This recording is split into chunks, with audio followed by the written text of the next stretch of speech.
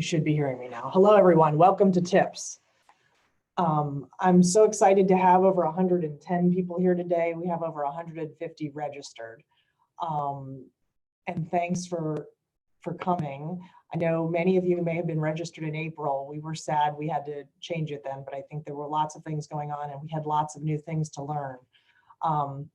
As you all know, I need to know if people can see my screen. My screen just changed. I'm sorry, try it again. Open it up again. Just share your screen again. Again, okay. There. Okay, James, can everybody see me? Yes, they can. Okay. And now they can see me. Okay, so sorry about that. And you know, as you all know, it's been a several months worth of all of us learning lots of new skills. We have actually done several practice runs of shorter events so that we could get better at using all of this equipment and provide the best possible experience for all of you that are here today. As we've just experienced, we'll be learning as we go, even to the extent that on Wednesday, UPMC suggested that we might not be able to use Zoom at all, but we're all here, so that's good. So thanks for being here. To give you, oh wait, sorry. I'm not on slideshow. And as I was just saying to one of our leads, I wish I could all see you. So it does take a little bit away, but we've worked really hard to make this day as interactive as possible so everybody can get the most possible out of it. For this first hour, we're going to do welcome, some nuts and bolts, remind everyone what TiPS is, practice breakouts, and then talk about working with kids and families during the pandemic. Once again, I want to say thank you. I guess I want to start with thanking all of you for being here, but I also want to thank Health Choices, who pays for TiPS, who paid for this event, the Department of Health, who also really, and Dr. Kelly, who really were the ones that pushed forward the concept of TiPS, UPMC and James Schuster, who helped fund expansion of TiPS, and the Office of Education and Regional Programming, or ORP, who brought you all of James, as well as the people that help with all of the things to get this going. So thank you all for being here. Thanks ORP for helping us. And as always, we will accept any sort of feedback you have about this event. You will have the opportunity to give feedback. Please do it. This is a long day for us to all be working together. If people feel like it was too long, we will alter our next experiences. We're quickly working on how to adapt to whatever this new normal is. And thank you. So this was in the initial slides, but we wanted to remind everyone to get their CEUs. They have to be signed in with their full name. And Nancy Mundy, if you don't receive information within the next 48 hours, she can help you get connected in that way. If you have troubles, you can always reach out to TiPS and we'll help you connect to Nancy. We are recording the main sessions of this conference. I do not believe we're recording the breakout sessions, but please turn off your camera when we're recording in the main sessions. This helps with a wide variety of things. But when you're in the breakout, please turn on your camera. We know that having the camera on makes it a better experience, both for the presenter as well as, probably more importantly, for the people that are participating in the breakout. So please turn your cameras on while you're in breakouts. And there will be breakouts in just about every single presentation today. So please be ready for that. Again, please use your Q&A option to type your questions. Most people probably won't respond to Q&A until the end of the presentation. We will have someone monitoring it, but we don't have planned responses to Q&A. If people have Q&A during my first hour, I may respond because I've been practicing that piece, but I don't expect others to do that because it's quite hard to present and do Q&A at the same time. So because we have so many people, and we do have some people that don't know a lot about TiPS, it's incumbent upon me to remind everyone what TiPS is. It's a free service to help primary care physicians and clinicians deliver high quality psychotropic services for children and adolescents served by Medicaid. And we're available 9 to 5 to do psychiatric consultation do a curbside with anyone who's serving a kid with Medicaid, as well as UPMC, which we'll talk about in the next slides, or CHIP. We also have additional training, which is what you're doing today. And we have direct consultation with patients. This is now direct to home, as the rest of us are doing all in behavioral health. We had experimented with that and done some direct to home prior to COVID, but they're all direct to the community now. So we can still do direct consultation with patients. Oftentimes when we recommend a consultation, you'll see a therapist and then a psychiatrist, and we'll coordinate and help figure out next best services. And then we'll do facilitated referrals to the community providers when available. The other important thing we do is help bridge with therapy when recommendations are made for community providers, but they can't get into providers for a while. So we've been able to do a lot of good work by doing bridge therapy until people can land with community providers. To remind you where our hubs are, there's one in Erie, one in South Fayette, and one in Children's, and one in Wexford. I guess that's maybe less important right now, but as we move forward in the yellow and then into the green, we will have people coming back into our sites. So to remind you what the process is, if you have a question about a psychiatric medicine or behavioral health concern, you obtain verbal consent from the patient and have some very brief patient information available. And then someone from your office, it could be you or someone else, should call the WPA TiPS 844-972-8477, talk to a TiPS team member who will gather some basic information and initiate the return call. That does not have to be the treating provider that calls. The treating provider does need to know that someone called. We've had more than one time when someone in the office has gotten concerned about patients and has called us directly. And we are certainly happy for those calls, but they are most effective when they've engaged the pediatrician, primary care physician first, because then we can make sure the whole team's on board. And then at that call, the person who calls can ask our care coordinator for a call back within 30 minutes or within a specified time. We usually recommend that the time is within sort of a half hour to an hour period, and not like you can call anytime this afternoon, because then we all end up paying phone tag and nobody enjoys that. And then the primary care doctor and TiPS child psychiatrist consult on the phone, and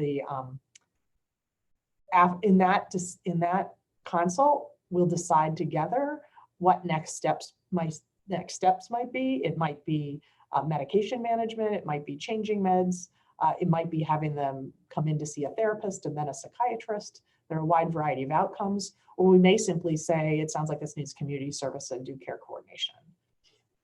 The other important thing to note here, since we have many people on the call who have used our services before, is that we don't mind repeat callers. We love repeat callers, but we also don't mind repeat customers in terms of patients.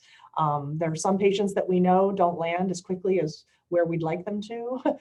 So I always want to remind people that if things don't work out the way we wanted to in the phone call, you can always reactivate us. And that's really why we're here, to sort of help people when they fall through the cracks. And we're actually targeting some of those people that might be more likely to fall through the cracks. So just to remind everyone that anybody in the Northwest and Southwest region who provides care for kids with Medicaid, so the kid needs to have either UPMC for You, Gateway, AmeriHealth, Aetna Better Health, United Healthcare PA, or as of 2016, I believe, anybody with CHIP, UPMC pays for us to see them and do phone calls with them, or commercial UPMC. And then they need to have an ongoing care provider, meaning they need to have a primary care provider, and it's the primary care provider that calls. So we usually don't have that problem. So now that I've reminded everyone what TiPS is, and I don't know whether anyone has, I can't even see the chat. Okay, so I'd like to practice the breakout. So the way this is going to work is James is going to break you all out into about, I believe, 5 groups. We have so many people that will be about 25 people per group. You will have a leader that's a psychiatrist, child psychiatrist, and one of our care coordinators. I'd like everyone in the group to introduce yourself, and then I'd like you to name your group. Please don't only name your group like Dr. Schlesinger's group, or I'd like people to sort of think about actual names other than the name of their doctor. So I think James is going to break us out now, and we'll have we probably need at least 10 minutes to do this. I will time them for 10 minutes. Enjoy the breakouts.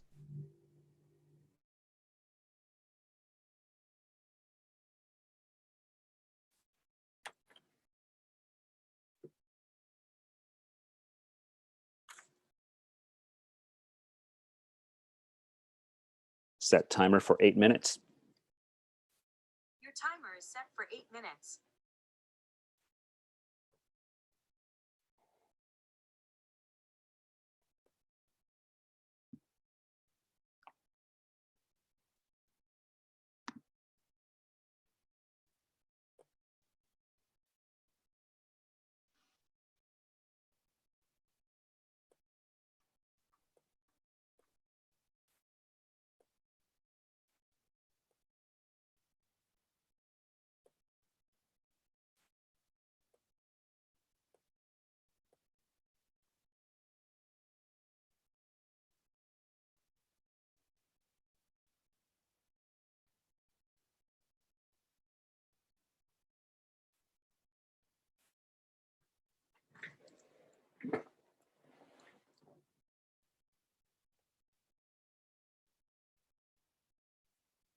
Question for you, James.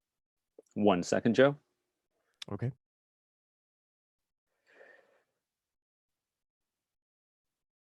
Good morning, Nicole and Mary. We are in breakouts right now. I'm going to go ahead and assign you to those rooms, and they will give you the rundown.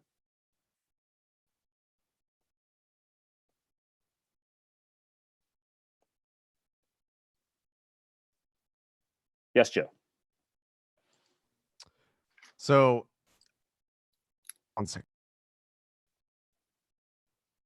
Sorry, I had to mute my laptop so I didn't get echo. So when I was playing around with breakouts, I was manually moving people places. Obviously, you didn't do that because there's 100-something people. Good morning, Danica. We are currently in breakouts. I'm going to go ahead and assign you to one of the rooms.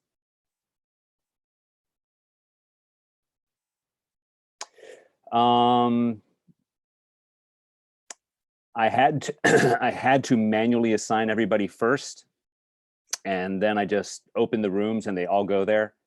And when I close the rooms, then I believe that I can just open them and everybody will go back to those same rooms. Perfect. Does that make sense? Yes. So I should be able. So you did it in advance. Yes. And how did you know who to put in what room? Or didn't you? There are facilitators. There are 2 facilitators in each room, and then everybody else is just random. Okay, we got some more people.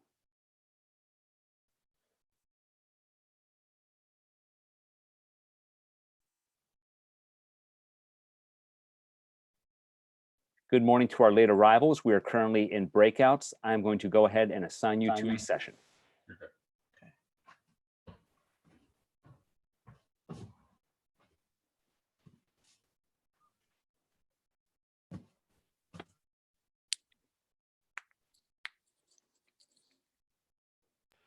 Isn't this fun, Joe? It's just like being at work. Oh, except I'm in my sweatpants, so Ew. slightly better. Oh, I mean, anyway. Is there a list just in case when you leave? I assume it should be fine and the breakouts should stay how they are. Is there a list of who the facilitators are? Yes, I can send just that in to case you. that gets okay. Perfect. Unfortunately, you have to like manually assign everybody to build the breakouts. You can't just like, well, actually, no, you can randomly assign them. Then the facilitators aren't going to be in the right Yeah. spot, right? So you just did it, before and then hit open. I did it as she was doing introductory comments. Perfect.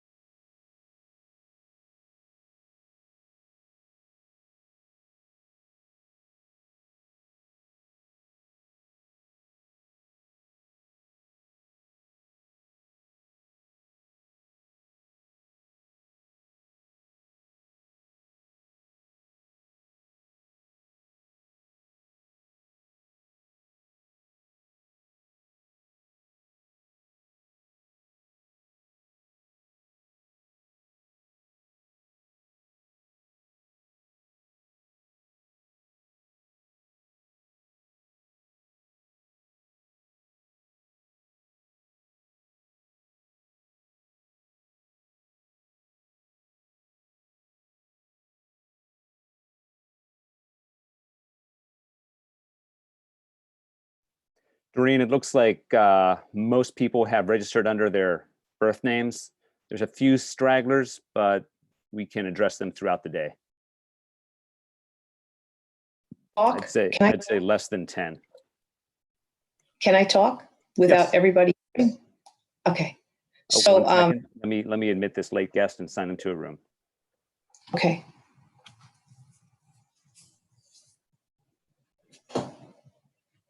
Good morning to our late arrivals. We are currently in breakout sessions. I will assign you to a room. Thank you.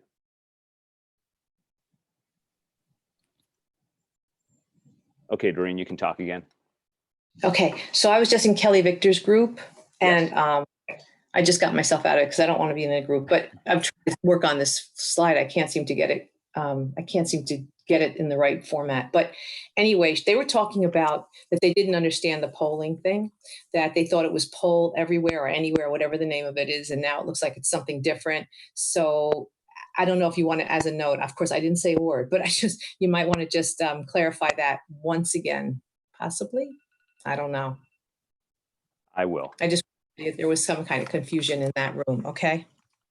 Are they trying to do a poll everywhere there right now?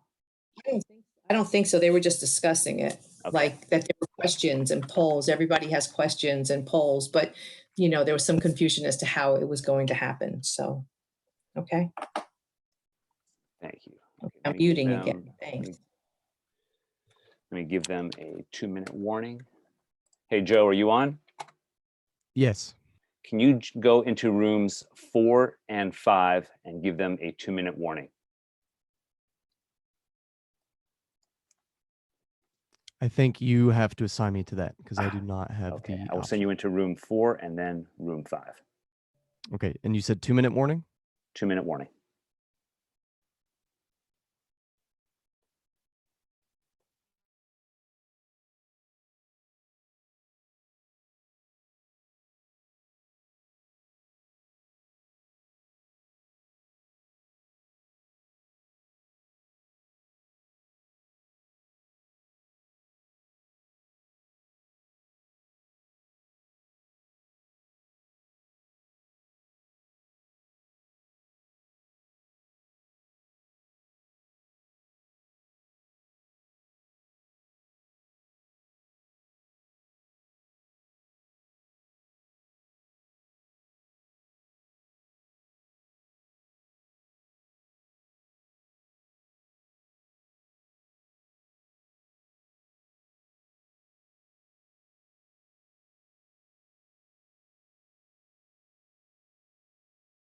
Good morning to our late arrival. We are currently in breakout rooms. I will go ahead and assign you to rooms. Thank you.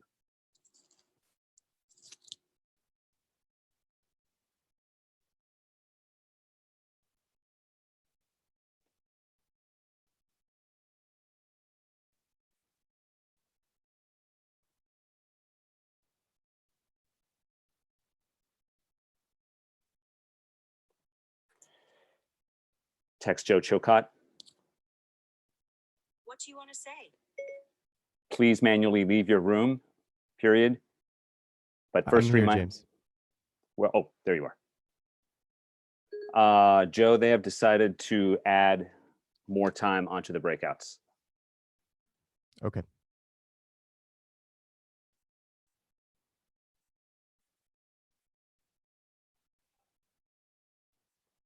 Should I return to that room and pass that on? Yes. You need me to. I can go back into 4, just Okay, not any yeah. other. Go in and tell them that we added extra time. I think 4 might have ended, and I think some of us might have rejoined.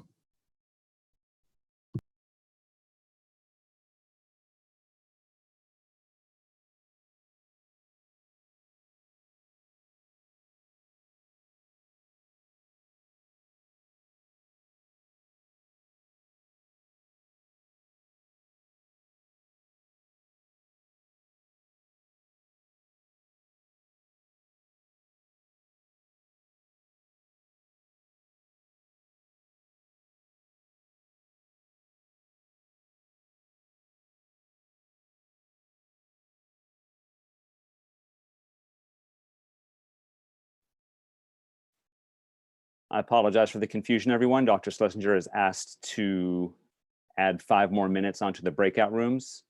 If you would like to talk amongst yourselves while you are here in the general session, please do so.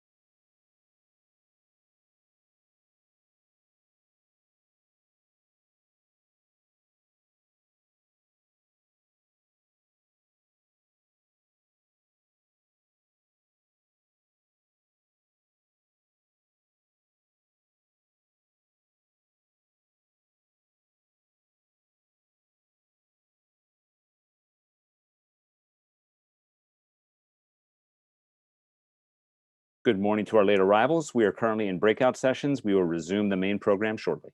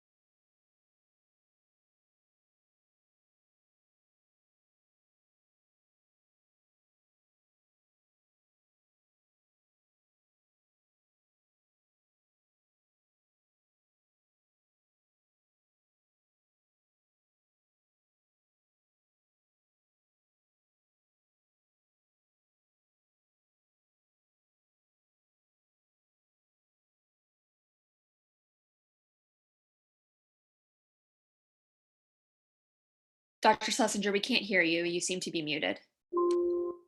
I'm unmuted now, but we shouldn't still be in groups. So we're working on.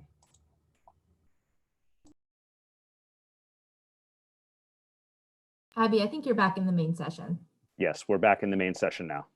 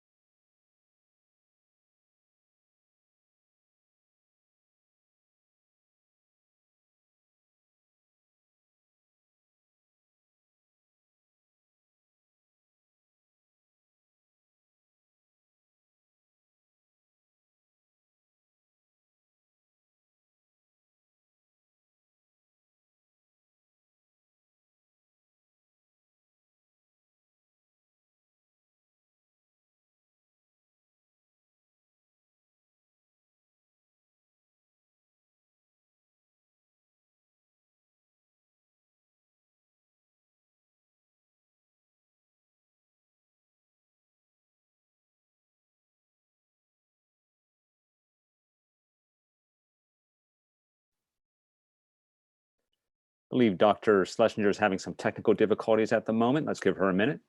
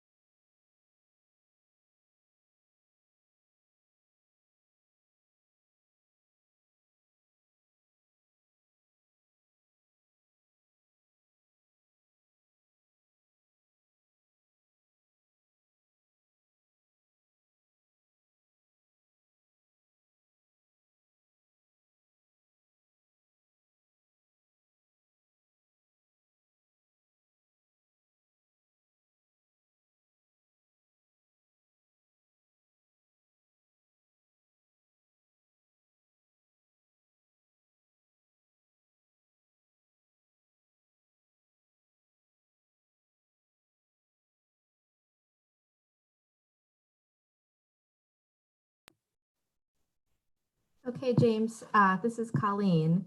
It looks like Dr. Schlesinger is logging back on, Okay. and she says that she might need you to let her back in. Yes. As soon as I Okay. see her in the waiting room, I will admit her. Okay, awesome.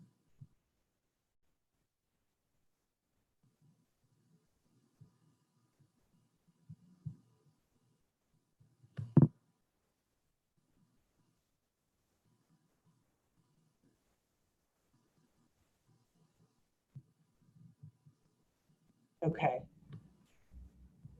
I'm back now. Sorry, everyone.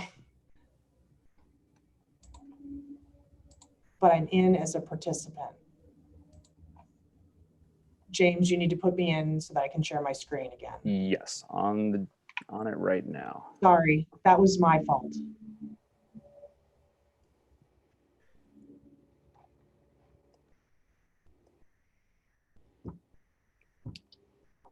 You should be good. Okay, and you're seeing what you don't need to see, but there we are from current slide. Okay, we're back. Sorry about that. This is why we did a practice. So, Make sure you share your screen if you have slides. oh, I thought I did.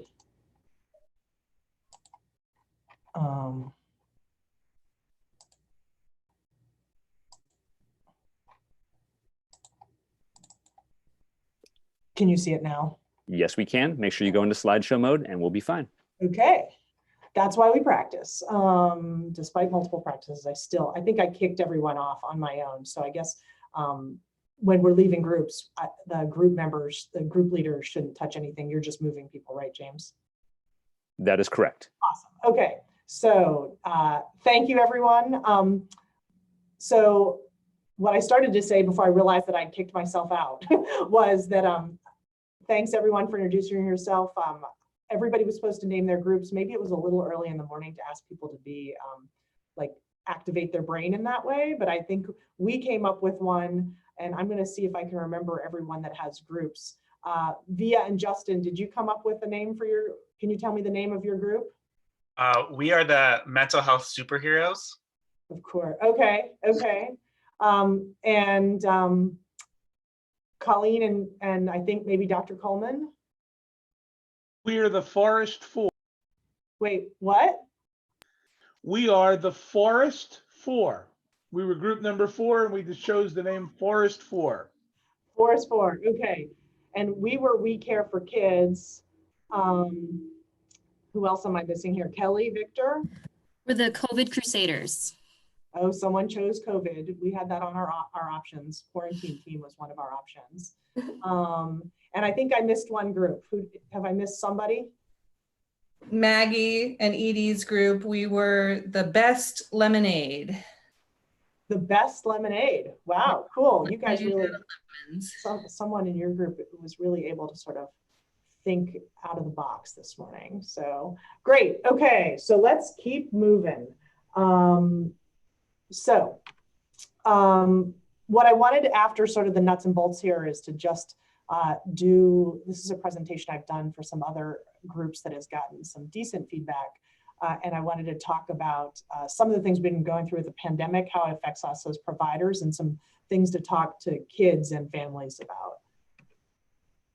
So I would like everyone to think about something we call a flashbulb memory.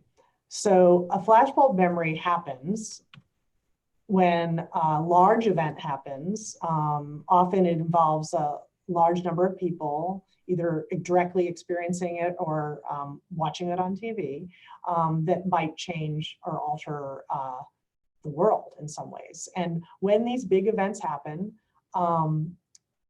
we develop a memory where oftentimes we have very specific things that go along with the memory. The place we were in when it happened, who told us, maybe how we felt, maybe what we smelled, maybe where we were walking or where we were sitting. And we even often attach the importance of that specific event to the memory. And it often seems like the memory gets stronger over time for these large events. In that picture shows several ones that people often mention when they're talking about flashbulb memories.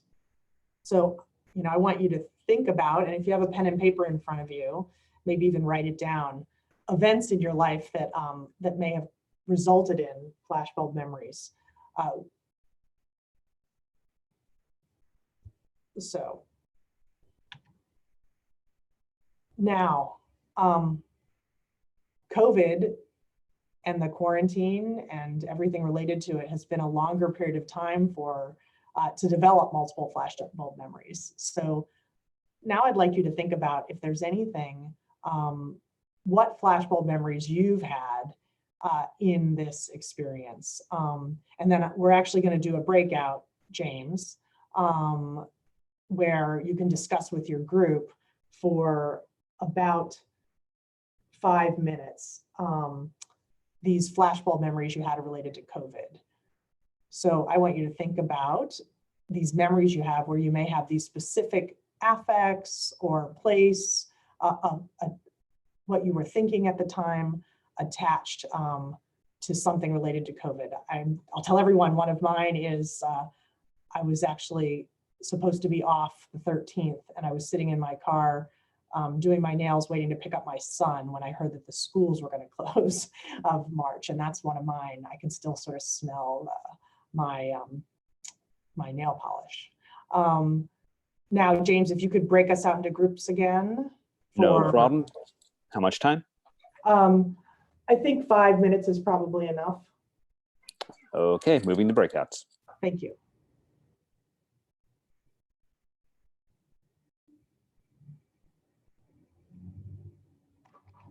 Do I need to stop sharing?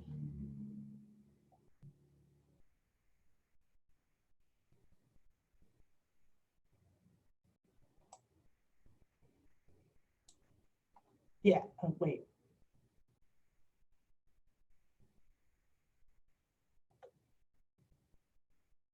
This looks like a different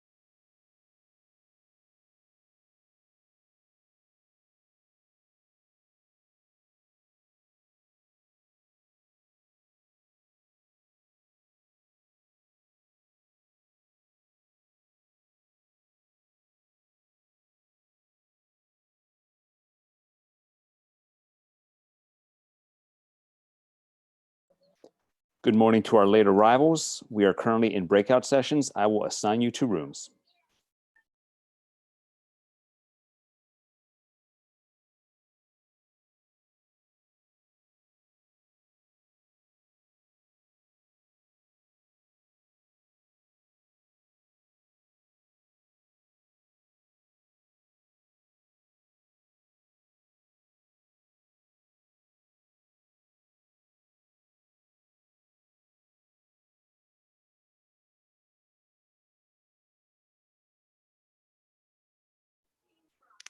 Cassie Morris, I see you're still in the main room. Is there anything I can assist you with?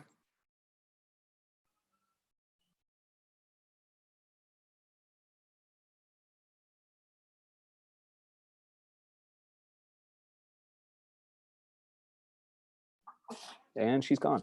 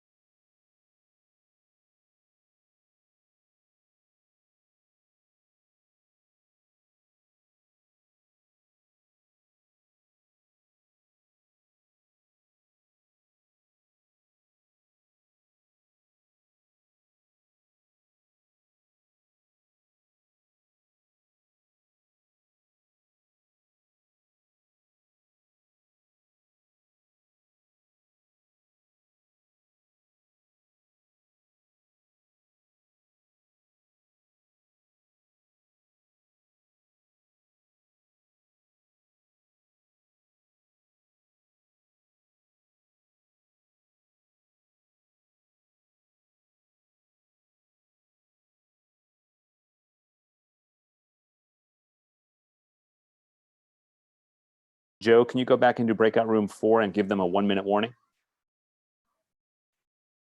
I sure can.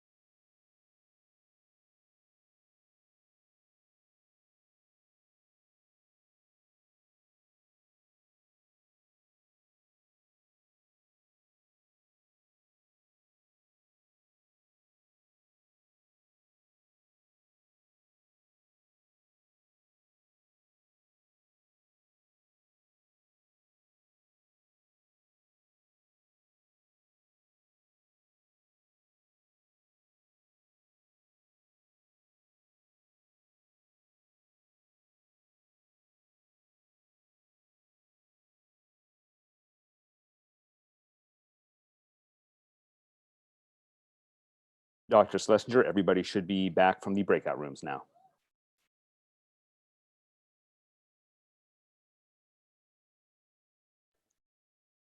Make sure you unmute your microphone. Can you hear me now? We can hear and see you.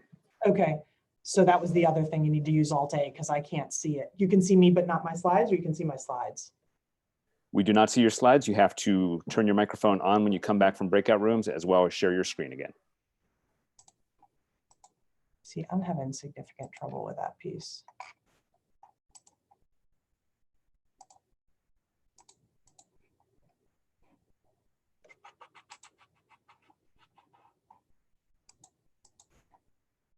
James, I need help. For some reason, I keep bouncing out when Okay, click on the share screen button at the bottom of your screen. but I'm not seeing that. I think that's why I bounced my, wait.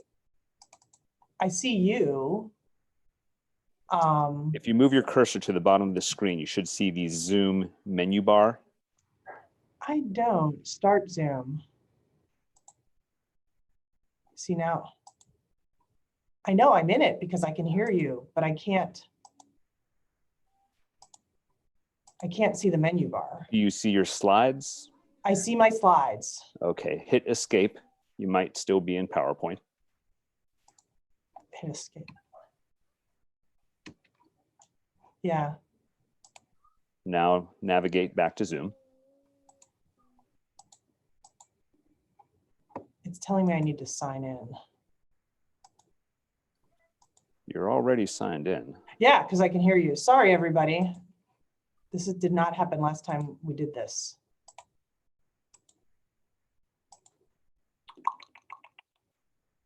Yeah, I'm not sure what the problem is here because I can't see the bottom section. Move your cursor to the top of the screen and see if the menu drops down from there. It's saying sign in. Zoom cloud meetings, like I've never even seen this before. No. Okay.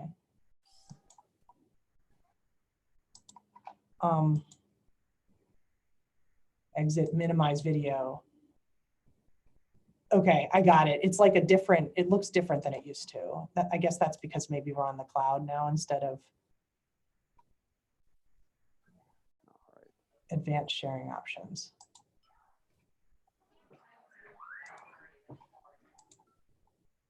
Okay, now everyone should be able to see. Now we see your slides. Make sure you go into slideshow mode. Awesome. From current slide. Okay. And we keep powering on. So we have about 10 minutes and that's totally good. So if I put this on here just to show, this is actually real-time data from Western Psych and showing that like really substantially decrease in inpatient admissions immediately surrounding COVID. But if you can see the right-hand side, it's jumped back up to normal. This was as a 5.3. As of last week, they're up to 229. So there really was in that first 2 weeks, just like the rest of the hospital scene, a decline in people claiming they needed inpatient hospitalization. So we're in the middle of a pandemic. We all know that. We're somewhere in the middle of the first wave. This is a slightly different look at a pandemic.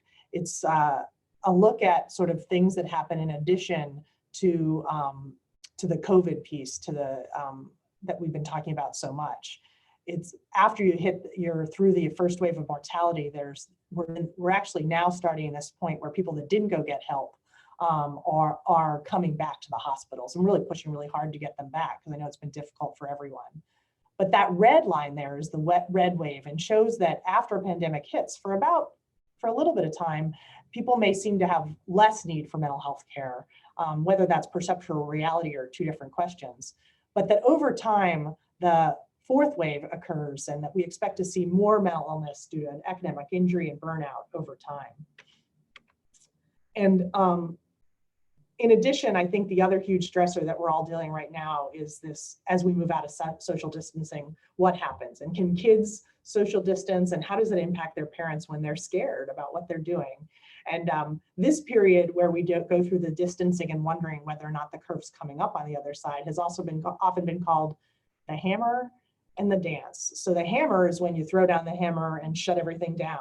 And although that was really hard, in some ways it was easier than the dance phase that we're in now. And I think we're all feeling this. How do we really go into the next phase?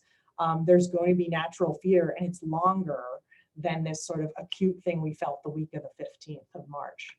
So that's the hammer and the dance, which is where we are now. So what can we do? There's lots of things we can do. So first we have to recognize challenges, and I'm not going to read these to you, but I think you've all been experiencing this because we're all going through this trauma together. And both parental burnout and what's happening with kids right now is concerning for all of us. I do want to encourage you to think about families that might have opioids in the home. Both people that might have addicts that are related to them, people that struggle with substance, but also people that might have chronic pain. We've seen an uptick in overdoses, not just opioids, but chlorocidin, things that are in the home, Tylenol, but Narcan, something that you can really save a life with. So really think about providing this to families that are spending more time in their home, and kids that might be just bored, and adolescents looking for things to do. So no big surprise, this was done right after COVID hit, that people were recording more depression and anxiety, more binge drinking, more illicit drug use. But despite that, not coming for more help. And most likely this is related to the fact that it's hard to get mental health treatment if you can't remain safe and feed yourself. So, and that's a big concern now, is people's ability to take care of themselves and their kids have decreased due to loss of jobs. I'd encourage everyone that has a family and everybody that works with kids with family to have their families go to this website, pediatrics.pitt.edu, and complete this survey. It happens every week, and they're really using it to assess the impact of what's going on and to help garner more resources for Western Pennsylvania. And they also have some great data. And if you're interested, they're updating it every single week. And this was the most recent update, where they stratified who people said that they were completely able to get these things for their children by how much money people had. And it's pretty impressive. Get food to keep you and your children fed. Over like under 60% people said that they could adequately do that in the under $49,000 category. So, and a very few people said that they could help their children be well-adjusted socially, mentally, and emotionally. That's ranging from 22 to a little over 30%. So less than a third of people are saying they can help their children adjust. Now, whether or not that's really that the children are having trouble or that the parents are having trouble is something we need to remember as pediatric care providers. So I've had many parents come in asking lots of questions about their kids, and they're actually reflecting their own anxiety. So the behavioral trends we've seen are do the isolation, anxious kids isolating more, a lot more parent-child conflict. Admissions to Western in that third week when they peaked were mostly related to conflict in the home, concerns about social media, and increased domestic violence. Although there are some kids that actually appeal to be doing better. Ironically, some of our OCD kids, I actually had one say to me, "Welcome to my world. This is the way it's been for me my whole life." And that she actually looks better. But we are all going through a trauma, and I think it's important to remember that the normal response to trauma, all of those things you see there, look a lot like the symptoms of PTSD, but it doesn't mean that we have PTSD or even that we are all going to get PTSD. Some of these are just the normal response to being in the middle of a trauma. And due to the nature of the pandemic, it's a recurrent trauma. In that we had that first week of in March where everyone was coming out, and now as we're going back in, some people may be experiencing some of these normal responses as they think about childcare or putting their kid at risk or putting themselves at risk. So these things don't necessarily need to be treated. We need to reflect back to families that these are normal responses to trauma. So this information is from Bessel van der Kolk. He's actually a famous trauma researcher. He did a ton of podcasts at the beginning of April to really help people. And these are similar things to in the last slide of reactions to trauma. But the interesting point he made is that every single one of these natural body responses to trauma, you could have an opposite reaction to that would protect you from having a complicated response to trauma, developing PTSD or developing depression. So for example, loss of predictability, the simple things, like we can help our kids with schedules. We can help ourselves with schedules. You might naturally want to be immobile, helping yourself move. So I'm not going to go through every single one of these, and we will send you these slides. But it's, I've been talking a lot recently about getting back to basics, because many of the basic things we can help our families with will actually help prevent them from having traumatic responses. So we have about 1 more minute till we're done, and I'm going to actually end with this slide, and then give you all a chance, a break. So we are in the Steel City, and although I'm not an engineer in any way, shape, or form, I did run this past my husband, who said it's not entirely wrong. And when the reason I have this up here is I believe, and I think research supports the idea that just because you go through trauma doesn't mean you're going to end up more brittle. It could mean that you're more strong in the long run. So for example, steel is actually put through trauma to become stronger, but it's how you respond to the trauma, how you manage it, that will be one factor that determines whether in the long run you end up stronger or brittle. I think also the raw materials are important. So we should be specifically concerned about our kids at risk because of history of domestic violence, history of trauma, history of behavioral health concerns. Those kids we should be, or now having food insecurity, right? So that would be the raw materials they bring to the situation. And for those kids, we should be reaching out to them. We should be having a lower threshold to getting them more help. One of the things we have seen is that kids with substantial trauma have had trouble reaching out to help. And those families I'm imagining, are going to come to primary care first. So please call us about these kids. We're here to help. We're here to help families.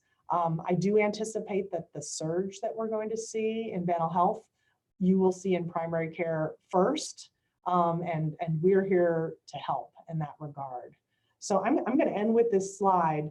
I'll stay on for a few minutes. It's going to be a break, I believe, for 15 minutes now. Am I correct on time, James? I don't believe we have a break. I think we go straight into Dr. Moses Coco's presentation. And am I right on time that it's right now? Correct. Okay, great. So I see Edie Moses Coco down there, and Meredith Spada, I saw her on, but I don't see her picture right now. I'm going to introduce them, and we're going to move on to them. I'm really excited to have this talk about postpartum depression. We've got lots of calls from docs and questions about how do we manage this. And we have two great experts here. Edie Moses Coco is really sort of one of the forces in Western Pennsylvania related to postpartum depression. And Meredith Spada has been mentored by her and is also a child psychiatrist and will be joining us on TiPS starting in June. So I'm gonna stop sharing my screen, and I am going to allow Edie to. Looks like she's sharing. I think Meredith is going to be sharing her screen. Oh, Meredith is going to be there. She is. Hi, Meredith. Hi. So I am sharing my screen right now. Can you guys see my PowerPoint? I don't think you're sharing your screen right now. Can you try it again, please? Try again.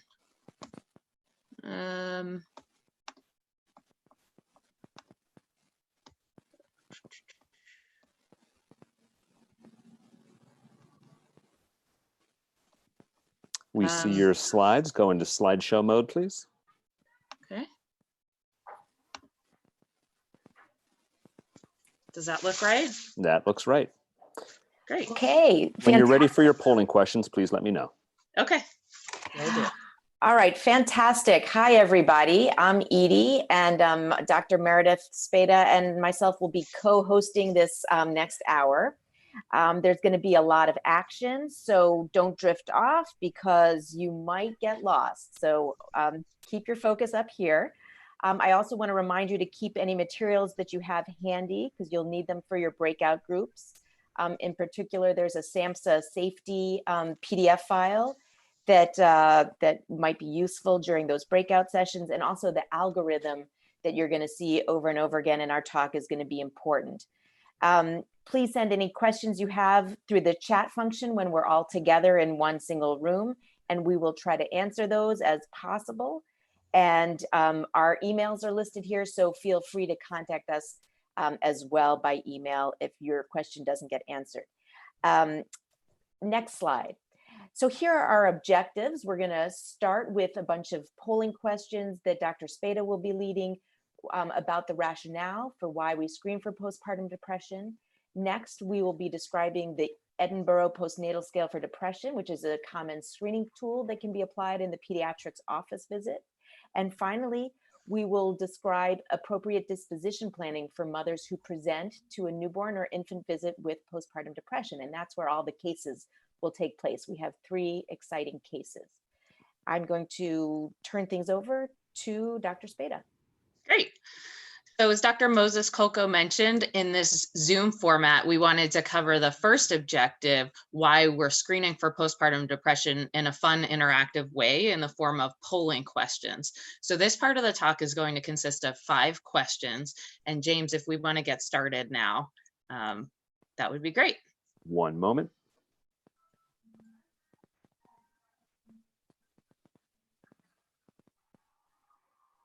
Here are the instructions. If you haven't joined already, please text the word PITDOM, PITTDOM, to the number 22333 to join. You will then receive a message saying you have joined the session. We will give all the attendees a few seconds to do so.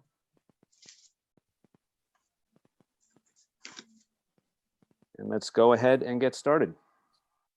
Great. So the first question, is everybody able to see it up on their screen? Yes. Oh, great. No, not yet. Okay. Oh, yeah, the question, yeah. Yeah, so the first question is, which of the following is a potential consequence of postpartum depression? Is the answer A, fewer reports of child abuse and neglect, B, improved parental adherence to safety guidelines, C, increased rates of breastfeeding, or D, inappropriate medical care?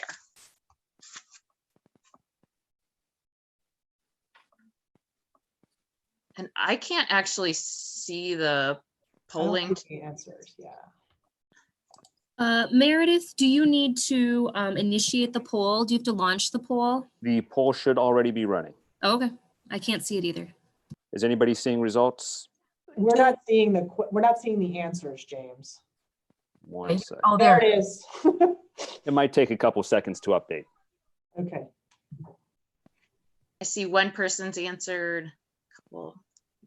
These are aggregate answers, so 14% of the audience has answered A, 87% has answered D.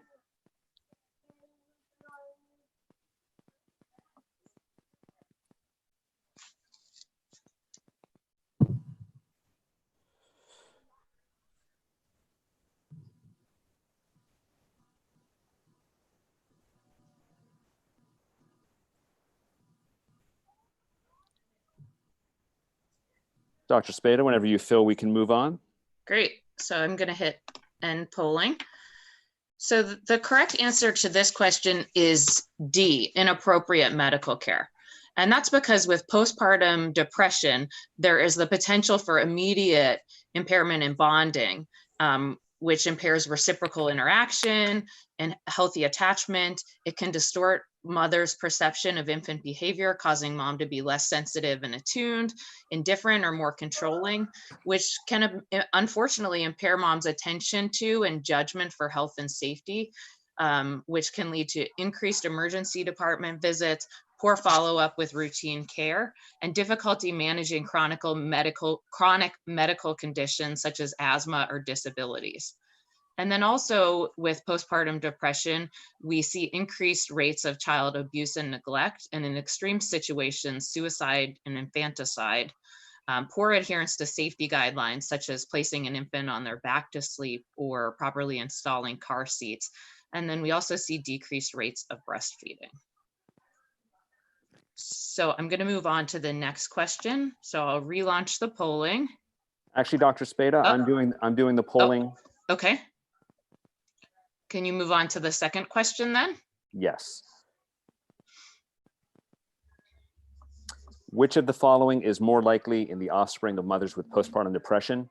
Impaired social interaction, delays in language, cognitive and social emotional development, ADHD, anxiety, depression, and conduct disorder, or D, all of the above? All right, so take about 30 seconds to answer that.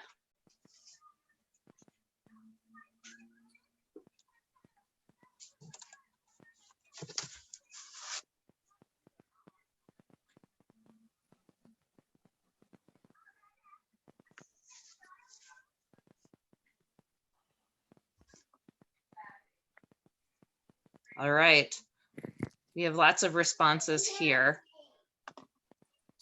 So unfortunately, the answer is D, all of the above, because depression in a parent is known to have a profound effect on infants and their children. We use the term toxic stress, for those of you who have heard that before. It is a term you may have heard before, and what it is an unhealthy, prolonged activation of the stress response, which goes unbuffered by a caregiver. And so responses to stress in the infant's environment place the infant at risk for impaired social interaction, It's okay. delays in language, cognition, and social emotional development. And these children are also at risk for internalizing disorders like anxiety and depression, as well as externalizing disorders such as ADHD, oppositional defiant disorder, and conduct disorder.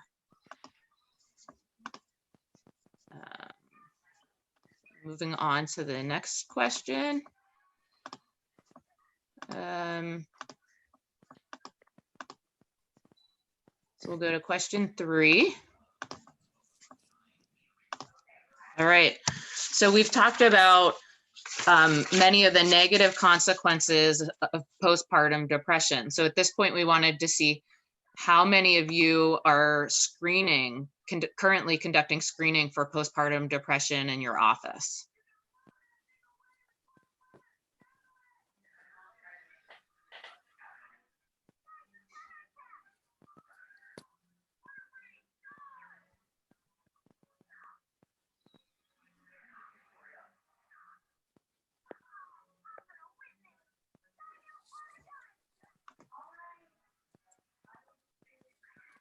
Okay, so it looks like about 80% of you are currently screening for postpartum depression, and about 20% are not. So I am going to jump into the next question, which is, in what year did the American Academy of Pediatrics recommend screening for postpartum depression?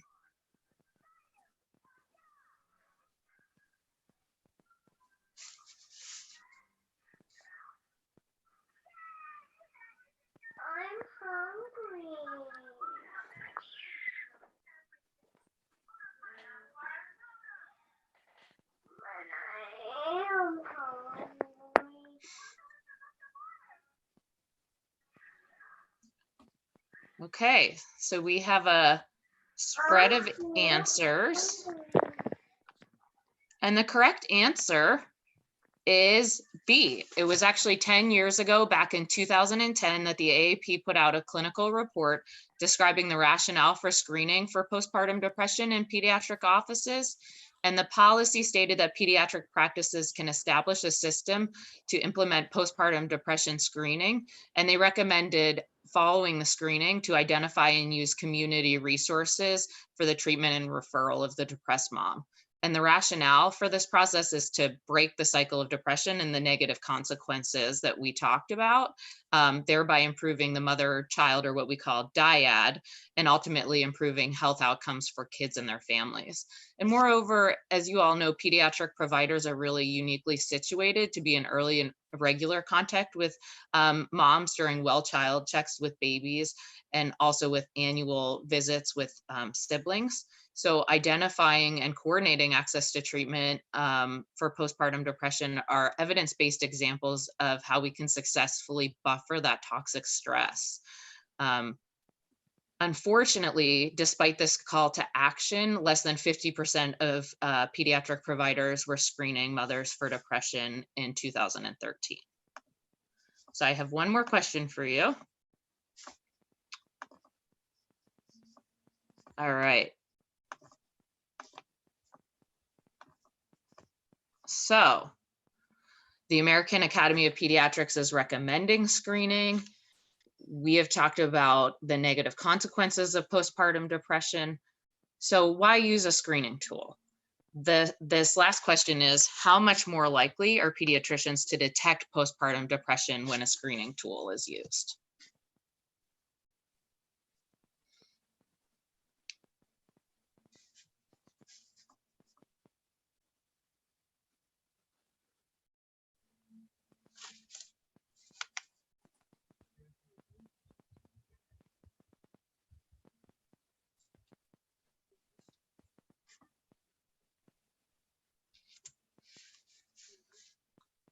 All right, take about 10 more seconds and then we'll go over this answer.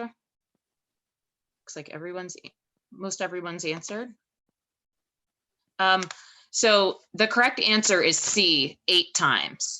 So there was a study that was conducted in 2013 that indicated that depressed mood is detected 8 times more often whenever a screening tool is used. All right. So I'm going to end the polling, and then I'm going to turn it over to Edie to go over part 2. Can everybody see my screen again? I see it just We can fine. see your screen, yes. Great. Okay, well, thank you everybody for voting on those excellent thought-provoking questions. And now we're going to turn on to how do we actually implement the screener, the Edinburgh Postnatal Scale screener. Next slide. So the reason we recommend using the EPDS is that it's widely used and highly validated. It's also really short. It's only 10 items long, and it can be completed within a couple of minutes. And item 10 assesses self-harm thoughts and suicidality so that we can get a window into any dangerousness by asking that item.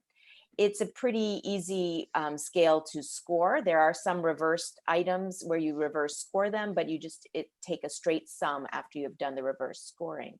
And the American Academy of Pediatrics recommends screening frequently. As Dr. Spada had mentioned, there's lots of opportunity to detect postpartum depression when screening is done regularly at the 1 month infant visit, 2 months, 4 months, and then 6 months. And some people even recommend screening out to 1 year postpartum. And here are the items on the scale. You can see that women have choices of rating these items as 0, which is not at all, 1, not very often, 2, some of the time, or 3, most of the time. So that the highest possible score would be a 30. And this was this combines items from depressive scales as well as anxiety scales. You can see that items 1, 2, and 3 really target a lot of depressive symptoms. Items 4 and 5 target a lot of anxiety and panic and fear. There is since it was designed, the scale was designed in the United Kingdom, Scotland. Things have been getting on top of me was sort of an expression I guess they had, but gets at the sense of overwhelm that women have during postpartum depression. And again, some more of the depressive items, 7, 8, and 9 get at the depressive items. And you can see that there aren't standard depression items that assess appetite and sleep, because those can be altered in the postpartum period. So those are not part of this interview. And I think you may not be able to see item 10 in this screen view, but the item 10 is one we're going to really ask you to focus on. It's the item 10 reads, "The thought of harming myself has occurred to me." And so that's an item you always want to look closely at that item when you're reviewing screeners from the moms of your patients. Okay, next slide. So what are the thresholds of concern? Scores of 10 or higher suggest minor depression. So Minor depression is when women don't meet the full 5 out of 9 criteria for major depression. So if you think to the DSM criteria for depression, when women are having minor depression, they don't have a lot of criteria. They are just sort of, they may have fatigue, poor concentration, occasional low mood for 2 weeks in a row, but don't have the full set of depressive symptoms. Whereas major depression is conferred by scores of 13 or higher when women are postpartum, or 15 and higher when they're pregnant. And that's just a major depressive episode or a clinical depression. Now, remember that when we use screening instruments, a screener does not definitively confirm a diagnosis of minor depression or major depression, but it indicates a high likelihood of those diagnoses. And they're very quickly administered, so they are very valuable, even if they aren't definitive in making a diagnosis. Next slide. So then we're going to introduce this algorithm that you're going to be seeing again throughout the presentation. The use of an algorithm is helpful when there is a standard screening protocol within your pediatric office. So having a standardized screening protocol, for example, where the staff is always giving the mom the Edinburgh Postnatal Depression Scale right when they come into the office to check in, is very helpful. And then the part of the standardized screening protocol would then include that the staff then gives the EPDS, a totaled EPDS to the clinician when they're in the room with the mom and child. The clinician wants to review all the positive items on the scale, and in particular, key in on item 10, because again, item 10 is that thought of self-harm item, and they want to key in on that to already know, am I going to be needing to think about safety for this particular mom? Then next animation shows us when our concerns are relatively low. So when you review the EPDS score and you see that the score is underneath that threshold for concern, so a score of less than 10, you can breathe a sigh of relief. You can see, okay, there's no, item 10 is a 0 and the total score is less than 10. I'm going to just provide some education to this mom and welcome any contact with her should she feel like any of her depressive or anxiety symptoms increase over time. Next slide.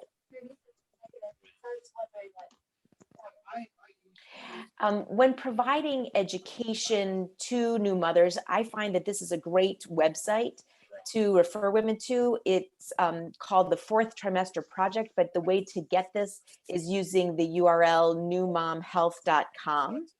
And there's a lot of wonderful resources written by all kinds of specialists, including MFM doctors, about all aspects of recovering from delivery in the 4th trimester. So that would be the 12 weeks after delivery.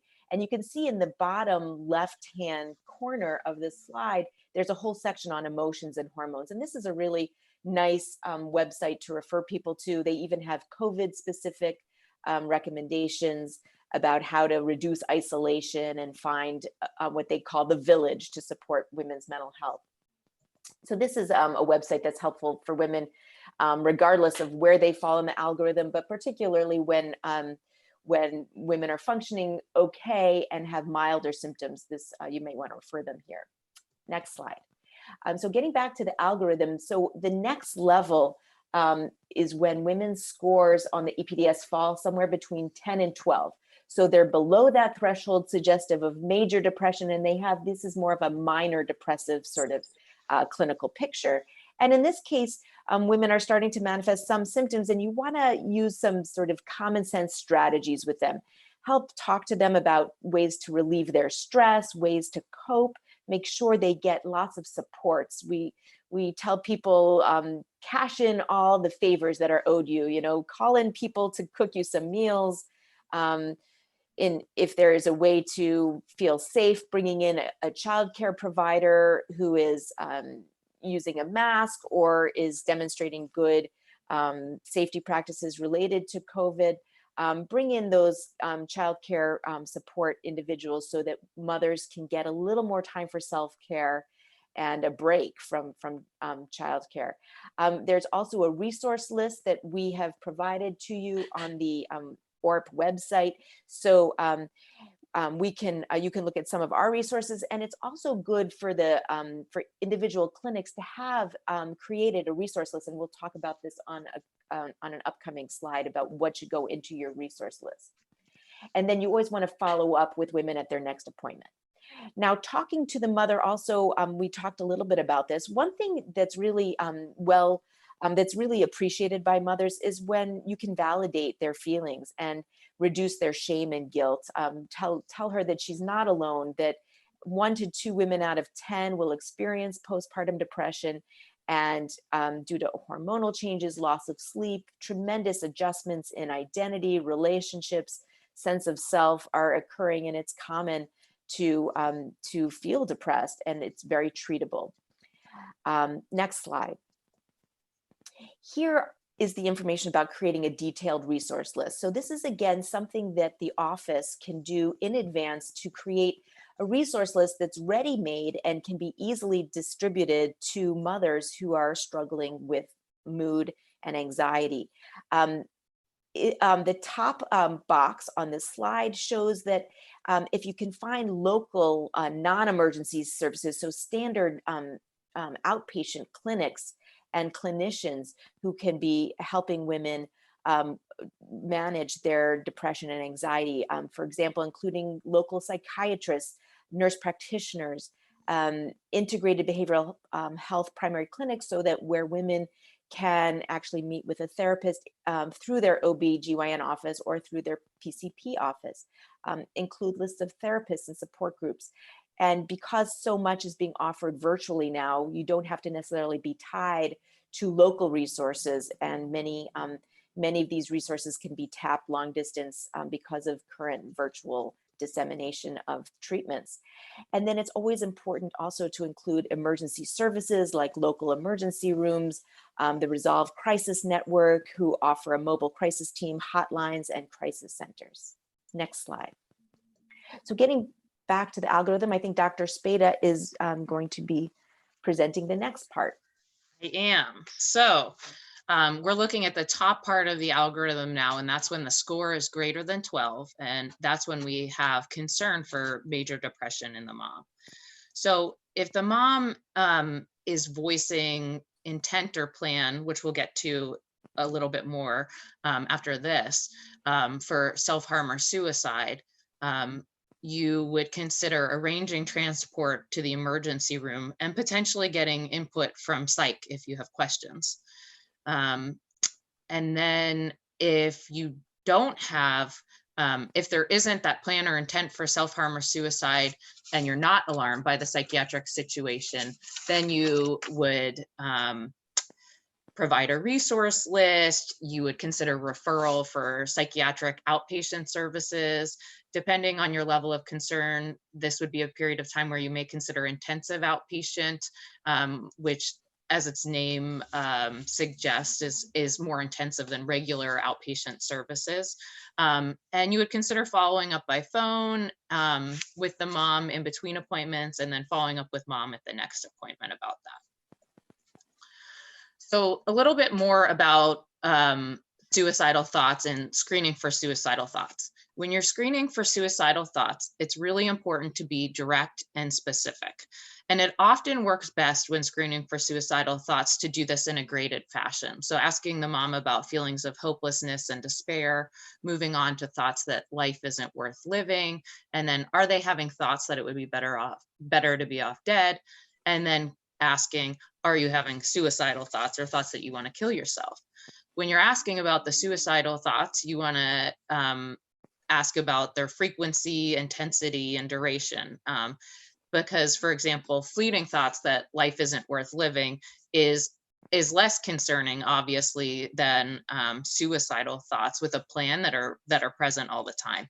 You also want to know about the recent thoughts. So what's been happening over the last 2 days, the last month, or were these thoughts years ago? when we're thinking about risk and suicidal thoughts, you also want to ask about homicidality as well as their worst ever thoughts. And as Dr. Moses Kolko mentioned earlier, we want to touch on the concept of risk. And we'll be talking a lot more about this and focusing on this during the cases, which we'll go to next. And as Dr. Moses Kolko mentioned, in the ORP materials, there's a safety card, which is from the Substance Abuse and Mental Health Services Administration. And this card outlines a 5-step plan for identifying risk factors and protective factors of mom, conducting a suicide inquiry, determining risk level and interventions, and then documenting a treatment plan. You can actually download this app on your phone. It's also available on the SAMHSA website. And it's a great quick review or refresher if you want to remind yourself about these concepts. So when we think about higher risk situations or patients, some patients or situations which could potentially be higher risk or are potentially higher risk are patients who have suicidal ideation with a plan, intent, or attempt. If the mom has made a serious or nearly lethal suicide attempt, if the mom has had a recent discharge from the psychiatric inpatient unit and has lots of risk factors, if there's a history of acts or thoughts of aggression, command hallucinations, which are voices telling the mother to do something, or if the mom is psychotic. And potential interventions in those situations would include sending the patient to the emergency room, involving crisis services, and potentially an involuntary commitment if the mom is unwilling to accept treatment. So then take a deep breath, because most situations you see will be in the more moderate to low risk category.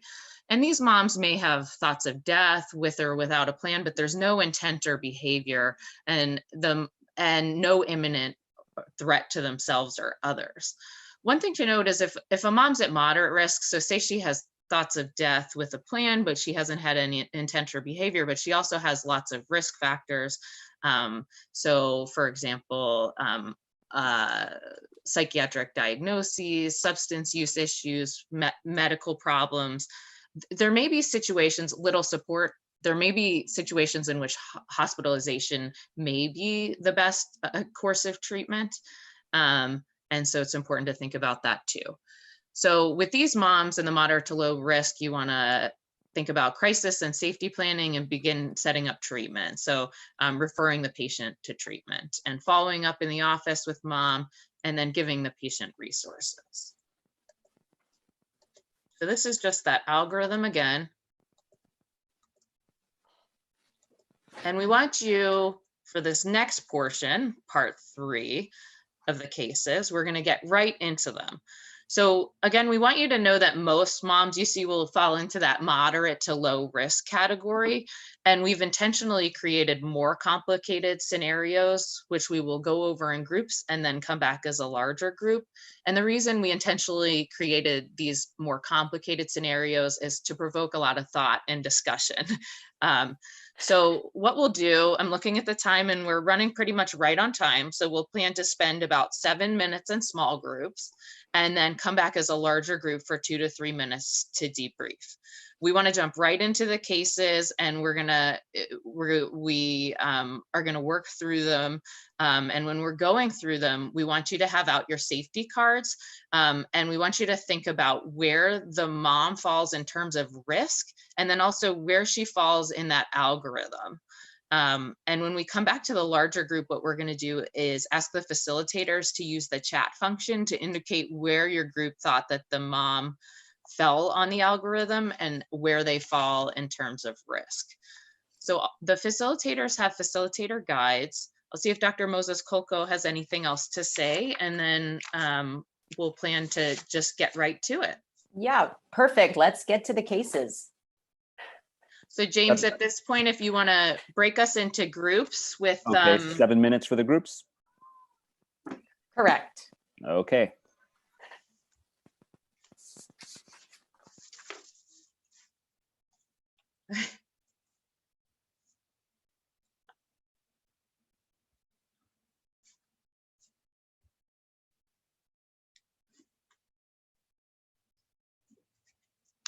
Hi, I think we're in a small group now. No, Which is- doctor, you are Oh. still in the general session. Do you just want me to randomly assign you to a group? I think everybody should be assigned to a group. Oh, I see. So there are small groups and I'm not part of the small group. Correct. You should have Oh, received okay. an invite that says click here to join group. Oh, okay, I see. I guess it does.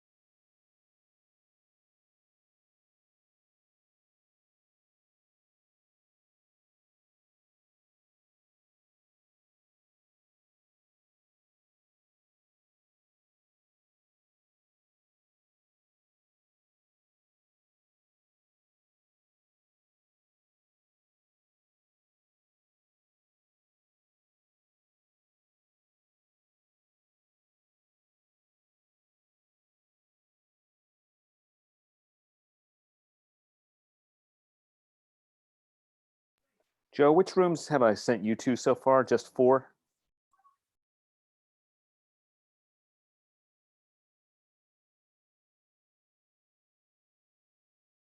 Did you say something, James? I'm sorry, I was just in the other room. Yes. Which rooms have you been in so far? Just 4? Yes. Okay.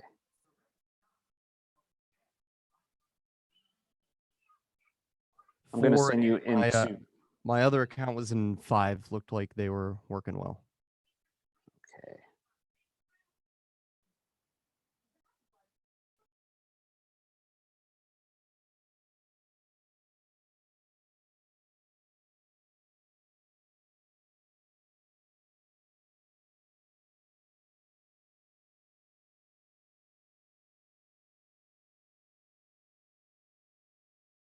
Is Joe Chilcott 2 your burner account?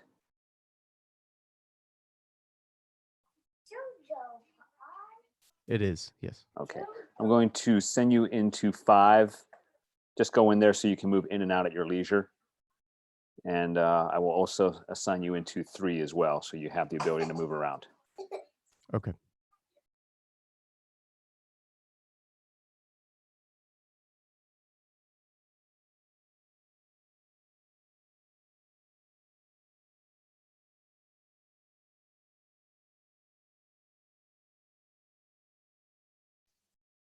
Now I'm going to go ahead and send you into 3.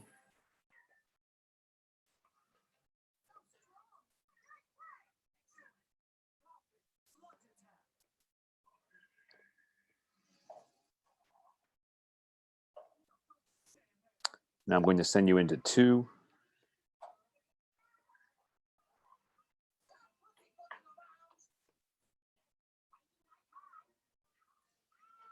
I'm going to send you into 1.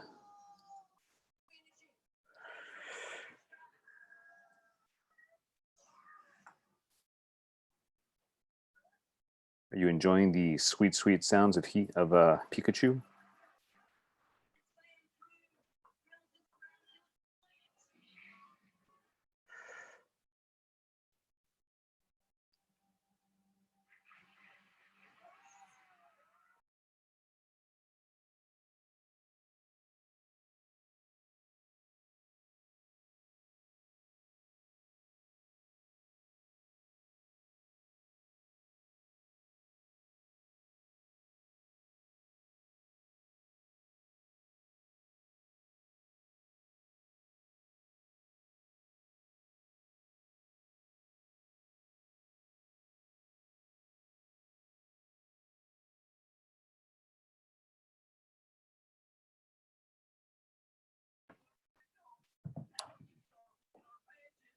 Did that work, Joe?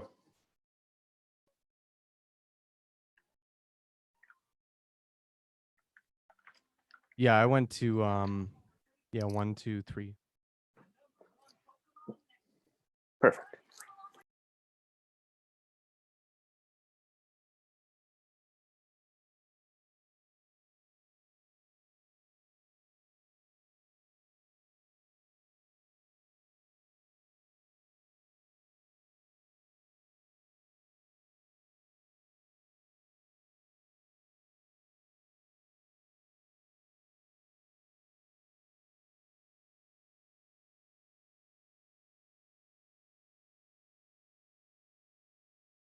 All right, can you go into rooms 4 and 5 and give them a 2-minute warning, please? Yes, I can.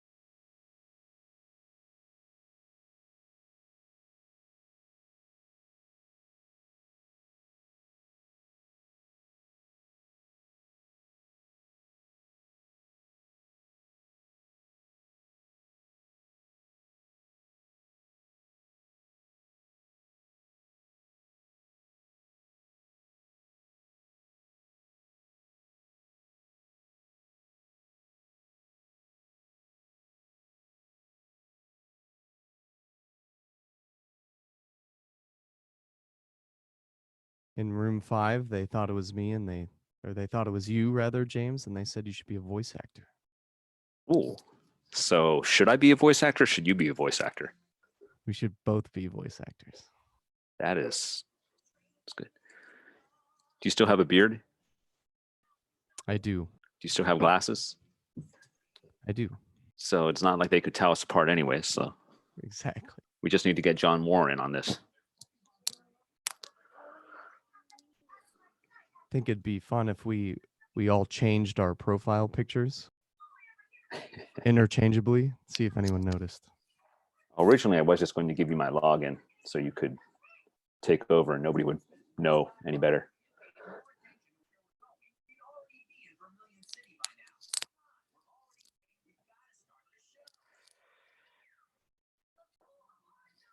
Okay, I'm going to give him about 20 more seconds, then I will click on close the rooms, and then the rooms will close in 30 seconds after that. I love the conversation, by the way. You're Doreen, gonna act incognito on video. By the way, I was just doing something with the Teams thing and the attendance list. Oh my goodness. But anyway, now I'm gonna go out. I'm gonna try to reboot because I still don't see anything. I don't see a thing. I see everybody's chat. just log off and then log back on. And all right, I'll do that. Okay. all right, people should be coming back in from the breakouts now.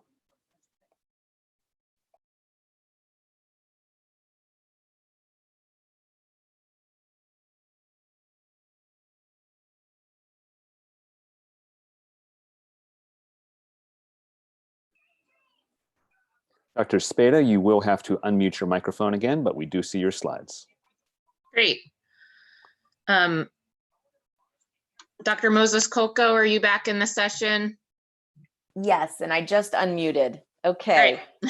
So I hope you all had an exciting case discussion. And I just want to reiterate that this woman did not have the baby blues, which baby blues is usually complete within 10 to 14 days after delivery. And this mom was presenting at 2 months postpartum. The blues are self-limited and moms can function. So they're generally getting out of bed, but they may have a lot more tearfulness, irritability, and feeling of overwhelm. Next slide. And this case of Mrs. B showed us some of these common perinatal depression themes where she wasn't sleeping, She might have had some anxiety. She felt like a poor mother and some hopelessness. Also, you'll see in women with postpartum depression that they often have significant anxiety and their brain won't turn off and they can't fall asleep at night. And they feel like their life is forever changed. It'll never go back to how it was again. Also, a lot of women are sort of grieving the loss of the perfect delivery that they had envisioned if, in fact, things did not go according to plan. Next slide. So where on this algorithm did Ms. B fall? If you look at all those boxes on the algorithm to the right of the slide, if you think of the top box being box 1, second box being box 2, third box being box 3, and the fourth box being box 4, I don't know if we got any response from facilitators. Where do we think she fell in those boxes? Did she fall in box 1, box 2, box 3, or box 4? If you just want to send a chat real quick. And in the interest of time, I might give a spoiler that she did not need to go to the emergency room, but her score was greater than 12. So on this algorithm, and actually, yeah, so she would be getting referrals for therapy and psychiatric treatment and getting a nice resource list. Okay, so moving on to the current slide that we're looking at. Oh, actually, if you back up one, many pediatric clinicians want to know, should we document this in the infant chart? And these are the recommendations from the AAP. You could just have a quick statement in the infant's chart that EPDS was used, score was 14, provided resource list, and discussed follow-up and referral plan with mom. There's no need to open a chart up on the mother because you are not treating her. Okay, and then also just, I had seen some chat questions about, can you screen mom at the first newborn visit? I'm guessing that's around 1 or 2 weeks postpartum.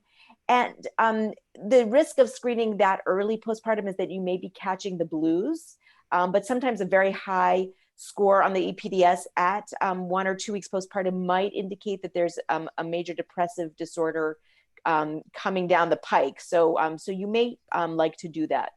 And then, is the EPDS better than the PHQ-2? What I like about the EPDS is that it asks a lot of the anxiety items, which may be more prominent than the depressive items on the PHQ-2. So I think it is preferable to use the EPDS. If you already have a system in place where you use PHQ and maybe the GAD-7, I think as long as you're doing an anxiety assessment along with the PHQ, I think that would also be fine. All right, so let's move out to discuss case 2 in our breakout rooms. Let's see, maybe we can limit our discussion to 6 minutes since we're short on time.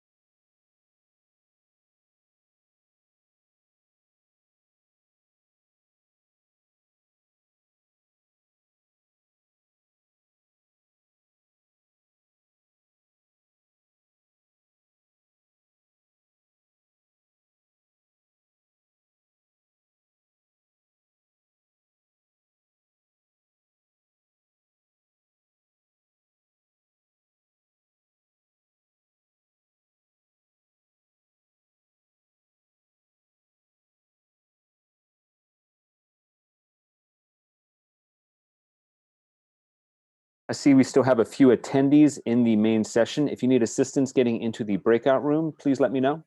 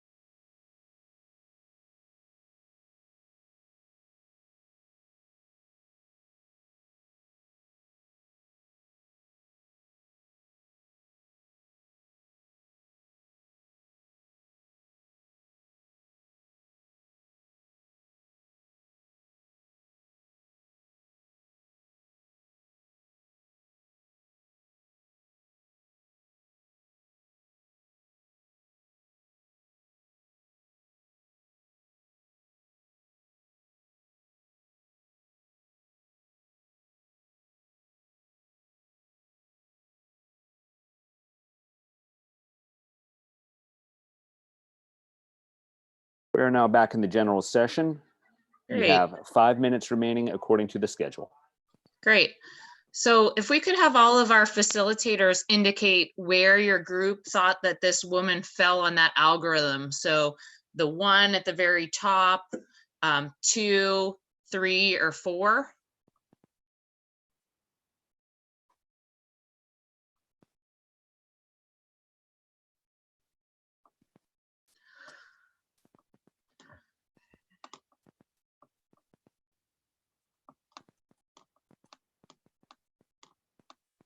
Okay. So for the sake of time, I'll just review quickly. This is, and I see everybody responding that they thought that this was high risk, that this patient should be sent to the ER. And that is absolutely right. So in a case like this, you would want to determine in advance what your practice protocol would be for getting additional staff to help assist and support you, because this is not something that you're going to deal with alone. You would have staff help you with this. This is someone who needs to go to the emergency room, and we would arrange transport to the ER. If this woman was unwilling to go to the local ER, then you would call your crisis team for help, or office staff could help initiate an involuntary commitment through the county. And in a case like this, you could consider getting input from psychiatry if questions arise. And if the child has Medicaid, CHIP, or UPMC commercial, actually TiPS can offer some additional direct phone care and coordination and support to mom. And if the child has other insurance, TiPS can offer resources to the PCP to share with mom. So if you had questions, this is one where you could call local crisis, TiPS to help you out. So is Edie there? I'm going to turn it over to you for the last part. Yeah, so we're 2 minutes away from the break, and we ran out of time for case 3, but we wanted to make you familiar with a person who might score a number greater than 0 on item 10. This is case 3, where she said yes quite often to item 10, but in fact, she wasn't really having plans to end her life, but she was actually experiencing obsessions. So if you can go to that obsessive compulsive symptom slide, perfect. That here, obsessions are intrusive, irrational thoughts. So commonly women with postpartum depression might actually get these intrusive thoughts or images in their mind's eye of them maybe stabbing themselves, jumping off a porch, something like this. And women often come and tell you, I would never do that, but I keep having this thought. It's the last thing I would want to do. And these thoughts can be common. They can be self-harm thoughts. They can also be aggressive thoughts. Like I keep thinking I'm going to drop the baby down the steps or push the baby into the bathtub under the water. I'm afraid something horrific is going to happen to a loved one. These are common thoughts, but they are ego dystonic, which means they're distressing, and moms try to resist or avoid them. And so this is not necessarily a safety concern, but it is, especially in this case number 3, it shows how much this woman is suffering and distressed. And women might have high frequency of these obsessions or low frequency. And some of the women who have these thoughts will actually have obsessive compulsive disorder. Somewhere between 3 and 9% of perinatal women have OCD. And in the perinatal period might be the first time they actually recognize they have OCD.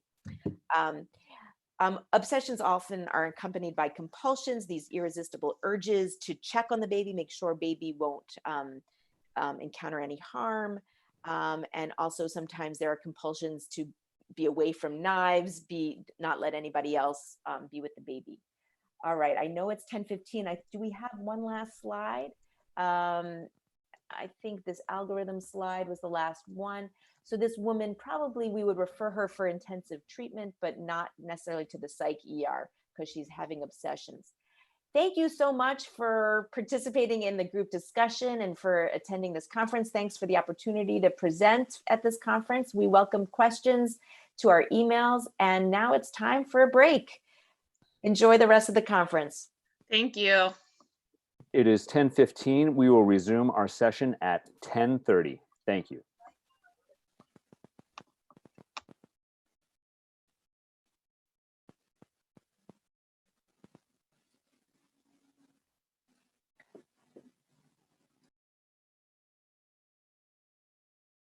Just a reminder for everybody to double check that their screen name matches the name that they registered for the conference under. If you click on the participants button and then find your name at the top of the list, please make sure it has your name, for instance, Jane or John Smith, and not JS123, for example. If you have any problems, you can contact me directly via the chat. This is James Ferris. Thank you. I just want to say one thing. James, am I being heard? You certainly are. Okay. Hi, everyone. Thank you for being here. This is Doreen from ORP. Somebody signed on with a telephone number, and I wrote to that person earlier, but of course they're not getting the chat because they're on their phone. For the person on the phone, if you could please, I don't know, rather to email Nancy Mundy when you can at mundnl@upmc.edu. Again, that's mundnl, sorry about the dog, at upmc.edu. And let her know that you couldn't sign on and that you're on by the phone. We need your name and we need your email address. If you want continuing education credits, then we won't know who to send them to. So thank you very much. Enjoy, everyone.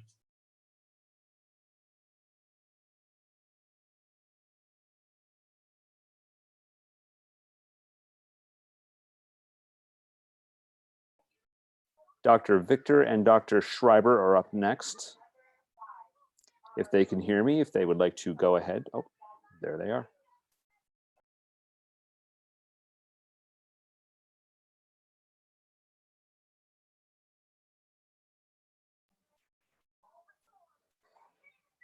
Dr. Victor, we are seeing your notes instead of your slides.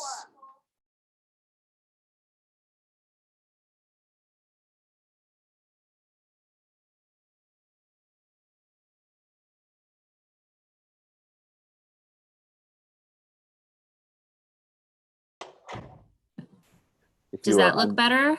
No, we are still seeing your notes only. Let me, Okay. do you know how to swap the view? I don't. So let me. Here, let me request control of your screen. and I Okay, will do because it what I for you. did was I just unplugged my second screen, but I guess if you want to swap them, Here, tell you what, can you exit PowerPoint's slideshow mode and then go back very quickly? I'm actually seeing her slides. Does that look I better believe now? everybody is seeing their presenter view, which does have the slides, but also has notes and the next slide up. We want to get it so that it is only displaying the primary slide.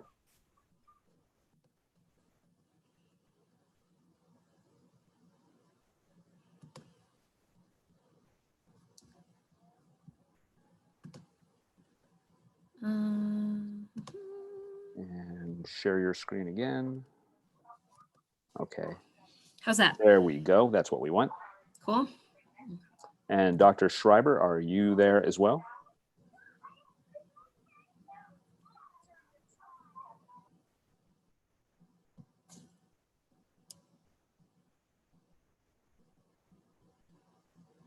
I saw him here this morning, so he is. He's definitely, we've been texting. So maybe he just took a quick minute to step away. Copy. Okay.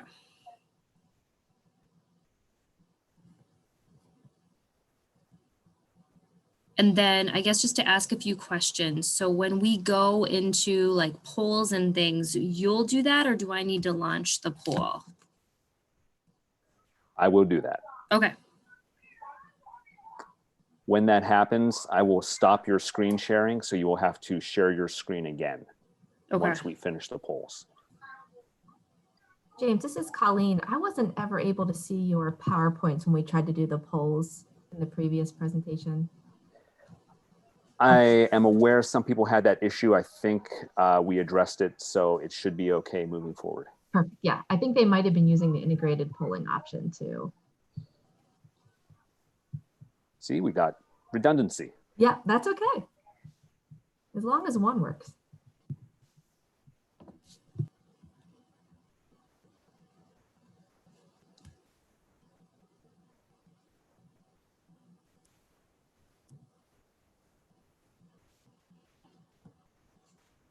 Dr. Victor, I actually don't have any questions for you for polling. Oh, okay. Did you have any that just didn't get their way to me? That must be it. Yeah. That's right. We'll just kind of, people can either group chat it or we'll kind of buzz through because it does seem like it's hard to be on time. So maybe that will be a time saver. If you want to, you can send them to me and I can quickly program them in. Otherwise, if you just don't want to bother with it, we can skip them entirely. Yeah. Is Justin listening now? Can you not see me? I can just see my presentation right now. So I think Oh, that's yeah, I'm here. okay. We see you, Justin. Yep, that's right. Justin, do you think we should just skip the polls since James doesn't have them? And I feel like by the time we send that to him, I don't know. We just skip those. James, you actually have them. If you look at the email that I had sent with the, I'm pulling it up now. Next group. The 10:30. I'm trying to find the The email. 10:30 to 11:30 section. Oh, Yeah. yes, I do have those. I'm Yeah. sorry. I mistakenly marked those as Dr. Whelan's. Yeah. So what is the diagnosis if he is still enjoying Yes. himself at social events? Please ignore everything I just said over the past 5 minutes. We have your questions. Sweet. And can I just ask, so I also, Kelly's the one showing your screen. Would I see the answers too that people put in there? Yes. Okay. Are you doing all of your questions all at once? No, they're kind of spread throughout is why I'm wondering if that will actually make it really disruptive.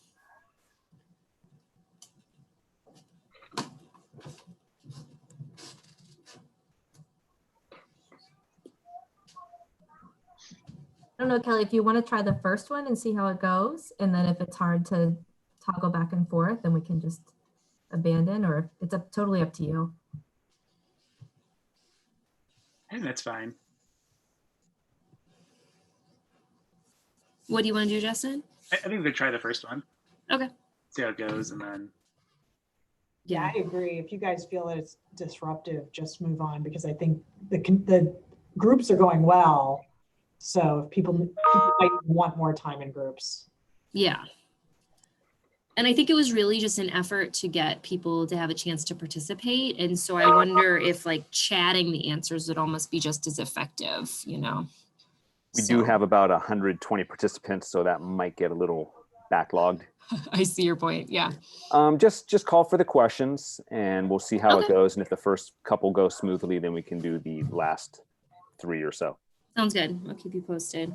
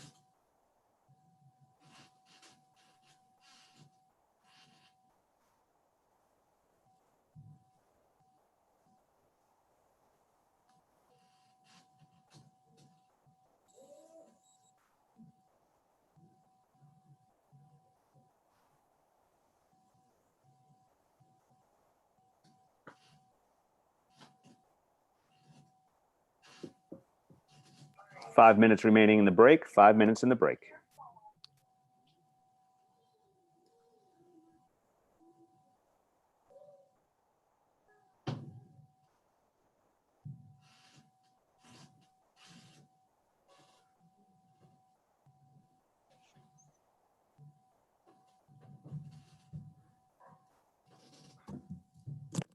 I wonder, you guys, I'm just going to try to screen share this again. How do I toggle back and forth, James, if I tried to do that? Toggle back and forth between what? Like to if my screen is wrong. Maybe it's not here. Hold on. No, we were Look seeing good. your slides fine. Yeah. Okay. This looks okay right now. No. No.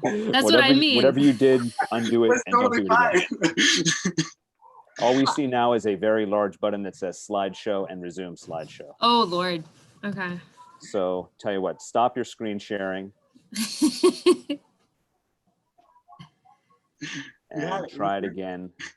Oh my gosh. I just wanted to see what, okay. It's, yep. And whatever you did, don't do it again. Give me just a second. Except that I briefly lost my PowerPoint entirely, so I'm sorry that I did that. It's gonna be okay because I have 3 minutes and I work great under pressure. Totally fine.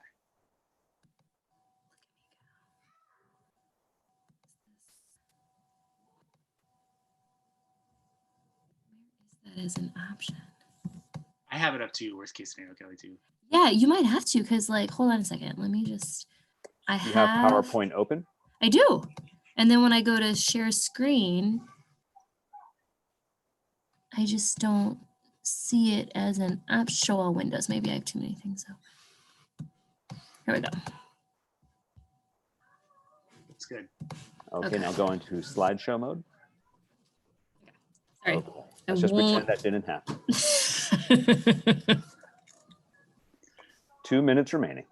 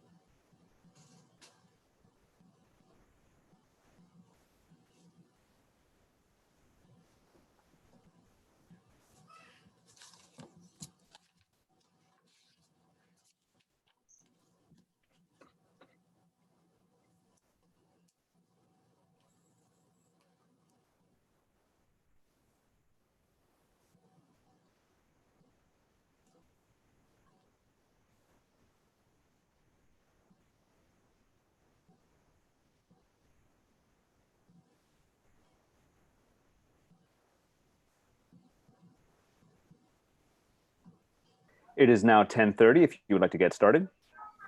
All right, so welcome everyone to my basement office. My name is Kelly Victor, and I'm going to be working with Dr. Justin Schreiber today to talk with you about the treatment of depression in primary care.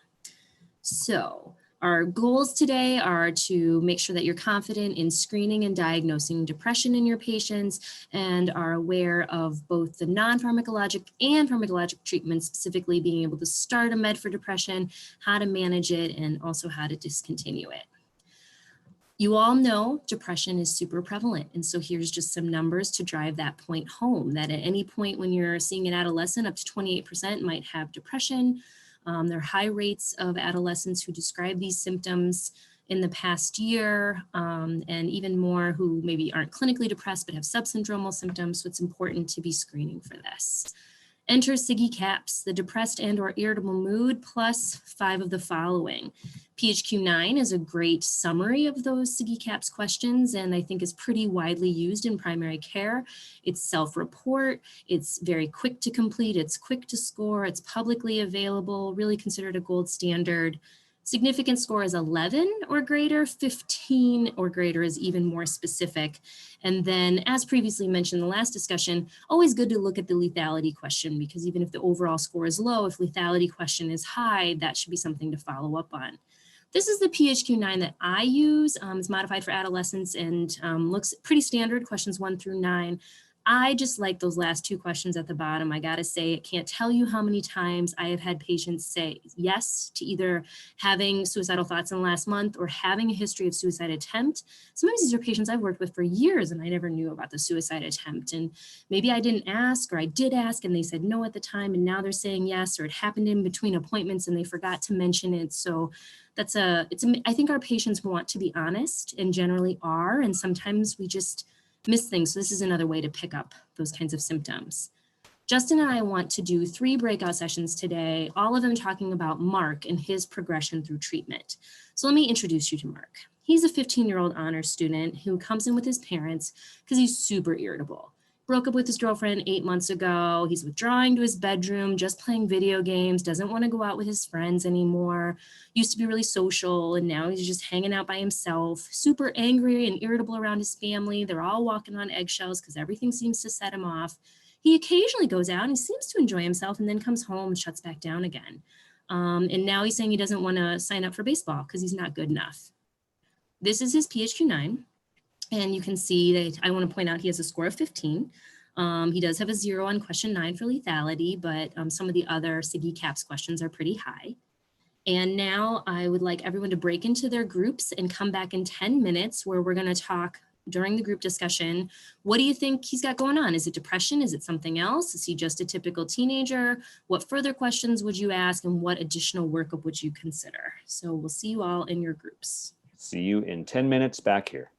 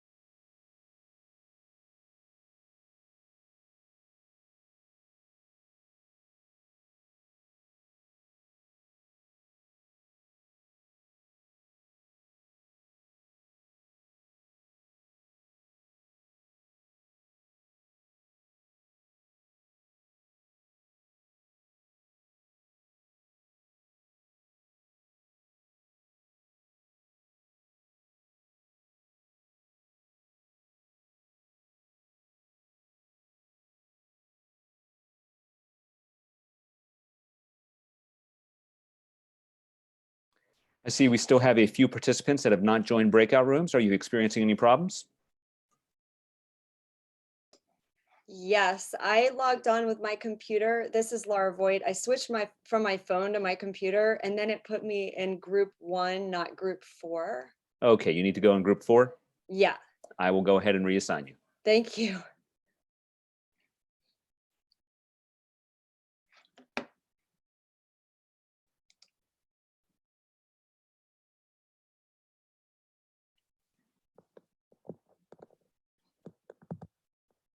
Laura, did you receive an invite for group 4? Where would I see that? It should have just popped up on your screen. I did not see that. Here, let me try something. I'm going to move you to the breakout or to the waiting room. Okay. And then I will log you back in because right now I have you assigned, but for some reason you're not there. Okay. So let I'm me sorry, try that. I just and then you'll was be right back moving in. around. I was on my phone earlier and now I'm on my computer. How dare you? I know. Okay, let me try this.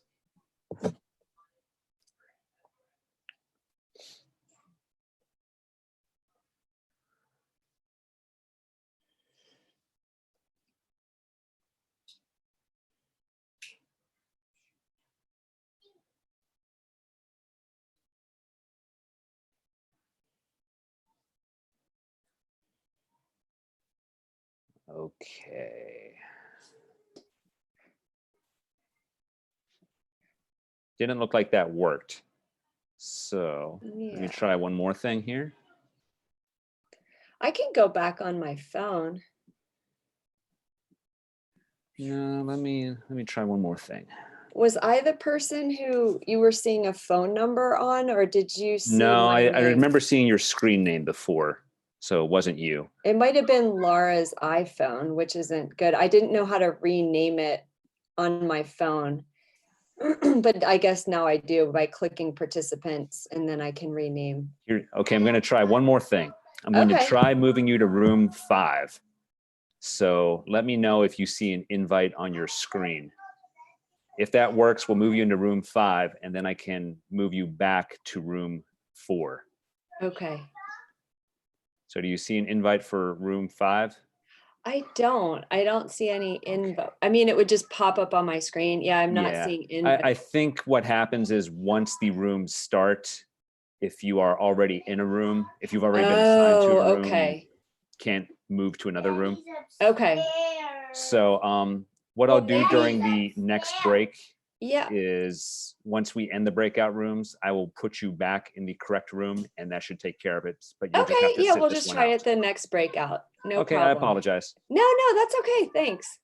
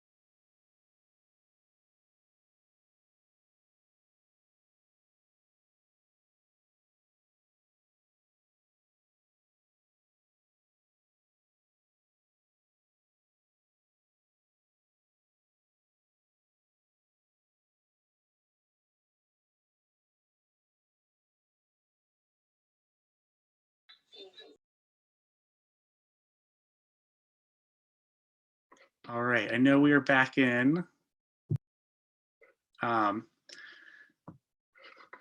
So hopefully people had a chance to look a lot at, kind of think through some of the group discussion about diagnoses, what other information you'd want to know, what helps to distinguish diagnoses. So we're going to start off by getting a little bit more information about Mark that would help us to lead towards that diagnosis and think about what could be going on. One of the things that when you talk to him more, he tells you that he's specifically having a lot of trouble with focus and motivation, which is leading to this drop in grades. And so even when he is getting into school and he's starting to do his work, he feels like he's not doing anything right. He doesn't feel like it doesn't matter. I'm not going to do well anyway. So why should I even try? So I'm going to stop really trying to study or even do my homework. And he sees that continuing drop happen. Along with that, he reports that he's just not hungry at all. He doesn't really want to lose weight, but he's found that he's lost about 5 pounds because he just wakes up not hungry, afternoon not hungry, doesn't eat lunch, doesn't always eat dinner or picks at it. And he does recognize that this has happened for about 8 months since he had that breakup that occurred, but really noticing that he's just not having any interest to do anything over the last 4 weeks. It's really been the worst at that point. He's not using any substances, and he currently denies any suicidal thoughts. So now we're going to think about, and we're going to pull up a poll, and we want to get your sense. What is the diagnosis? We'll leave that up for about 30 seconds. 1 minute, I have to launch the poll on my end.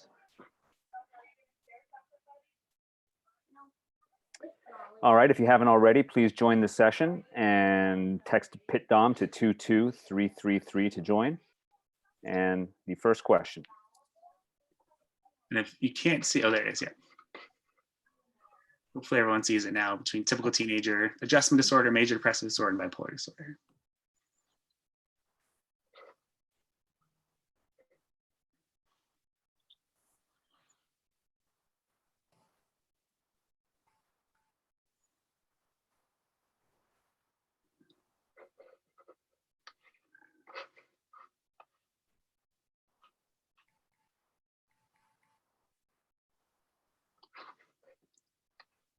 All right, well, it looks like we've got a good amount of participants already at this point. And really a focus on major depressive disorder, which of course, being the topic, I anticipate a lot of people would go to that direction versus a few people with adjustment disorder. And so what I would want to really emphasize on this one is that when we think about the distinguishing factors between adjustment disorder and major depressive disorder, that we're really looking at, is this someone who both time frame, has this been something that's been really in the last 6 months that the person is continuing to show, starting to show improvement from, or they're continuing to show symptoms that are worsening, as in this case, which would be more indicative of a major depressive disorder, and also the level of impairment, meeting those SIGI CAPS criteria in terms of poor sleep, really lack of interest, guilt, low energy, low concentration, appetite. And so, I think I'm glad people didn't put typical teenager, recognizing that there can be points where there's changes in mood with teenagers, but not necessarily the level of impairment we see for depression. And we'll talk a little bit more about bipolar disorder. So we'll jump on to our next slide. And please reshare your screen, Doctor. Okay. Oh, geez.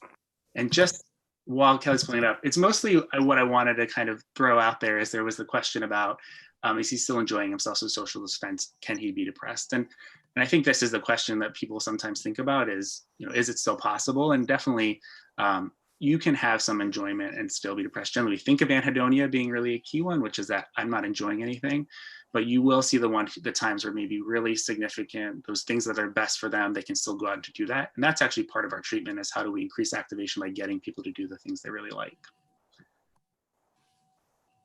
So what I want to also think about is, how are we asking these questions to assess depression? And this is different now, as many of us are doing this on computers at homes.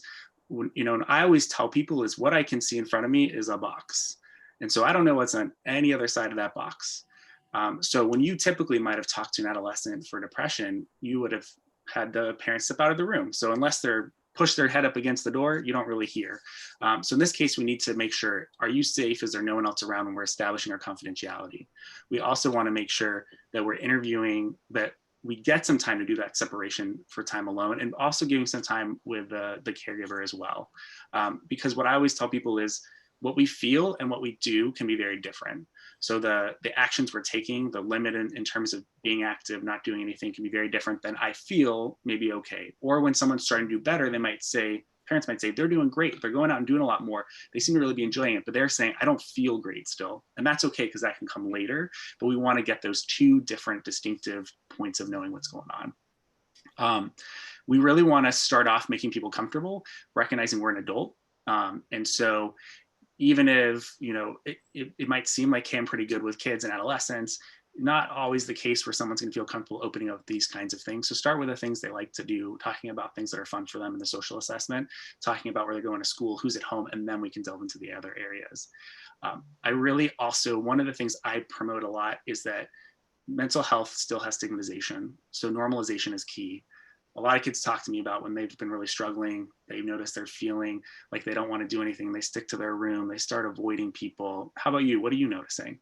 Open-ended, but also really normalizing that experience to know that they might not be alone, but also making it open-ended so you're not guiding them, especially for younger kids who oftentimes will feel like they just have to tell you something because you're an adult and you threw that out there. Some other things we want to think developmentally is someone complaining about other things that don't necessarily think what we think for quote unquote depression. The big one that jumps out here is the irritability piece. So common do I hear people say, wow, this person's really angry and mad, there must be bipolar disorder, or this must be oppositional defiant disorder. And really, the reason the PHQ-A, which is the adolescent version, includes irritability and anger is because we see with kids and adolescents with depressed mood that irritability becomes a really big component of it. And so being really conscious that might be what everyone notices, because it's what's, the kid that's quiet and avoids sometimes is the kid that's missed. The kid that's angry and breaking things is the kid that everyone sees. And the assumption is, oh, because they're oppositional, there's other things going on. So really keep understanding that can be there as well, and that that could be a part of the depression, and it can also lead them to there could be a substance use component as well that could be leading to some of these changes in their mood, but could also influence the irritability. Younger kids especially present a lot of the somatic complaints, so the belly pains, the going to the nurse all the time. Recognizing that could be a sign of depression as well, that it's not necessarily a GI factor, but the fact that the brain and body are so connected through the enteric nervous system. And that might lead to, I'm not going to school. I don't want to be there. And oftentimes, even when they get home, they're still not feeling great. They're still not doing anything. They're laying in bed, but they've really gotten to the point where they're really avoiding and just seeing that continued drop in their motivation. So, just in the interest of time, something I want you to, I was maybe hoping really quickly that a couple of the group leaders can maybe throw out a couple things that they heard in their group chat about the differential.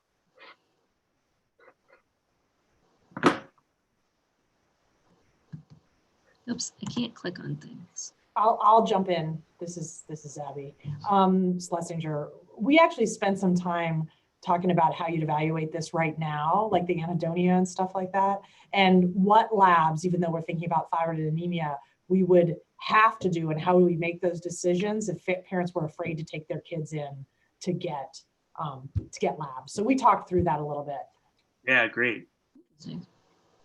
I think our group, Justin, this is Kelly, really focused on, is this adjustment or is this depression, and kind of at first thinking adjustment, but then leaning more towards this seems like more than that. Yeah, perfect. All right, so we'll talk a little bit more about some of these. It sounds like a lot of similarities: sleep concerns, anxiety, substance use, other physical health concerns. So what I really want to emphasize is some stuff that we talk in our group as well, is that we want to make sure we're screening for substance use for every adolescent. The kid that's drinking a lot more, that's using pot a lot more, might look like depression. It also could be because depression led to some of that. So we really want to make sure that we're distinguishing. The other piece that I think sometimes gets missed is, is this ADHD or not? The kid's really falling back in grades. Is that related to depression, or is this a kid that already struggles with the difficulties in focus and attention? And really being able to distinguish I'm really not feeling I can't think of anything, I can't concentrate, I'm just sitting there, versus I'm distracted by everything around me, versus I'm really worried about something and thinking about that all the time, are important questions to ask to distinguish. And then again, when we talked about adjustment time frame, Is this something that's getting better as we move away from the stressor that happened, or continuing to get worse in level of dysfunction? And then always assessing about trauma. If I can push two things, drug and alcohol and trauma, because these are the hidden things that a lot of people don't really talk about and really can influence their mood significantly. Other things we'd want to think about is also what would be some of the physical health. So, you know, the kid that can't sleep well, no matter what it is, you know, on my phone all night, so I'm not sleeping. And so I'm clearly going to school with not having slept at all. So I'm falling asleep, I can't concentrate. Also really important to identify. That could also be because of an obstructive sleep apnea. So what is sleep like? I really emphasize in that first visit, you're assessing the sleep aspect for them. We want to think about stuff like anemia and thyroid dysfunction, but also be really conscious of what are other signs of thyroid dysfunction. Is this a person who is hypothyroid and so gaining weight, having some hair loss, cold intolerance? You know, those are things that we want to be thinking about too, instead of just jumping to that. Other areas of anemia that we might consider, including overall fatigue. So being really aware of that early on is important. And that would determine if I should go or not to send someone to a visit or to get those labs done, is thinking about those things, especially right now. And we're going to talk a little bit more. I'll let us kind of do this in our group discussion as we talk more about bipolar disorder when we break out into our group. But I want you to start thinking about that. I didn't talk fully about it, but you know, this is going to be important. Depression sometimes presents early before mania symptoms. So how would I start to assess about bipolar disorder? Something to think about in your discussion. So we go back to Mark. You send him to see a therapist who's embedded in your office, and he's going to come up for a follow-up visit, but the therapist sends you a message saying that really, as they're continuing to work, it doesn't seem like the depression is really progressing, and hoping that you can think about a medication as well. So We can talk about that in group, but yeah. And so we'll talk more about the comfort that you have. And one of the things why we wanted to spend some time in group discussion that I hope you can do in this next step is we're at different levels of, some of us have never prescribed, some of us prescribed multiple times. So where are you at? What's your comfort? And then based off of that, how do you kind of go forward? So hopefully we can use each other as opportunities to learn something. You want me to launch the polling for this? No, let's just do a 7-minute break for this next one. 7-minute group discussion? Mm-hmm. Okay, launching everybody into groups.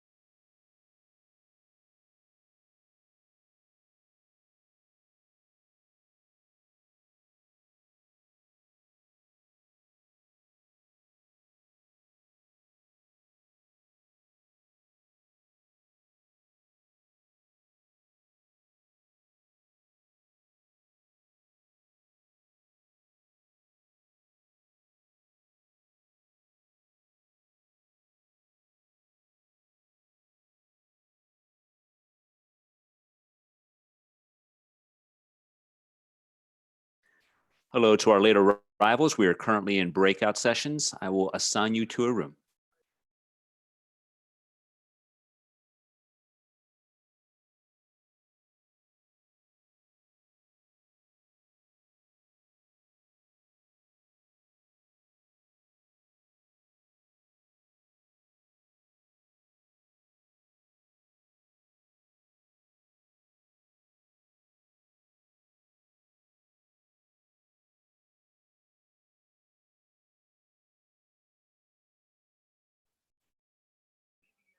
Marianne, welcome to the group. Were you already logged on?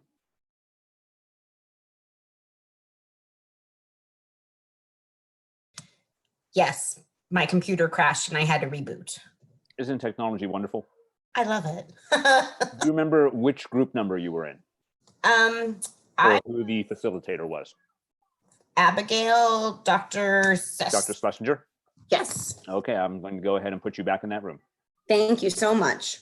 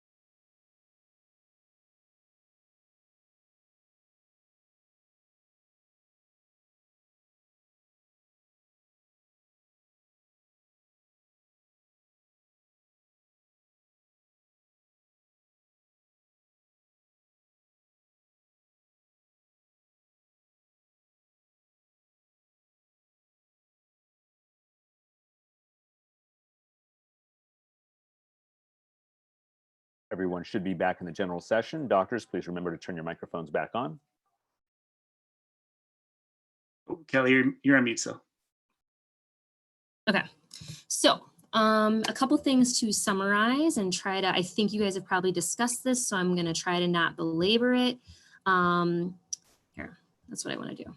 So there are things in our arsenal besides medication that I just wanted to mention. Never underestimate the power of psychoeducation. Like Justin had said, destigmatizing this, explaining to a family. Kids, just yesterday I had a kid who was like, I have an amazing life and I feel so guilty that I feel this way. I have no reason to feel this way. Well, you do have a reason to feel this way because it isn't just because your parents are divorced, et cetera, et cetera. So helping kids and families understand like what depression is and that it's prevalent and that this can happen and we have effective treatments for it is really meaningful.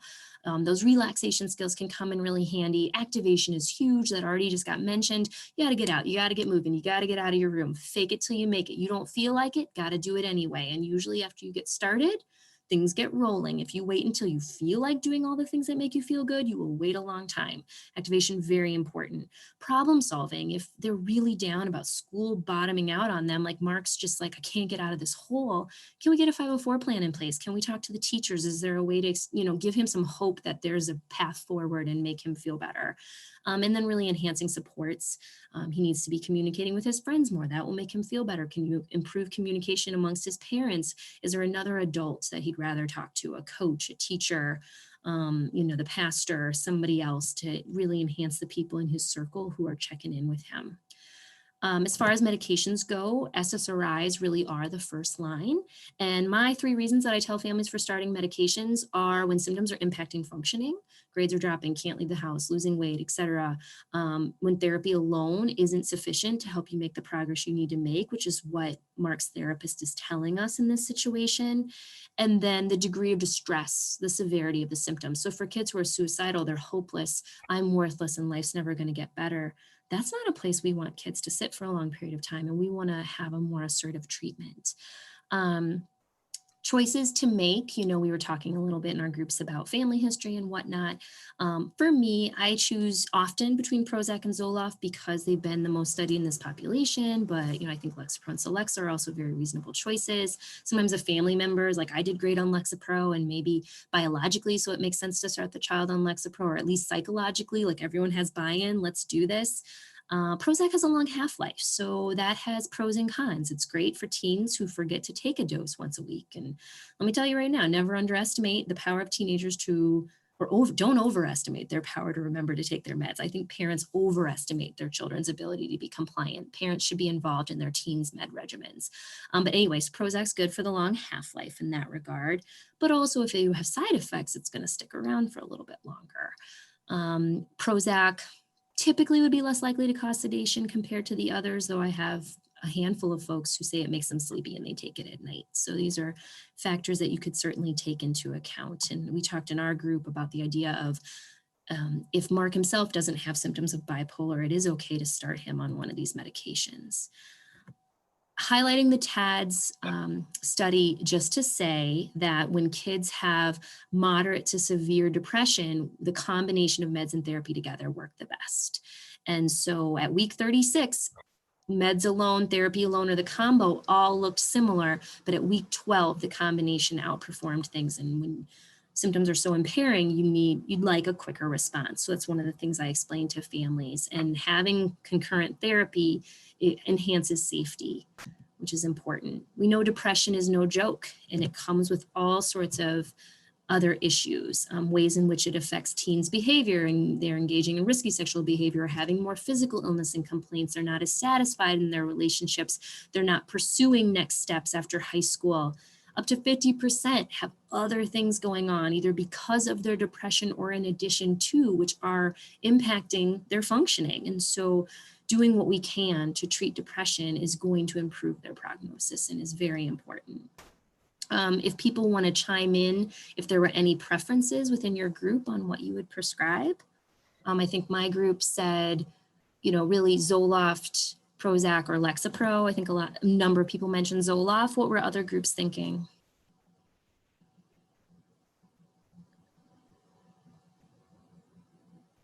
think our group kind of went through thinking through each one and some of the things we want to ask more for before deciding on a specific one, and but definitely touched on a lot of the same things that you mentioned. Okay. Anyone else have any tidbits that are notable? Okay. And then you guys have this in your handout, so I will not belabor it, but in the SSRI protocol, there's a discussion about the different SSRIs and how to start them and what the therapeutic range is and how to titrate. Finally, I wanted to touch on the black box warning and give you, I guess, an example of what I tell families. So I tell families that I want to discuss a rare but important possible side effect, and that from this review in 2004, looking at depressed teenagers, it showed that 2% of depressed teens not on medication reported thoughts of harming themselves or killing themselves, and 4% on medication reported those thoughts. So 2% not on medication, 4% on medication. Those numbers are pretty low, and clinically, we're not really sure what to do with that information. We can't prove that the medicine was the reason that there's this difference. You know, we know that depression and anxiety in and of themselves are risk factors for these thoughts. Generally, by the time I say that, families are like, oh, okay, like 2 and 4%, let's move on. I think the conclusion is we know these medications really help with the symptoms, and that benefit outweighs the risk, we believe, because depression and suicide, suicide is severe and very concerning possible result that comes from depression. And suicide is the #2 cause of death in the United States for those aged 10 to 24. So we really need to treat this as effectively as we can. Back to Mark. He's on Zoloft 50 milligrams and comes back, had his 1-month checkup and says his stomach is hurting every day, hasn't gotten better, doesn't want to keep taking it, wants to switch to something else. In your groups, talk about whether you would switch him right away or try something to help with the side effect. But in this case, let's say the plan ends up being to switch to citalopram. So how would you do that? And Mark's mom wants to know, is he going to be on this medication forever? So here are our group discussion questions to think about, and let's break, what do you think, Justin, for like seven minutes again? Yeah. We'll do. Okay.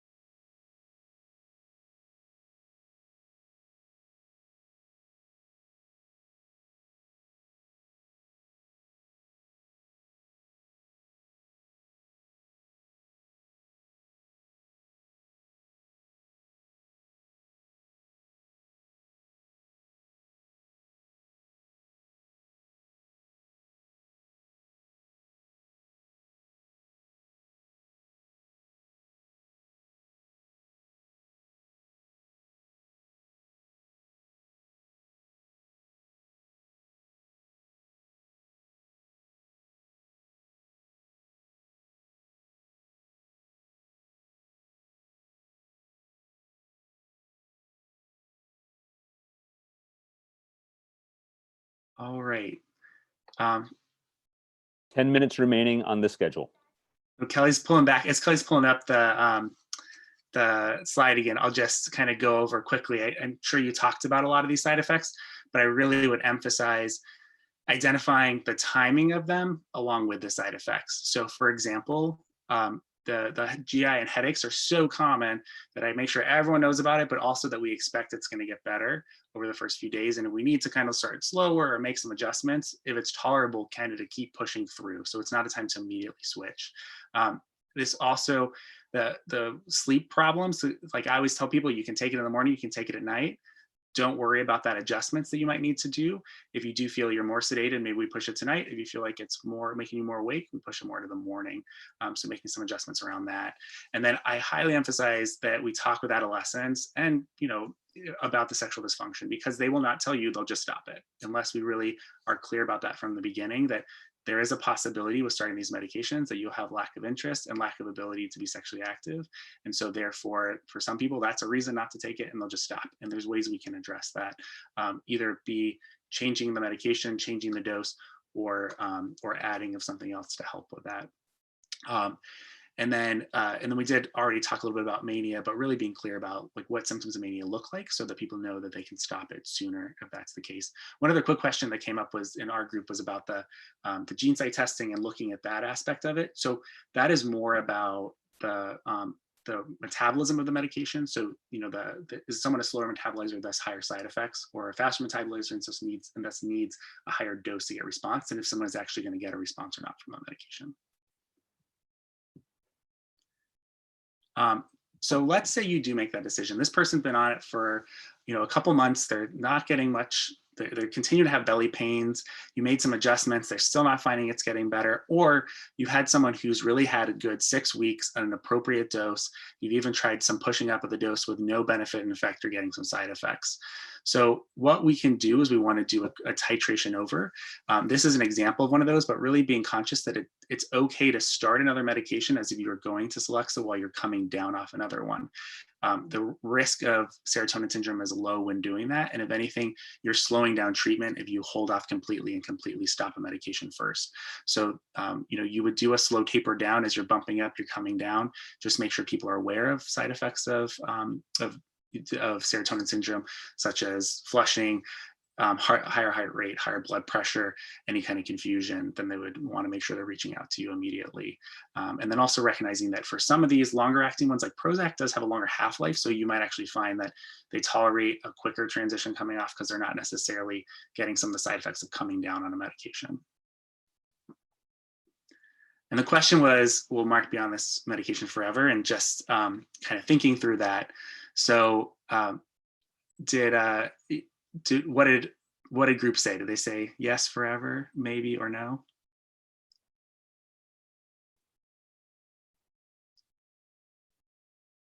We can talk more about kind of that. So we had a very, this is Maggie, we had a very interesting comment from a non-prescriber in our group who gets this question from patients who have been prescribed, you know, what happens, will my kid be on this forever? And she had a really wonderful sort of response about, you know, keeping track of symptoms and advocating for your child and really discussing with the provider. And if the goal really is to get off the medication, you know, having that open discussion from the beginning, but also realizing that the medicine might be beneficial for a long time. And so keeping that in the back of your mind, it's not always the ultimate goal to get off. So it just was a great sort of not going through, you know, standard of care, this is how long we wait, but, you know, kind of empowering the patient and their family to really talk about that and think about that and be a part of that decision, which was nice to hear. All right, so when it comes to that idea of coming off the medication, like Maggie said, this is the recommendation. So really saying that if we have someone maintain improvement in their depression for about 9 to 12 months, then we would consider coming down and tapering off the medication slowly. Again, because you want to see if it doesn't get worse, and then also as they're coming down, and also to make sure they're not getting side effects from coming down. And then we always encourage continuing therapy. But I think Maggie brings up a great point that was brought up in the group, that this is the 9 to 12 months is a reflection of kind of what we see best chance of improvement if you were to stop at that point. It doesn't necessarily mean that we're ready to do it at that point. Maybe someone is having a big stressor. I have a lot of kids where it's like that. It always seems like that 12 months comes right when they're about to start college. And so it's kind of like, well, do we want to go a little bit longer? Maybe that makes sense because you're about to hit a big stressor and we don't want to see that that doesn't go well. So being conscious of that is really important, what else is going on, and also how family feels about how long they want them to be on it. So I think a constant discussion is really key. So we wanted to make sure we had about 5 minutes left for questions. I think there was one already in the chat that was there about how much time you usually give talk therapy. And I'll just say that I think that it's less really about a time frame and more about the both response. So do we see that someone who is participating, what kind of therapy they're doing, for example, in CBT, and we're seeing they're progressing in the forms of CBT where we would expect to see some improvement and they're not necessarily showing much, or the level of impairment too. So, you know, you might have someone who just started, but their depression is so severe, like Kelly mentioned, that we should really be starting to think about going forward with a medication at that point. I think what we always really emphasize is at least initiating and starting that therapy piece and getting invested into it, because all the evidence shows the benefit of doing both. And therapy requires clearly time and effort. And so we want to make sure that people are doing that. All right. Looks like another question about switching. Yeah, I don't know if this was to me or just, yeah, like talk more about switching from one SSRI to another. Did we address that? I'm not sure. So I think the question about tapering was up there. So the reason we talk about tapering is you will see if someone to just stop an SSRI and jump to another one, there's a good chance you'll see some of the side effects of that SSRI. And I wouldn't, again, it's not necessarily withdrawal like we think about for a benzo or an opioid, but the fact that you're getting that decrease in the serotonin production that can sometimes cause some of these feelings like I want to jump out of my skin and cause worsening of the depression symptoms. So we do often want to do a taper instead of doing an immediate switch from one to the other. Yeah, I think, yeah, and most of us, I think, cross taper rather than completely stopping something like Justin said. You don't need to completely stop and then start. I think the risk, and sorry, I'm jumping in here. No, of course. I think the risk increases with things that have more anticholinergic components of them. So like, God forbid anyone's using Paxil, you definitely didn't want to do it with that. Even Celexa has a little bit of those qualities. That's why it sometimes helps for stomach pain, but it also might cause more difficulties. And also longer half-life ones are less likely to have difficulties with just crossing right over. Many kids can tolerate like starting another medicine at an equivalent dose. And especially if they're having significant side effects, that's, you don't have to taper. It's just really something you do to decrease the chance that they'll get any side effects as you're moving through. But I want to totally highlight what Justin and Kelly both said. What we don't want to do is completely stop and then start something else, because then you're going to have this period of time where they're undertreated and you won't be able to tell the difference between side effects and symptoms in kids. Yeah. And in the time we have for this amazing question from Jessica, how do you care for an adolescent who refuses to participate in therapy or take their meds? Oh gosh, you do your best, right? This is where I think motivational interviewing comes in. This is where trying to enhance their supports and trying to, like, who is this kid's village to help take care of them, and how can we get all those pieces involved as much as we can? In my group, the question had come up, if people won't do therapy, will you still do meds? And my answer was yes. I mean, sometimes I hope that the medication will help them maybe be less anxious or less depressed and then be willing to engage in therapy. So sometimes I think doing your best to meet them where they're at, and then just continuing to encourage, like, as much as you're able to participate in these things, I think it can really help you, would be my answer. I don't know, Justin, if you want to chime in for 30 seconds on that.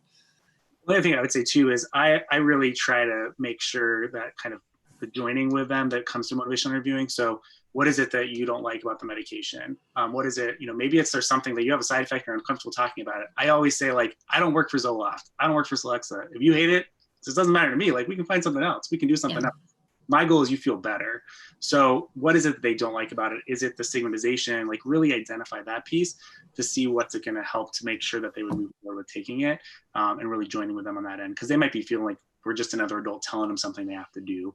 Yeah. To that point where they feel uncomfortable doing And it. sometimes they're not ready. And then 3 months down the road, 6 months down the road, they're back and they are, you know, so I think, yeah, you just keep that door open as best you can. All right, we are out of time. Right. Thank you very much. Our next presenter is Dr. Whelan. Doctor, are you with us? I am, yes. Let me get my screen ready to share. One thing while Maggie's getting going there, I just wanted to tell everybody the end of Justin and I's slides, we had some extra slides that didn't make the cut in time, but if you wanted to look at our slides, there's more information at the very end, so. Okay.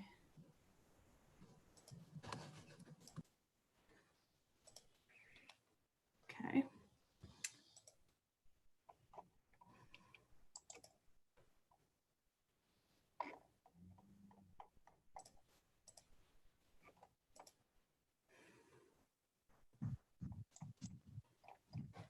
Are y'all seeing my slides? We see your slides. Just go into slideshow, please.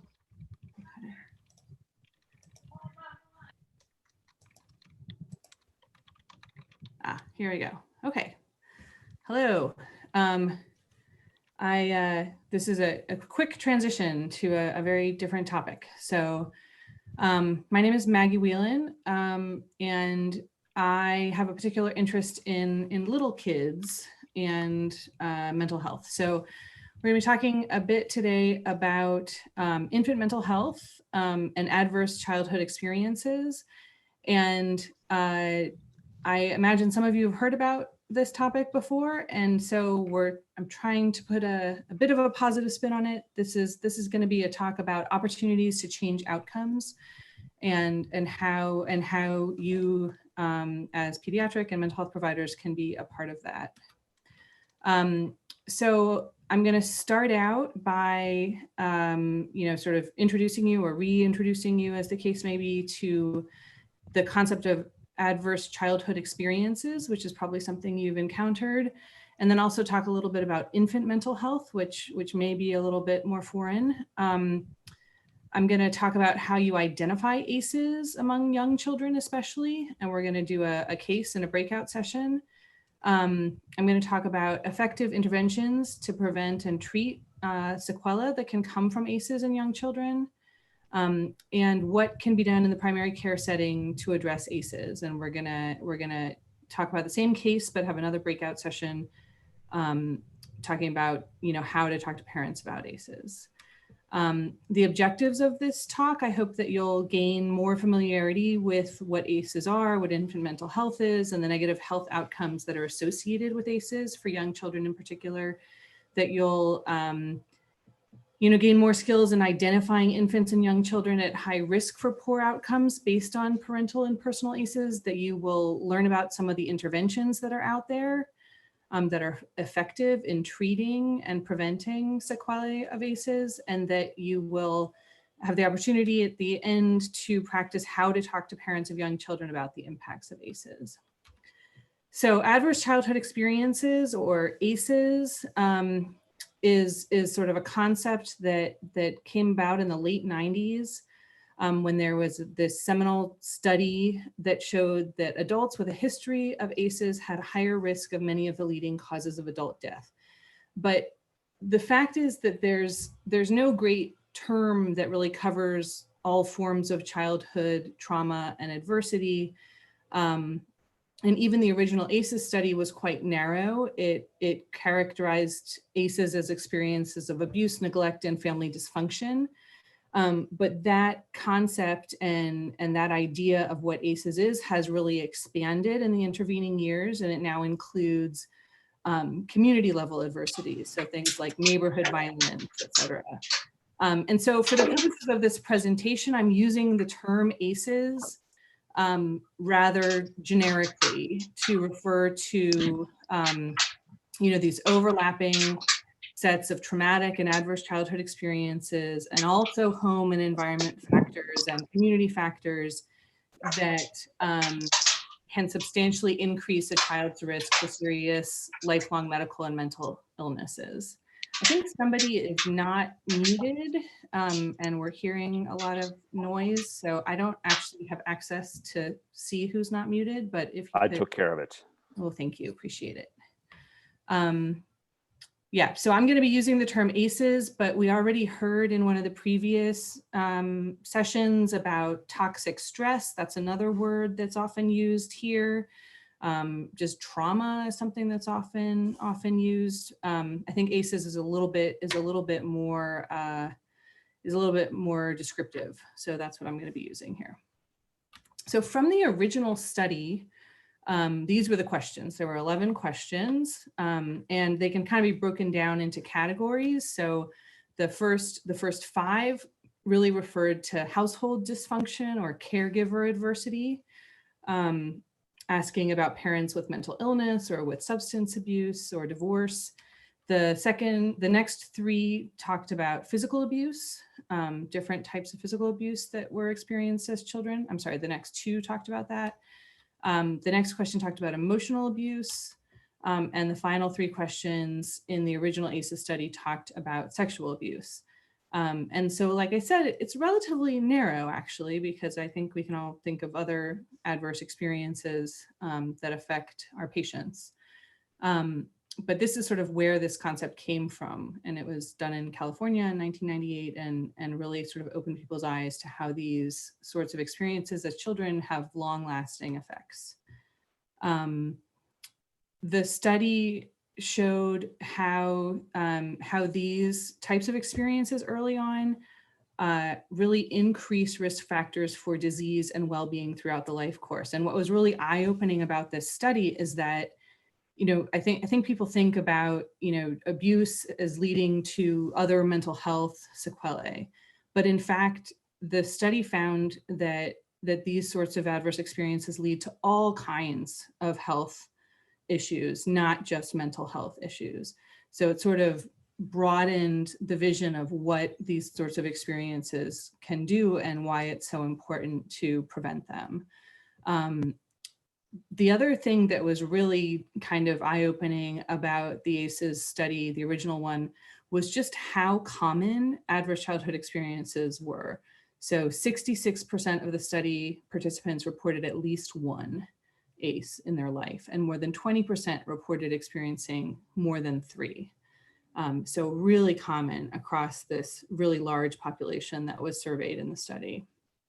Another key takeaway from the ACEs study, the original one, and that has been shown over and over again in follow-up studies, is that as the number of ACEs increases, the negative outcomes increase in a dose response fashion. So more ACEs, greater risk for poor outcomes across the lifespan. And this term came out of the study called like the ACEs effect, meaning, you know, that kind of as a group, these sorts of experiences have an effect, but they're found across this huge span. So looking at as small as biological markers of stress, so cortisol response, things like that, all the way out to population-based markers of health. So things like rates of childhood asthma in a neighborhood. All of those can be partially explained by this ACEs effect.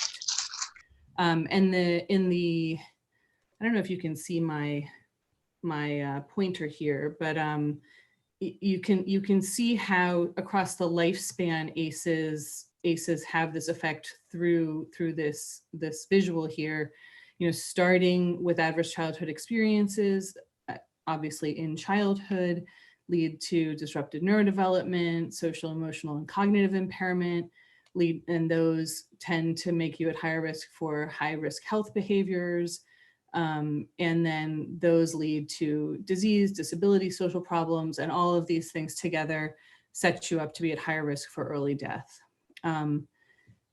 So the two things that I just wanted to highlight once again: cumulative ACEs increase the risk for poor outcomes. So the more ACEs a child has experienced, the higher risk for poor outcomes. And the other thing that I don't think I've said yet, but is I think very important, especially from the pediatrics perspective, is that as the number of ACEs increases, so does the risk for being exposed to more ACEs increase. So I hear sometimes this idea of, well, it's already happened, this child has already experienced this, so why are we so focused on it? Well, it's because having had that experience, that child is even more vulnerable to being exposed to more ACEs. So any point of intervention is beneficial. In terms of how ACEs tend to affect children and then adults across the lifespan, I've sort of alluded to this already, but you see abuse and neglect or household dysfunction. There's some examples of those things. These have impacts directly on child development. So there's neurobiologic effects, there's psychosocial effects, and then they also put children and adolescents at risk for risky health behaviors. And then there's long-term consequences, and those here on this slide are broken down into disease and disability, and it's not just mental health disorders, it's also physical illness, heart disease, cancer, and then there's also higher risk of social problems. Some of them are listed there: criminal behavior, unemployment. Of particular interest for the next slide is that this can lead to parenting problems. So ACEs not only affect children and then adults throughout the lifespan, but they also affect, they have their effects across generations. So across the lifespan, they culminate in earlier death. Across generations, they can cause, the same sorts of adverse experiences to happen over and over again. This graphic just kind of gives one example of how that might happen. If a child experiences child abuse, it can lead to those behaviors listed in blue: aggression, conduct problems, depression or anxiety. As an adolescent, those blue items can lead to still more bad outcomes: substance abuse, school dropout.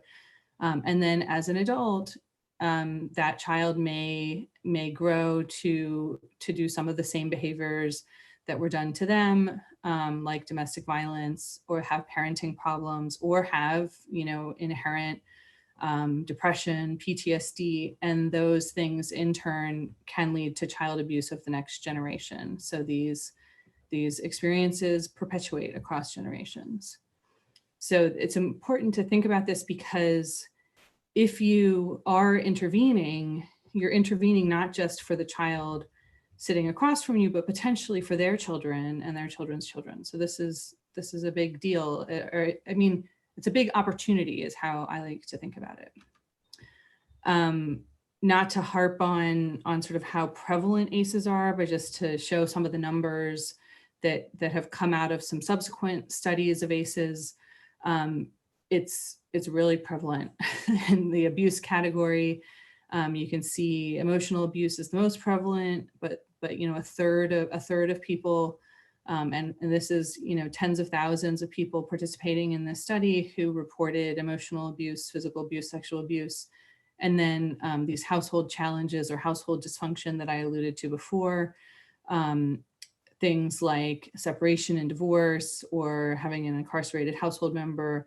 These are all very, very prevalent experiences. And these are interviews with adults, clearly, but it reflects back on what's going on currently with children as well. The other interesting might be the wrong word, but the other thing to think about is what I also mentioned once before, which is that the number of ACEs experienced by each participant is also fairly shocking. 14% experienced 4 or more ACEs in this study. So, and since we know that more ACEs has a dose response in terms of bad outcomes, that's pretty concerning. A group that has worked a lot with trauma and ACEs among children is the National Child Traumatic Stress Network. They do a lot of training of providers and also studies of children. This study I thought I would show you, mostly because it kind of demonstrates how the concept of ACEs has expanded over time So in red are the original ACEs that they looked at in surveying the kids they're working with, and they surveyed 10,991 kids. So this is adolescents, not adults. So these are ACEs that have occurred more recently in the life of the people in the survey. And then in blue, they have some of the other things that have really been identified as ACEs and have sort of entered into that concept. So things like school violence, illness and medical trauma, extreme interpersonal violence, things like war, terrorism, or political violence. So these are not as prevalent as the original ACEs, but they still affect a large number of children. I also wanted to talk a little bit about rates of maltreatment by age, and to sort of highlight that little kids are really at higher risk than older children. Most maltreatment happens to younger children, and at the same time, maltreatment has greater negative effects at younger ages. And I'm going to talk a little bit about why that is. If you look at the pie chart, the most common form of maltreatment is neglect. But that may be part of why littler kids are more affected. But it's not a small portion are the other forms of childhood maltreatment. And if you look at the bar chart, you can see that 0 to 3 age group really bears the brunt of these rates of child maltreatment. So switching gears a little bit to kind of bring this concept of early childhood and infant mental health into the picture. In early childhood, which I don't know, has a sort of fuzzy definition. Some people talk about infant mental health as affecting children up to age 6. Some people say it ends at age 4. Suffice it to say, we're talking about little kids and babies. But the impact of ACEs on the developing brain are different than on older brains. So we know that the most rapid developmental period is birth to 5, and if there are ACEs experienced during that time, we may see a delay in milestones or in cognitive development due to those ACEs effects on the developing brain. Trauma affects the attachment process. And we know that if there is not secure attachment, that can have a very big effect on emotional regulation, ability to emotionally regulate in children. And if there are ACEs experienced by a young child who is still developing those attachments, we may see less trust that the caregiver can protect them. If the caregiver is the perpetrator of an ACE, that obviously would lead to even more effects. And also little kids don't have the coping skills. They don't have the skills to process a traumatic experience the way an older child might. And so their resultant reactions to a traumatic experience might be bigger, might be more disorganized, certainly are more detrimental. And then the other thing that comes into play when you're thinking about ACEs and thinking about little children is that trauma responses emerge at different developmental stages as the child's understanding of events in the world and emotions change.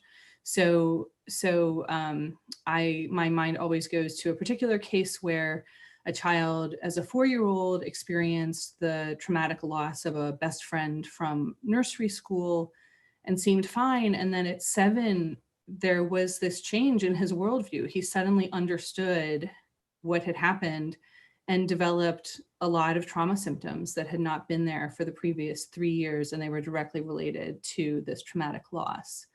And it was really just this progression through developmental stages that kind of determined when these sorts of symptoms came to the surface and how they presented themselves. And then in some cases, we have to return to treatment at those developmental, change points in order to help a child get through, a resurgence of symptoms that have come about because they've progressed to a new developmental stage. I often hear when I talk to families, you know, this thing happened, it was really bad, but she was a baby, it doesn't matter. She doesn't remember. And I want to kind of contradict that at this point, because early experiences do matter. The brain is especially vulnerable during early childhood. And even if a child is pre-verbal, they still have memories. And so serious or cumulative adversity impairs proper development of brain structure and functioning in different ways. The timing of experiences matter. There's this concept of sensitive periods versus critical periods. So sensitive periods are the period during which the effects of experience on the brain are particularly strong. Critical periods are the periods when the experiences provide information that's crucial for normal development and could potentially alter performance permanently. And then with this concept of developmental psychopathology, I don't want to get into this too much, but the differences between children in terms of their sort of individuality, their personality, if there is pathology, it lies initially in the relationship with their caregiver, with their primary attachment relationship. You know, especially with babies, they're not really a separate entity from their primary caregiver and their primary attachment figure. And it's only later that those experiences which have affected the relationship kind of transmit over to be more a part of the child themselves. And so if ACEs come along and disrupt that relationship, especially if the source of the ACE is the caregiver, that disruption of the relationship is eventually transferred to the individual child and may later on present as mental health disorders, psychopathology, some of these other negative sequelae that I've discussed so far. So I'm gonna make you all take a deep breath, because if you've heard about ACEs in the past, this is often the end of the presentation, and the person kind of finishes this and says, voila, there we go. I've just depressed and demoralized you with all these terrible facts and statistics about child maltreatment, all the harm that it causes. And I absolutely do not want to do that to you today, especially right before lunch. So I want to change course here and talk about what we can do in the face of ACEs. I think that I've shown that they exist, certainly, but I want you to come away from this looking at them as looking at these instances where you discover that there are ACEs as an opportunity to make changes and help children to sort of overcome what they've experienced. So before I was encouraged to include movement breaks. So before we go on to the case, I want everyone to stand up for a minute. And this is very strange because I can't see any of you, but I'm going to tell you about a muscle relaxation exercise that I have stolen from preschool-based trauma-focused CBT, which is a treatment for trauma in little kids. And so this one I always called loose like noodles. And so I want everyone to actually do this. And there's, of course, we can't see if you're actually doing it, but give it a try. So this is a relaxation exercise, and we use it with little kids when we're doing this kind of therapy. If they start to become anxious, if they start to have a reaction to a reminder of a trauma, they can utilize this. And so what you do is you make all of your muscles tight. I don't know if you guys can see me, but I'm gonna do it myself here. You make everything tight as you can. I always chant along with the kid, tight, tight, tight. You hold it for 2 counts, and then you make your whole body loose like noodles. And you can do this especially well with your arms. So I think we should all do this twice, and then we'll sort of move on, having been relaxed. So everybody make all of your muscles tight, even your face, make them tight, tight, tight, tight, tight, tight, hold them, hold them, hold them. And then loose like noodles, everything loose like noodles. All right, we're gonna do it once more. This is so strange since I can't see anybody. Ready? Tight, tight, tight, tight, tight, tight, tight, tight, everything tight, and loose like noodles, like spaghetti noodles that have been cooked. All right. Okay. That was very weird. I'm going to talk about a case, and then we're going to go into our breakout sessions and discuss it further. So this is the case of Gabriel. It's kind of a conglomerate case of several children, but my slides are on that website with all the resources from OERP. So if you want to reference these, you can go to them there. So Gabriel's 27 months old. You're a pediatrician, you're meeting him for the first time. This is his 2-year-old well child check, and he's transferring from another pediatrician. This is your first time meeting him because the family moved. And you note that this is actually the third attempt at scheduling this appointment. The first time he was a no-show, and then the second time he was a cancellation on the day of the appointment, but he's finally made it. So Gabriel's mom says that her main complaint or her main worry are his temper tantrums and that they're getting worse. She said he's always been difficult. He cries, he has frequent temper tantrums, he hits his mother, he throws things at her. Even when he's not having a tantrum or sort of dysregulated and out of sorts, his mom says that he's really hard to manage. He's reckless, he doesn't sleep through the night. He leaves her exhausted, and he's always doing things like climbing too high, not listening when she tells him to get down, and he's run away from her multiple times, and he's twice ran into the street. So you get a little bit of history on Gabriel. You learn that he was born at 34 weeks. He had suboptimal prenatal care. He was in the NICU for 8 weeks. He required intubation and mechanical ventilation for 4 of those weeks. He had, in his first year of life, numerous follow-up doctor's appointments, and now he sometimes has a pretty bad reaction to doctors in waiting rooms.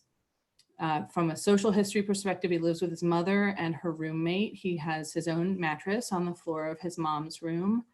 His mother is currently looking for work. She used to work, but she lost that job because she kept getting phone calls from Gabriel's daycare that he had to be picked up because he was misbehaving.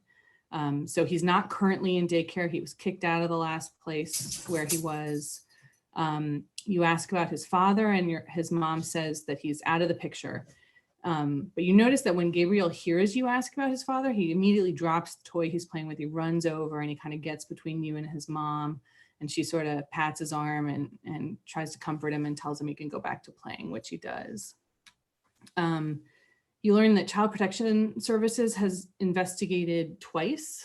10 months ago, the neighbors were called about pretty significant violence between Gabriel's parents, and his father was removed from the home and is now in prison related to that incident. And 8 months ago, a teacher at Gabriel's daycare called CPS because he kept coming to school without lunch. He was supposed to bring his own lunch, and he had missed a bunch of days, and they couldn't get mom on the phone. And that was investigated, and it showed that Gabriel was okay, but mother had lost her job at that point and lost her apartment, and they were living in a shelter. But mother was able to find a new apartment pretty soon after that, and Gabriel returned to daycare, but then he was kicked out, as we described. On physical exam, Gabriel is big for his age. His vitals are normal. He has a lot of cuts and bruises on his knees and on his shins. You do notice a larger bruise on the posterior aspect of his right upper thigh, but other than that, nothing on his physical exam stands out to you. And when you do a developmental screening, his mom describes him as very clumsy. You also note that his speech is significantly delayed. He's 27 months, mother can only think of about 15 words. And when you ask if he's speaking in phrases or sentences, she kind of laughs at you. You can't understand very many words that you hear Gabriel say, and mom describes that he communicates a lot by pointing and grabbing, and this is the source of a lot of tantrums, actually, because if he can't communicate what he wants, he'll have a tantrum until his mom figures out, kind of just by luck what he's going for. So at this point, we're going to break out into a breakout session. And I think we need about maybe 7 minutes for that, if we could. 7 minutes, no problem.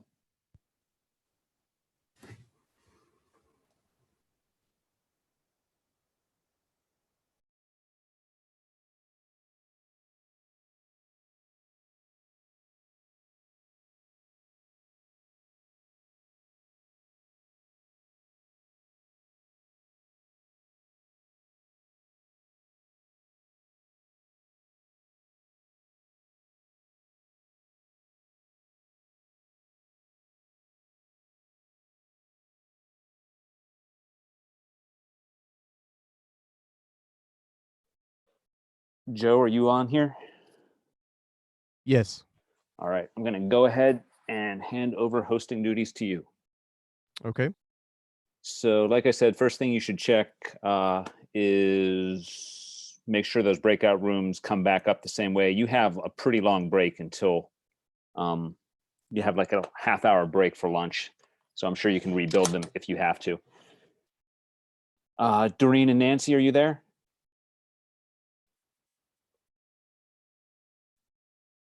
Doreen is not. Okay. Well, I'm going to make you the host, Joe. If you have any issues, give me a call or shoot me a text. Sounds good. Vaya con Dios.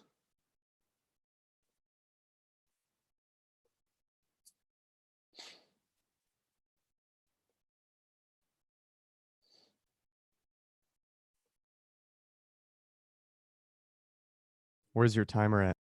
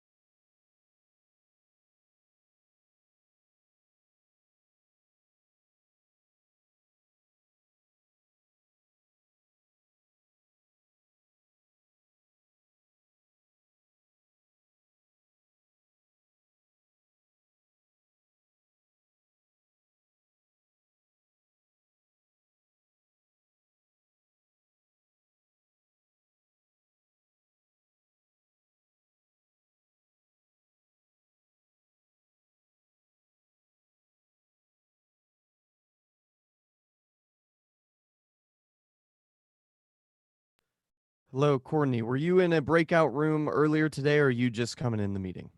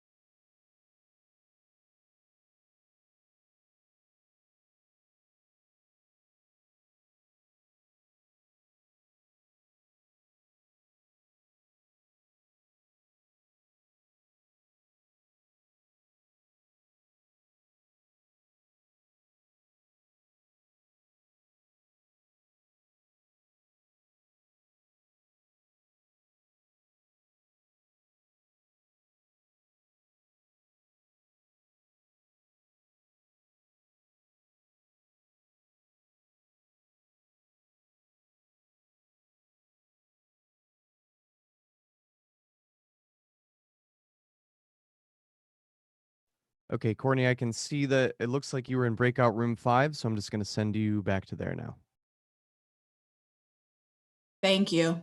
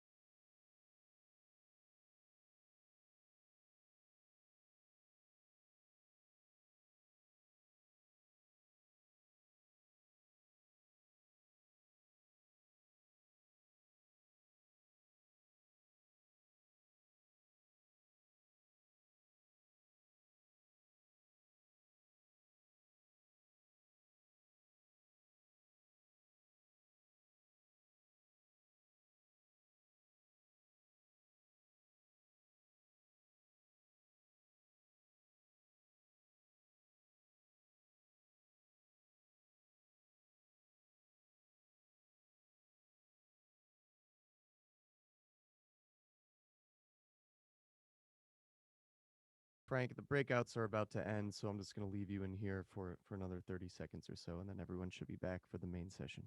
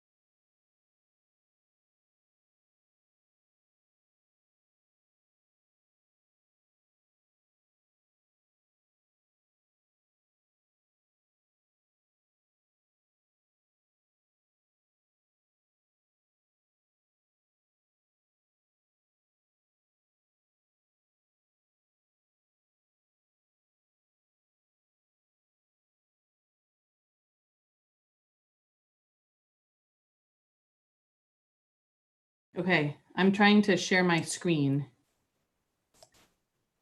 I can see it, Maggie. We can see you. Are we good? Okay. All right. Does anyone have any kind of, you know, things that the group leaders, anything strike you from the questions in the group session? Anybody? I got a lot more answers than the ones that I put on the guide. So I was pretty impressed by that. Did anybody else have anything interesting they wanted to share with the main group?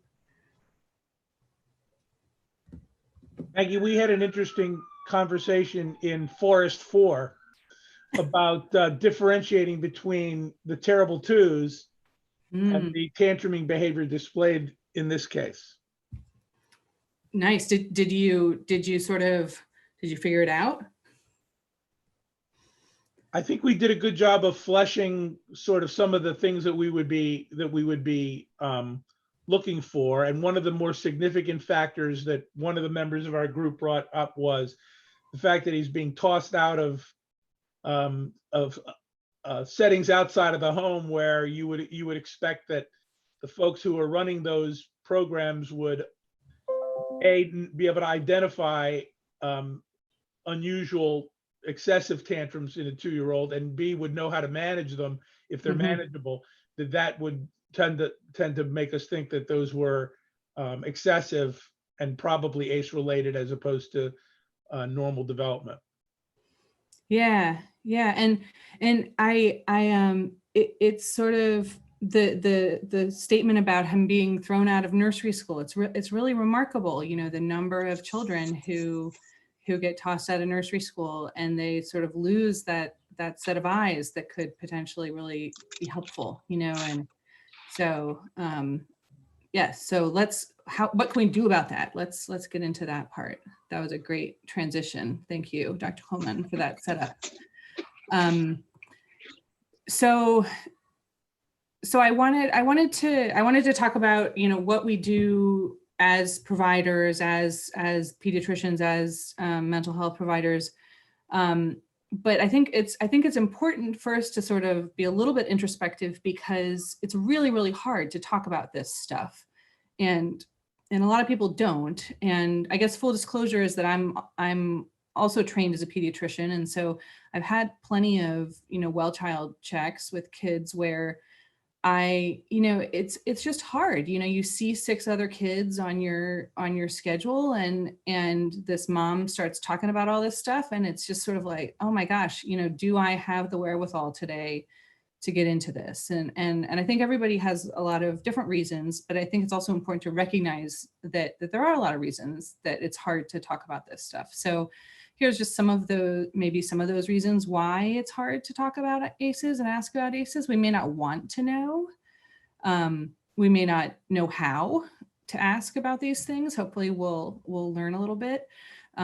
We may not know what to do, both practically and emotionally, with information if ACEs are indicated or reported. It's really hard to hear about this stuff, especially happening to little kids. We may assume that somebody else has already asked it. We may assume that this child is seen by a lot of adults and somebody else has really looked into this already. We may worry that we're going to offend the parent. We may assume that the child is too young to answer, or we may assume that they're too young to remember or be affected. That sort of idea, like, oh, he was just a baby, he doesn't remember that happening.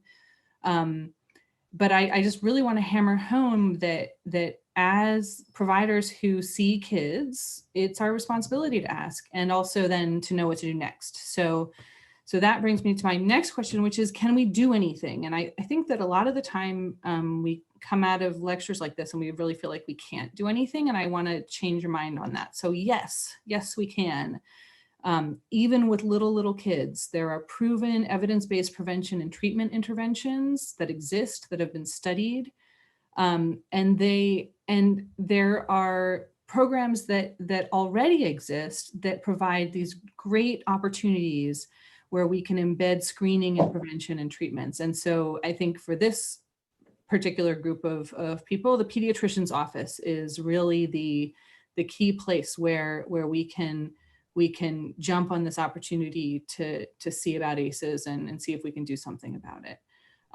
There are networks across the country, internationally actually, that are training clinicians at all levels to provide appropriate interventions, even again for little kids. And there's a lot of research and studies of quality improvement to enhance interventions, even while they're being delivered. So even though there are some interventions that already exist, there's work being done to make them even better. So in talking about prevention of ACEs, these are just some examples of evidence-based prevention programs. So there's high quality home visitation. So I found a meta-analysis showing that there was between a 40 and an 80% reduction in official case reports to Child Protective Services after implementation of high quality home visitation for kids with history of ACEs. High fidelity wraparound services, which is sort of a group approach involving peer workers to work with parents, as well as liaisons to different systems like the foster system. These types of programs show a proven reduction in repeat child maltreatment cases and worsening of outcomes in multiple settings among different age groups. So kids in foster care, kids with their own parents, hi-fi wrap can work in all of those different settings. There's a program called Triple P, Promoting Positive Parenting, which is a training program for parents that has shown in studies to reduce substantiated cases of abuse and to reduce the number of children who are placed in foster care out of the home, and also to reduce maltreatment injuries. And the other kind of amazing thing is that these evidence-based prevention programs are really cost effective, because the cost of treating a child who's been hurt or providing them with alternate living like foster care, that's very expensive. And so one example is that for high quality home visiting programs, they've found a return of $3 on the dollar of cost. So 3 times as much they get back in terms of prevention. The other thing that's just amazing to me is that prevention of ACEs is protective within and across generations. And I guess this should be obvious, since ACEs are expand across generations as well. But preventing ACEs, having 0 ACEs, significantly protects a child from adult mental illness. And then positive child experiences offset negative child experiences. And then they have shown that resilience does decrease in the face of ACEs, but it can also rebound with treatment after an ACE has occurred. So all these effects for that child, but also for their offspring.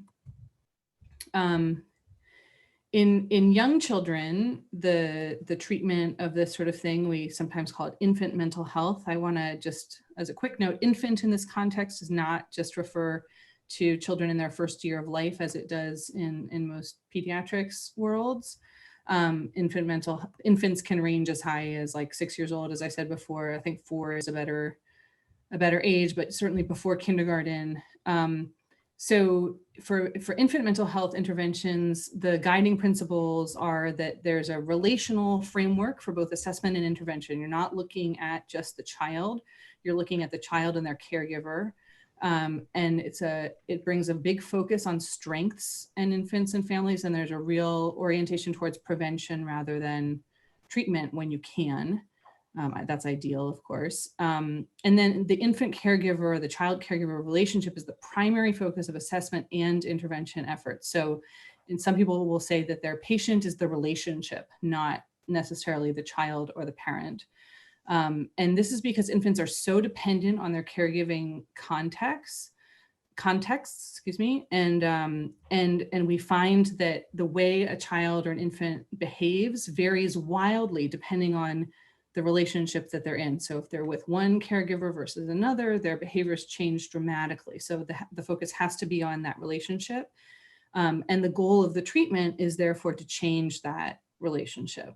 So it's a very different way of looking at treatment that is applied to these very young children. And it's because of this unique sort of developmental phase where they're so dependent on their caregivers, and that relationship is so important. The intervention efforts always involve prevention in this age group, and that's largely because development and the developmental trajectory of the young child is so important and should be the focus as well. So you're trying to prevent the further development to be changed or altered or maladaptive in some way.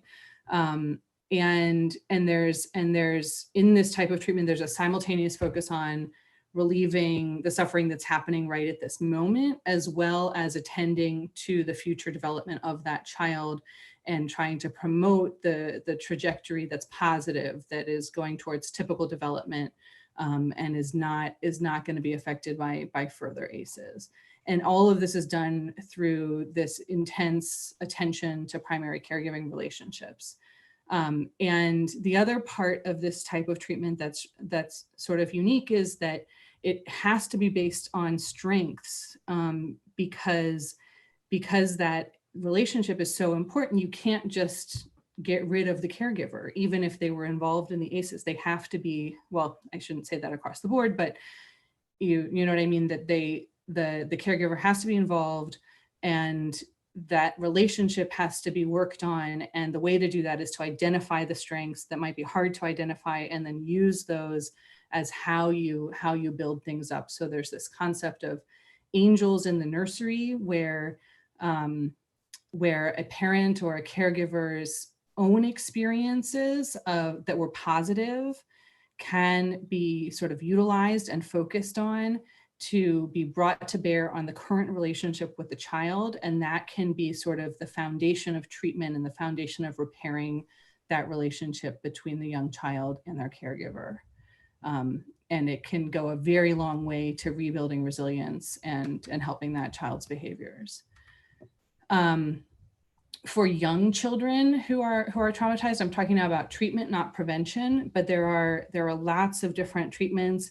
They tend to be based around age. These are some examples of proven treatments for traumatized young children. So there's trauma-focused cognitive behavioral therapy. There's different versions of this. Some of those versions were created across the river here in Pittsburgh at Allegheny General at the Center for Traumatic Stress, where they focus on little kids, sort of elementary aged kids, adolescents, and tailor their therapies that way. There's something called child-parent psychotherapy, which is from birth to age about 7 or so, working with mothers or caregivers who have their own trauma history, and it is affecting the way that they relate to their child and the way they parent. Parent-child interaction therapy, which is also available for toddlers, is something we do through UPMC.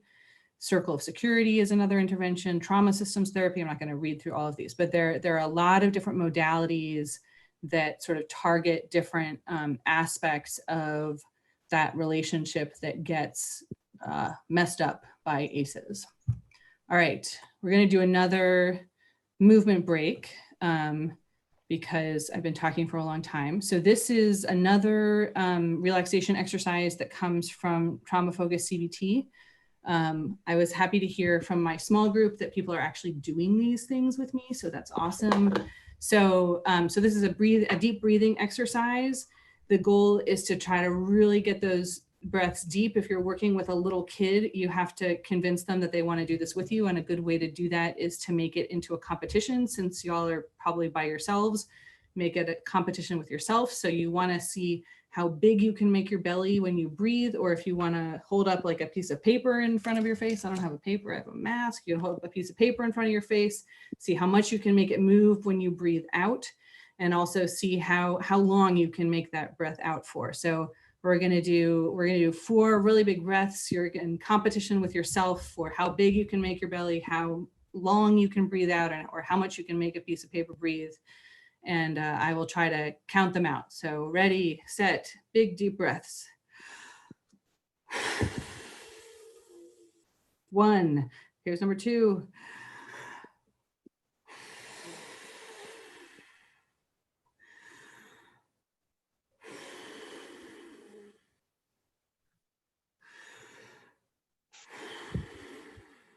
That was number 4.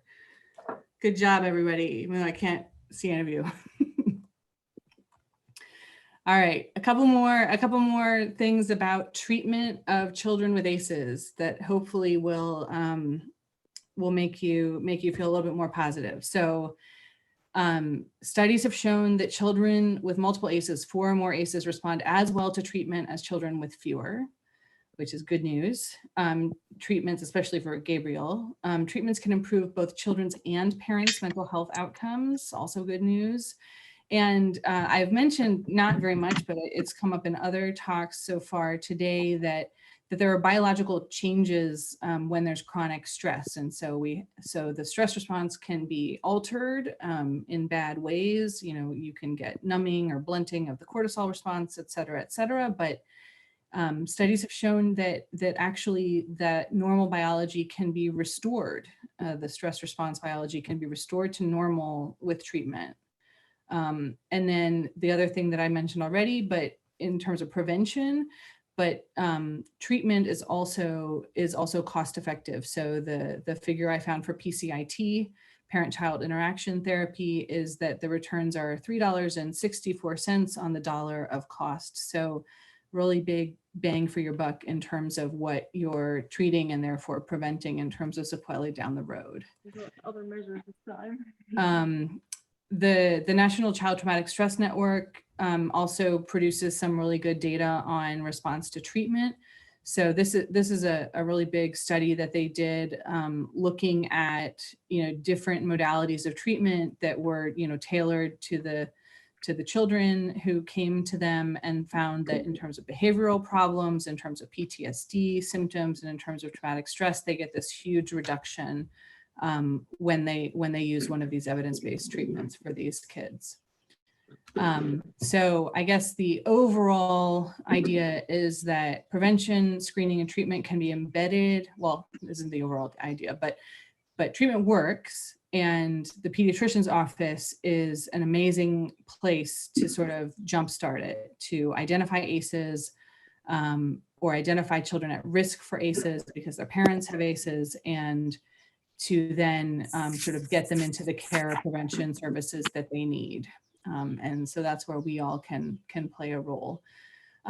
So I wanna just sort of in the remaining minutes, have you all talk in your small groups about the case of Gabriel again, and to sort of discuss how you would talk to mom about ACEs now that you know what you do when you encounter a kid with ACEs. So actually, Maggie, I think we really do only have 2 minutes left, and we don't have very long for lunch.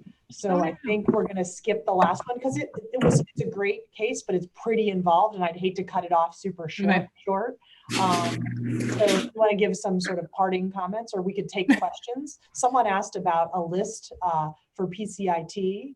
And there are lists about where there are PCIT. Oh, look at this too. And there are lists about PCIT providers.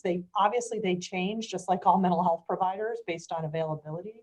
And although we don't know everything at TiPS, we can give you some lists about where PCIT is available. It's been specifically hard with COVID as not all centers have converted to tele for PCIT. And someone asked about best screening tools. Some are pretty long. Do you have a response to that, Maggie? Yeah, they are long. There are some very good trauma screening tools, even short ones. Some of them were developed at AGH. I am not thinking, they sort of have very straightforward names that I'm not thinking of right now, but I'm happy to sort of get some of those together and post them. There's something on our website. Yeah, there's something called the ECBI, the Iberg scale, which is a scale for that we use a lot in PCIT, but it also covers a lot of little kid behaviors that can be very helpful. So that's another one to kind of get at the domains that are maybe affected. And I honestly think that the developmental screening that pediatricians do so well is really essential and so effective at identifying, maybe some early sequelae to ACEs, and then can start the conversation, because you have a jumping off point to get into what might be leading to that or causing that.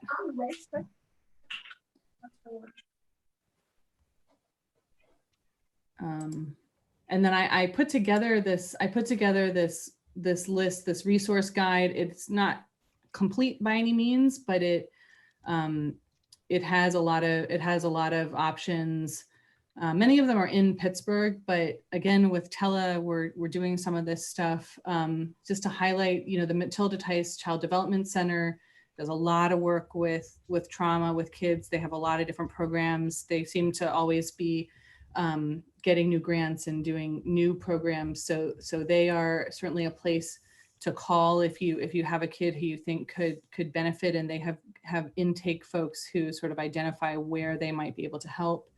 The Center for Traumatic Stress in Children, again, does these various forms of trauma-focused therapy at AGH, and they're sort of the developers of them, so they do them with great fidelity and really well. And then, Children's Hospital Behavioral Health, we have people doing PCIT, PCIT-T for toddlers. I am sort of trying to get up and running an early childhood behavioral health clinic where I do attachment assessment and outpatient treatment and referrals. That's my little plug for myself. You can get to me via Children's Hospital Behavioral Health. We also have a NICU developmental follow-up clinic there, which tries to capture those children who get out of the NICU and have some behavioral sequelae from that. And then I think that what Abby said about TiPS is just so essential, that the care coordinators really have their finger on the resources, even for littler children, and can help guide you if you do identify this in your pediatrics practice. Thanks so much, Dr. Whelan. And there's lots of chat around who's doing telehealth and who's open and when transition is happening. It's been really a great chat on here with some information that I think is useful for all of us. So it is time for lunch. We're not going to cut you even 1 second short for lunch. So I think it's a half hour. We're going to do a half hour from 12:32 to from now. Is that correct, James? Or if James's colleague is with us now, 1/2 hour now. We should be stopping. That is correct. We'll be back at 1. Yep. See you all then.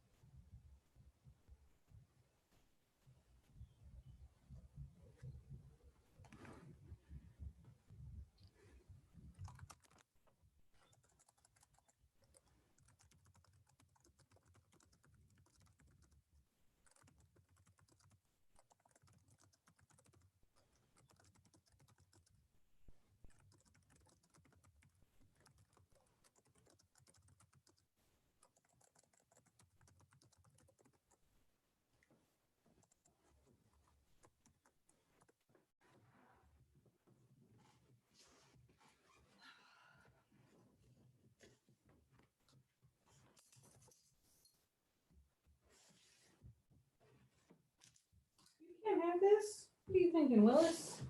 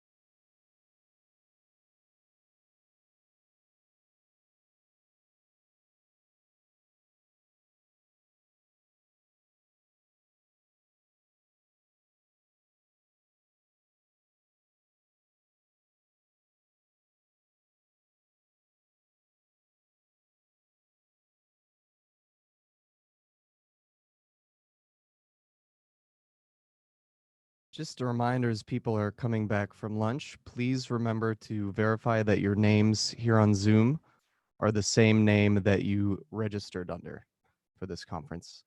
And if you need to change it, you can click on participants and find your own name at the top of the list, click more, and then go to rename. Thank you.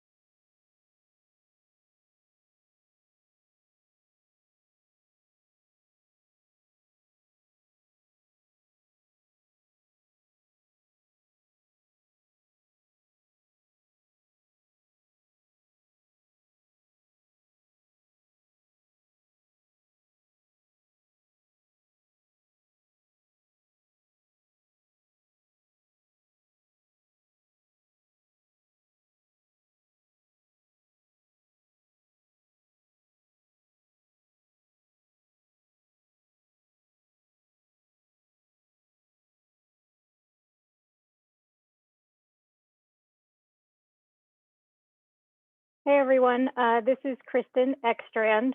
I'm here today with Gina Sequeira, who is in the Department of Adolescent Medicine. I've turned my video on just to sort of wave a quick hello to you guys, but I imagine that it may not be coming up on everyone's screen. I'm just gonna leave my video on just so the speaker can be seen, but that may be a useless endeavor. And Gina has turned her screen on now as well, so you can see us both. So And Gina, I don't know if you have anything else that you would like to say as far as introductions go. No, I'm super excited to be here to talk with y'all today. So now I'll hand it over to Kristen. All right. Yeah, and I apologize for any amount of social awkwardness that comes across on the computer. I can promise you it would have been evident in person too. So it's not you, it's totally me. So with that, we'll go ahead and get started. Gina and I are going to be presenting today on basically providing integrated care for gender diverse youth. I'm going to provide an overview of what does gender diverse youth mean, what are some of the terms you need to be aware of, what are some of the behaviors that we are really trying to avoid in the healthcare setting, what are our goals of care. Then we'll break out into small groups, and then Gina is going to take over the presentation because Gina is really the master at providing healthcare and is just an amazing advocate for the kids that she sees and working with the families. So we're just mainly going to learn from her, and I'm going to sound like a dictionary. So with that, neither Gina and I have anything to disclose or have any conflicts of interest. And again, just a reminder for what we're going to try and cover today. We're going to cover the core health needs for gender diverse youth, why these core health needs really require an integrated team and an integrated team effort for working to achieve these goals, both for the patients and also their families. And then also really kind of give an overview of medical care and behavioral health care for gender diverse youth. So with that, again, this is the terminology part of the slide. The long and short of terminology is that it is complicated, and it's okay for you to think that it is complicated. Oftentimes you hear the acronym LGBTQ, and then over the last 20 years, we keep adding letters onto this and taking letters away and then adding them back on again and then taking them away. And so it's very confusing if you're trying to stay up to date with the most recent acronym. At the same time, the core message that we really just need to be aware of is that for every person has a sexual orientation, every person has a gender identity, every person has a way in which they express their gender to the outside world, and everyone has a sort of typical sex development pathway that their body is programmed to go down. So these are the four things that really encompass everything that we're going to talk about today. Now, sexual orientation is really a pattern of romantic, physical, and emotional and sexual attraction to other individuals. Each person has different things that they may be able to say, this is why I feel like my sexual orientation is this, but it's really varied for each person. And the words that people use to describe their sexual orientation and what that means to them is drastically different from person to person. So just because two people might use the same word does not mean that they would that they came to that conclusion about their sexual orientation for the exact same reasons. So the core around understanding sexual orientation is it's just worth knowing why, why does someone use that word and what does it mean to them? Can be a very helpful way of just looking at it. But again, it's about understanding what is that sort of romantic and sexual and physical attraction to other people. Main words here that aren't oftentimes discussed. Queer is sort of those words that people can use to describe sort of general patterns of attraction to people of all types, maybe queer, maybe pansexual, and then also the term asexual comes up as well for folks. And again, this really varies. There's aromantic, asexual. Again, it's really about sort of the physical part of a relationship that one might have, or the emotional or romantic attractions to those people. And sometimes people don't feel that, or don't want to engage in sexual activity, or only engage in certain parts of it. So again, it's very person-centered. Everyone has a sexual orientation. It is very important to every single person. It is important to every one of us. Gender identity is really the gender that you feel yourself to be. Most people would identify their gender on some sort of binary in terms of man, woman.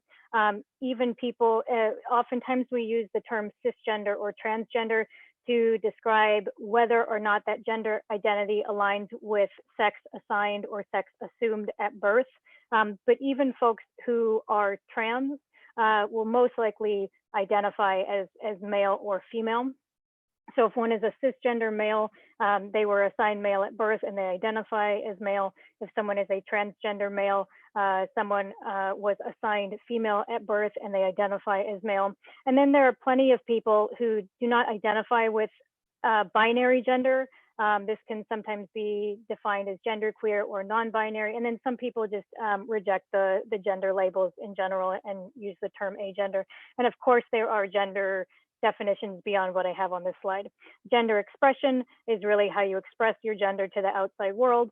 All of us have things that make us feel more masculine or more feminine, or that make us feel good about how we look in the morning. An example of this is I really like cutting my hair short, and I'm gonna feel really awkward in another couple of weeks because I'm not gonna be able to get my hair cut. And if I do, it's gonna look terrible. So I do plan on cutting my hair myself in the near future, and that will look awkward, but I will feel better because it's not long. So we'll just say that. And so people will oftentimes look at someone who has more masculine characteristics but is assigned female, and that can sometimes be termed as gender nonconforming, a gender presentation that isn't necessarily fitting the stereotypical definitions of male or female, and that opens one up for bullying as well. But that expression of one's gender becomes very important when you think about what it might mean for someone to be like, oh, you need to grow your hair out, and that would feel awful to me.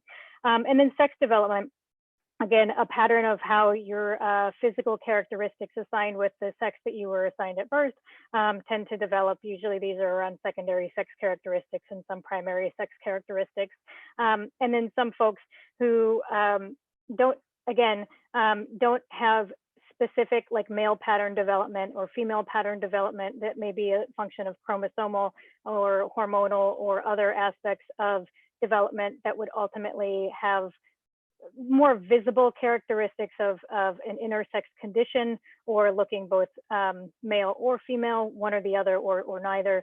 So that, and what one does about that is sort of, I think, outside the scope of this talk, but really just to sort of note that there are physiological characteristics associated with that, and how we change those to support people's gender identity we'll talk about later. So again, 4 categories. Lots of different words. Just understand that there are these 4 dimensions, and the words that people use are individually defined and individually important. It's also important to know, sort of understand what the term gender affirmation means. And so I think there are different things that each of us do, again, to feel better about our gender. And the process by which, specifically for folks who are non-binary or trans, that process of gender affirmation becomes a little bit more rigorous than just like going to a department store and picking out a fun outfit. It can be very intensive and go through a lot of just, again, medical, hormonal, surgical aspects of care, but also social aspects of care.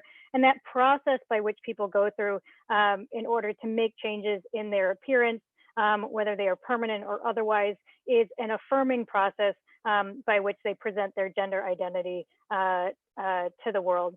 Now, oftentimes people will go sort of on the binary. If we were thinking about a binary, people go from male to female or female to male. But a lot of times, you know, people don't really want to do all of that. They want to go in some way express characteristics of multiple genders, and that is okay too.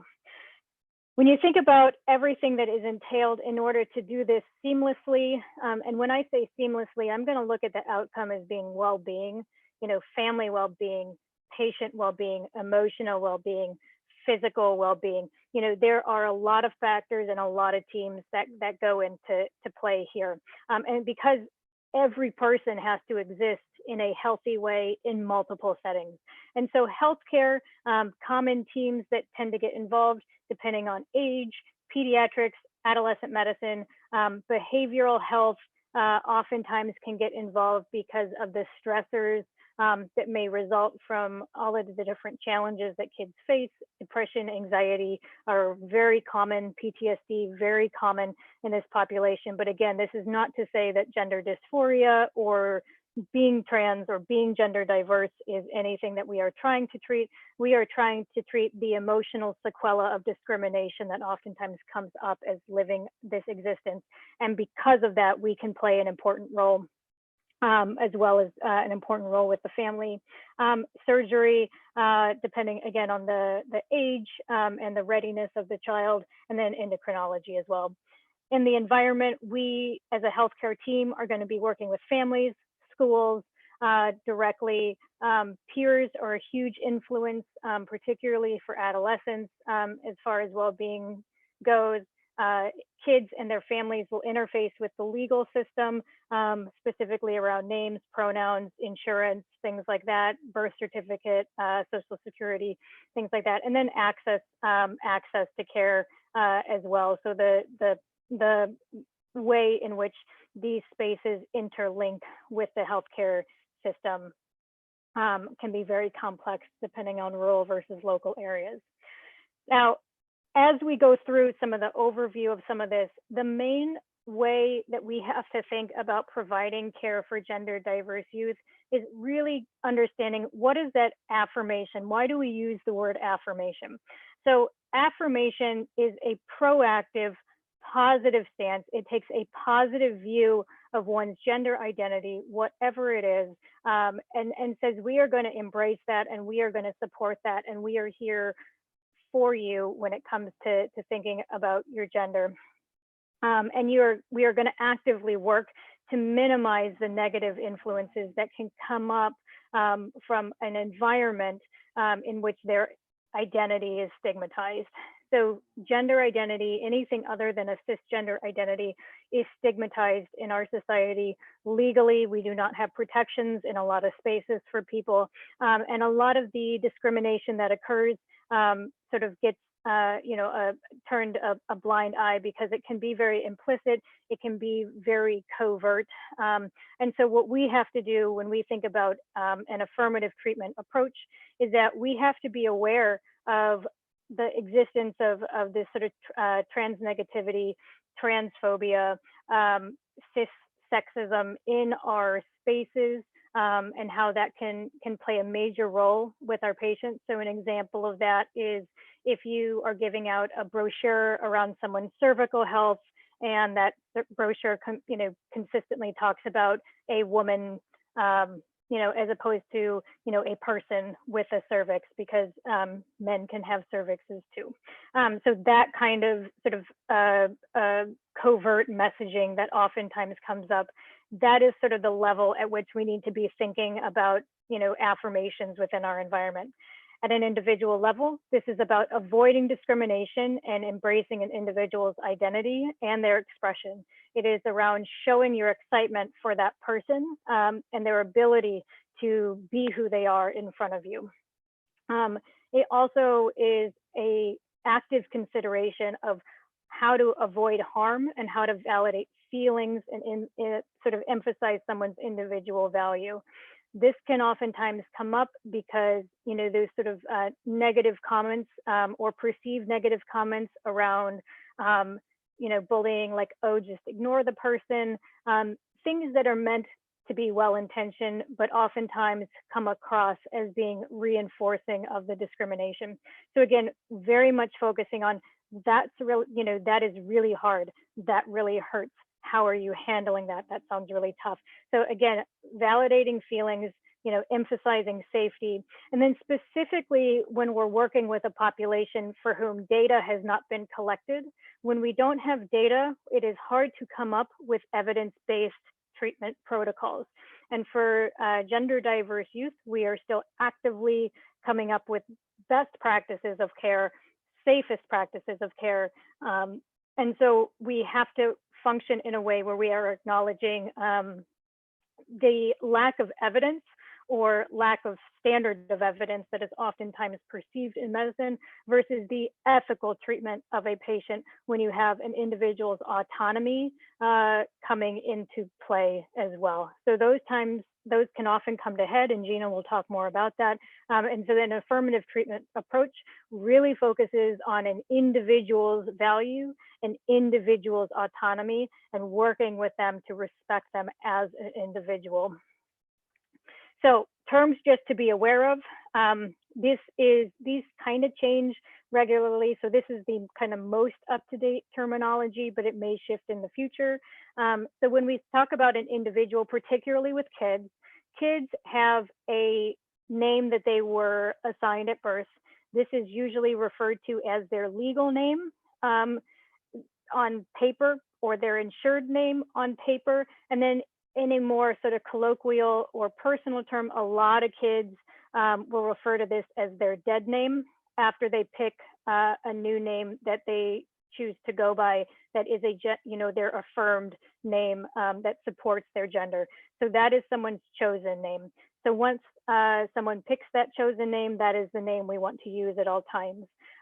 People, again, will have a gender that they feel they are, and they will assign a label to that with a gender term, like male, female, non-binary.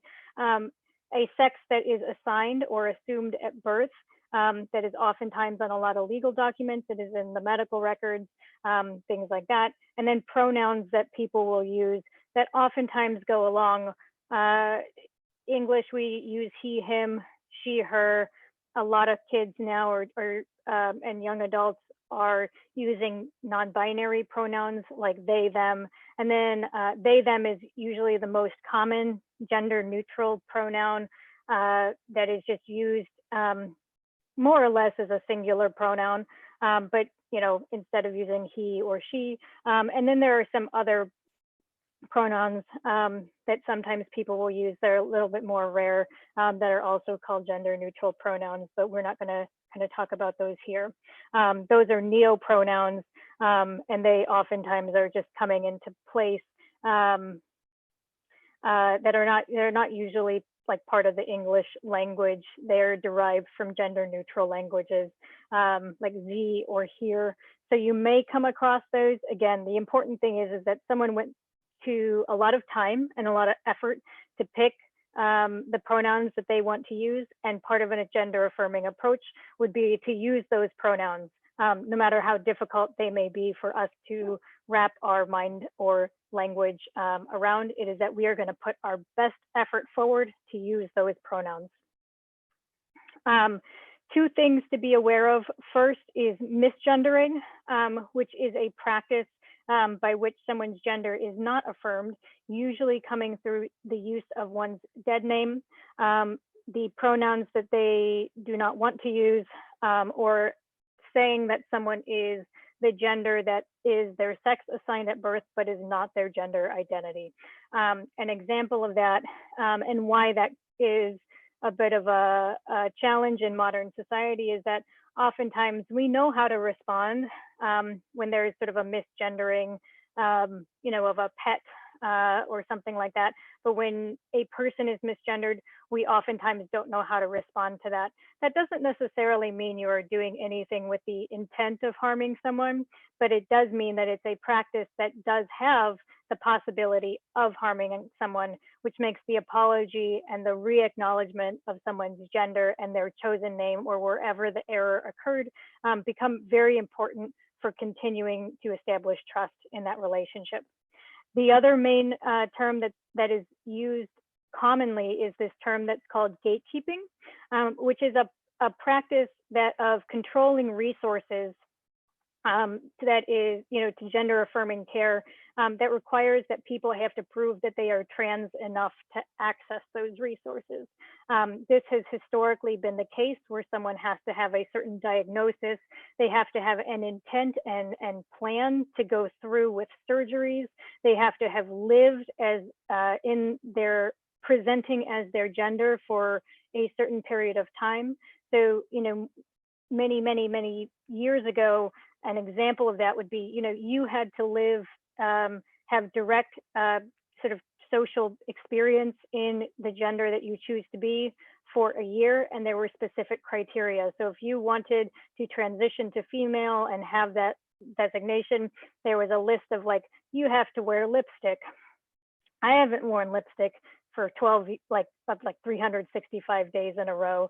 Like that would be horrible. And so these kind of requirements, are not held to anyone else. So we shouldn't have to hold other people to that. And so the idea that people would have to go through these hoops in order to prove that they are female enough or male enough to access resources, that process is referred to as gatekeeping. And that can come up in a variety of different settings. So people may say, the fact that I have to go see 3 other doctors or a therapist or do this or do that in order to get what I need to be my best self is something that is unfair, and that is a gatekeeping practice. So that is what people refer to with gatekeeping. So with that, we will go into our breakout groups, and when we come back, Gina is going to take over. So someone else is going to make the magic happen, and I'm just going to sit here until it does. Also, thank you for the magic when it happens. Kristen, how long do you want the breakout session to be? I think we were thinking 10 minutes. Is that right, Gina? I think we could do 10. We're a little. 5, 10? Yeah, why don't we do 7? We had planned maybe we'll just meet in the middle. Does that sound okay? Great. 7. All right, perfect. 7 minutes in your groups to talk about these 2 questions, and then we'll come back together as a larger group to finish things up. Okay, and then I saw some people had left during lunch and then came back. If you ended up being in the incorrect breakout room when you came back, just send me a private message. That's Joe Chilcott, and then I'll take care of that.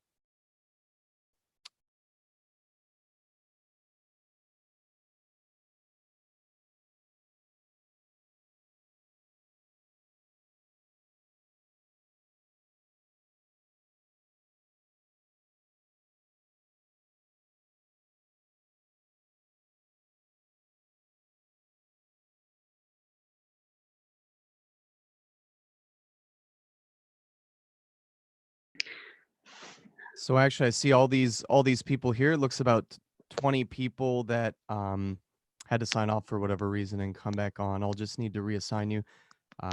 Okay, yep, thank you. So if everyone could respond in the chat, and then I'll get that taken care of as soon as possible.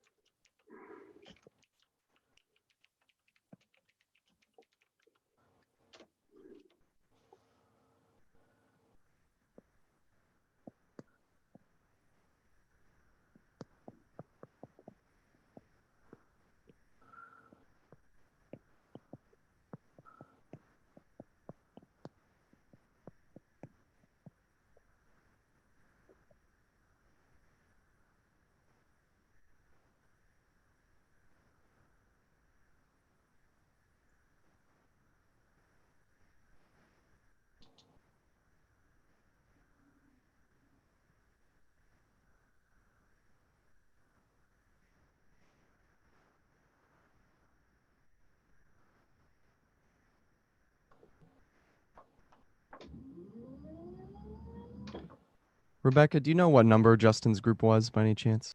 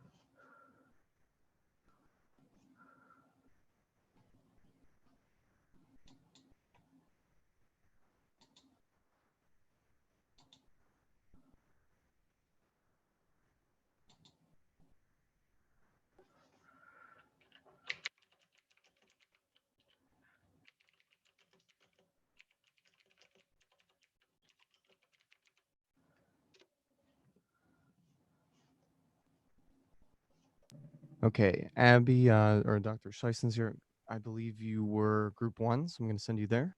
Thank you.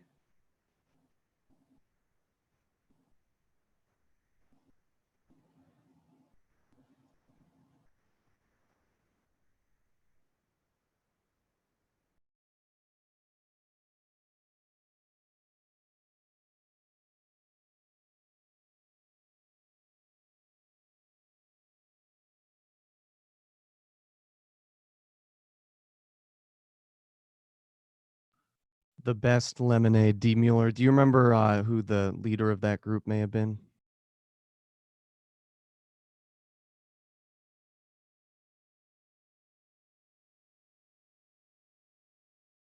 And please send me your email address and your full name. I've written you a few times to D. Mueller, iPhone. Thank you.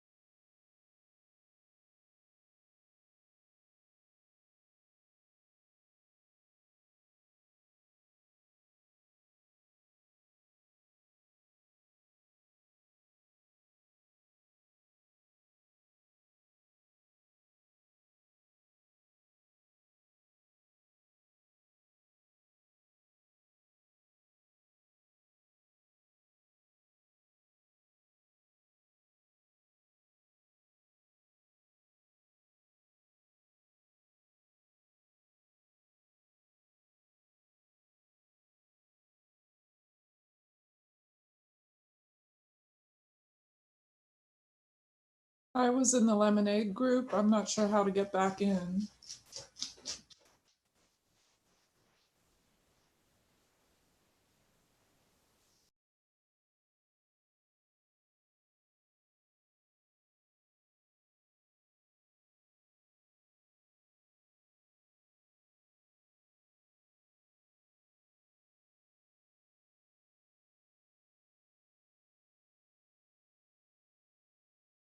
Carla, do you remember the presenter for that group?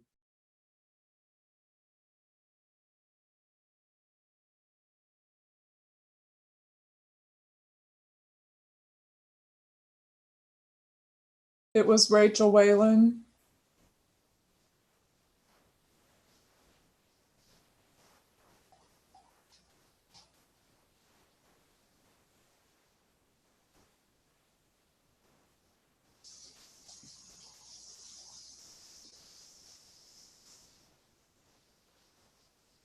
Can you still hear me? Because I'm not very good with this technology. I can hear you, and I found it, so sending you there now.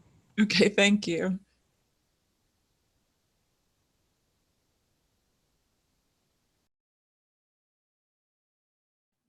Okay, and is there anyone left in here that I missed?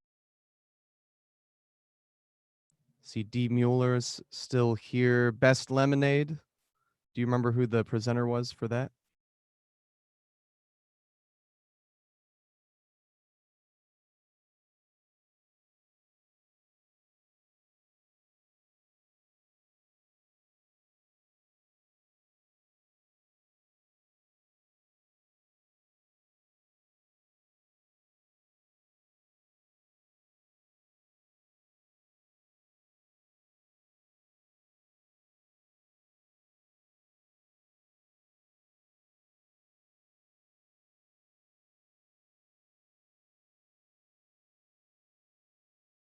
So as I wrote in the chat, mental health superheroes with Justin was my breakout group.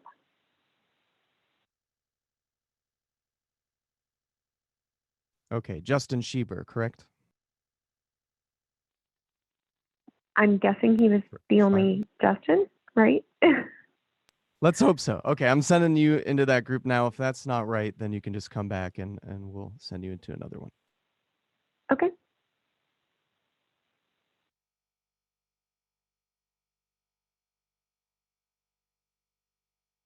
Oh, so Wendy, okay, I see you actually are in that group. If you go to the bottom of your screen, a little toolbar should pop up. Do you see one that says breakout rooms? Looking. And then you should be able to click join breakout from there.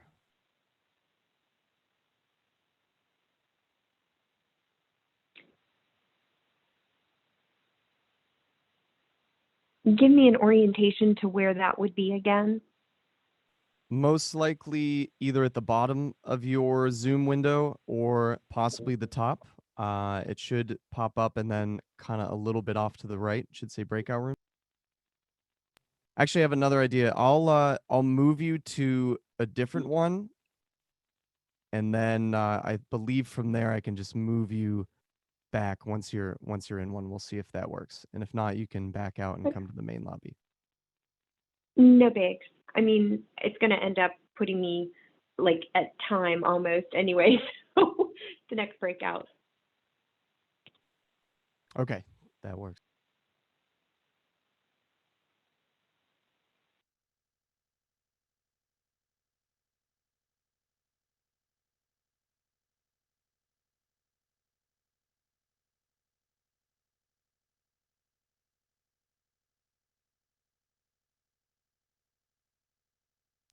Okay, and was there anyone else that wanted to be put into a breakout room? I know we're getting close to end of time, but just so we have it ready for the next one.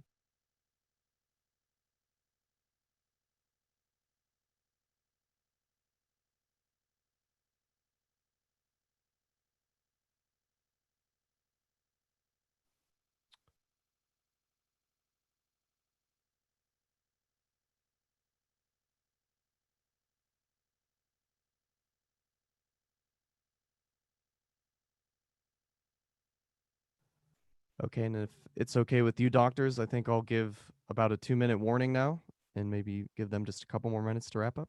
Okay, That perfect. sounds great.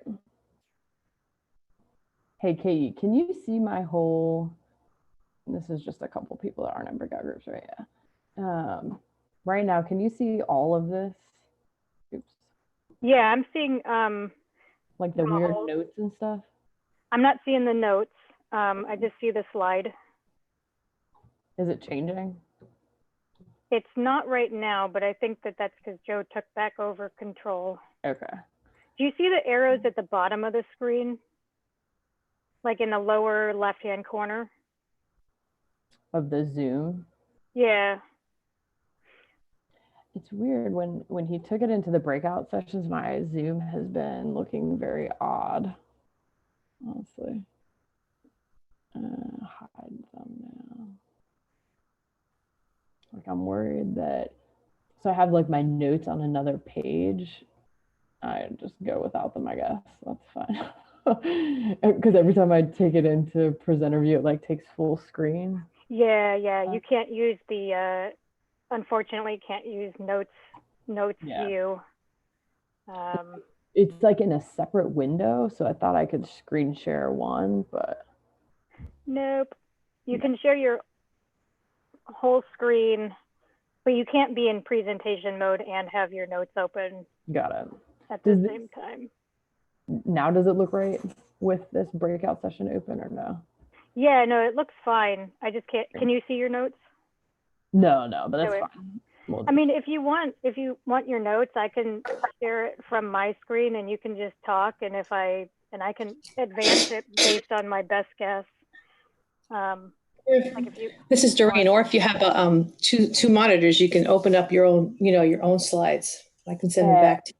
I do have 2 monitors. That's what I was hoping to do, but for some reason it keeps like mirroring.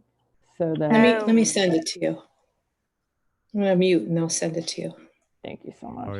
Are you having issues with PowerPoint? Yeah, so I thought I could have my slides like up and share screen from one of my 2 screens and then be able to use my notes on the other. Because I was just going to share the screen of the PowerPoint, but it's like mirroring so that it's on. I wonder if maybe I need to change the settings with the mirroring. That might be. Let's see. Like stop the display mirroring. Yeah, right now it's just giving like a giant white screen for us. Cute. Love that. That's weird. Screen share. Pause, resume share. Is that better? Back to the first slide. Yep, back to the first slide. Okay. All right. It's definitely still not going to work, but that's fine. Do you want me to do it from my computer, and that way you can read your notes, or? I think that's okay. I'll just go with that. I ended up switching. I realized that I had an error on one of the slides towards the end just this morning, so I had to switch. I had duplicated the slide. Oh, got it. Unless actually, if you'd wanna, I could just email it to you. This version. Here we are, down to the literal last wire. Of course, close my email out, but it wasn't dinging like crazy the entire time. If you want, you could just message me the change that you want to see on the slide, and I can just change it here. Oh, that's cool. Yeah, do you want to just do that? You just delete the duplicate. It's on slide. Oh, I see. Got it. Like, I didn't catch it till this morning, and then I was like, it's not that big of a deal. I'll just change it since I'm going to be screen sharing anyways. I figured it wouldn't be a big deal. 30. But if you want to just delete one of them, that's fine. Okay. I think as long as there's one that's about sexual activity generally, and there's another about like violence, is fine. So yeah. That would be amazing, if you don't mind. Yep.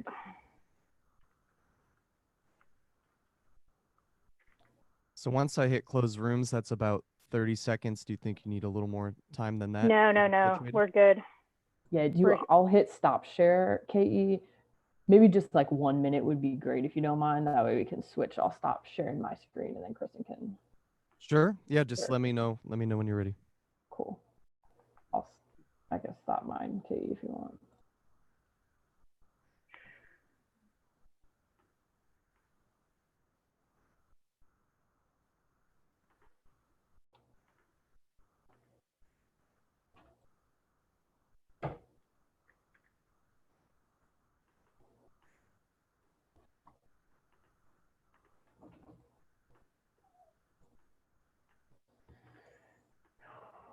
Okay.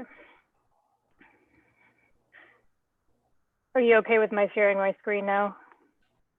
Yeah, that's great. Okay. And then I can see where we're at. And there's one link that I'm going to include for the gender spectrum, like gender support plan. And I'll put that. I was just going to share it with everyone in the chat. Perfect. Okay. That's perfect, dude. Thank you. Yeah. And then this is the slide I just quickly added. I didn't cite it, but I put it there. No, that's fine. Okay. Perfect. Appreciate you. Yeah. Looks like we're people are on starting to 1,000 come emails. back in. So I'm going to close the rest of the rooms here as well.